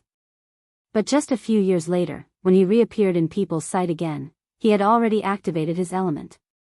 His elemental element, world reflection, could reflect everything in the material world. It seemed like a useless illusion elemental element, but after elemental activation, this law showed a terrifying power. This was because in Saipan's hands, he was actually able to make the reflection of the world of laws appear in the real world. This wasn't a domain created by an insignificant individual's comprehension of laws, but a true reflection of the world of laws. The power of this reflected world was almost 1,000 times greater than that of the extreme planes, so its might could be imagined. Therefore, the people called him the wizard closest to God, and it was not a rumor. However, this kind of reflection was not without a price.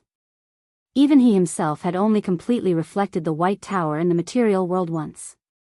In that battle, he almost razed a legion of the Zell to the ground with his own strength. That was how the title of the Tower Defying came about. But after that, Saipan never showed such powerful strength again. Because of his early experience, Saipan had always maintained a distant relationship with the Empire. He appeared here at this moment because he was now employed by the imperial family. But this kind of employment was not a relationship of loyalty, but nothing more than a relationship of power or money. In the face of such a person, even if Richard was dissatisfied, he did not dare to speak casually. Besides, he also understood that the other party was not his subordinate. Well, Willock and Bradley should be enough to deal with that young man. If this guy stays, at least it will be easier for me. In the heart of this great leader, he could only helplessly comfort himself. Author's note: I spent some time yesterday to look up some details and information. At the same time, I took a lazy break. After all, I'm going to write a battle, so I need to understand the main character's attributes and details. That way, I'll be prepared. Also, I expect that after this volume is finished, I will update the main character's attributes. At that time, everyone can help to find if there are any bugs. Finally, I want to thank student Yuchinzi for helping me organize the information. You're tuning in to the Dreamy Love Stories YouTube channel. Don't forget to subscribe and join us on this journey to catch the most captivating stories.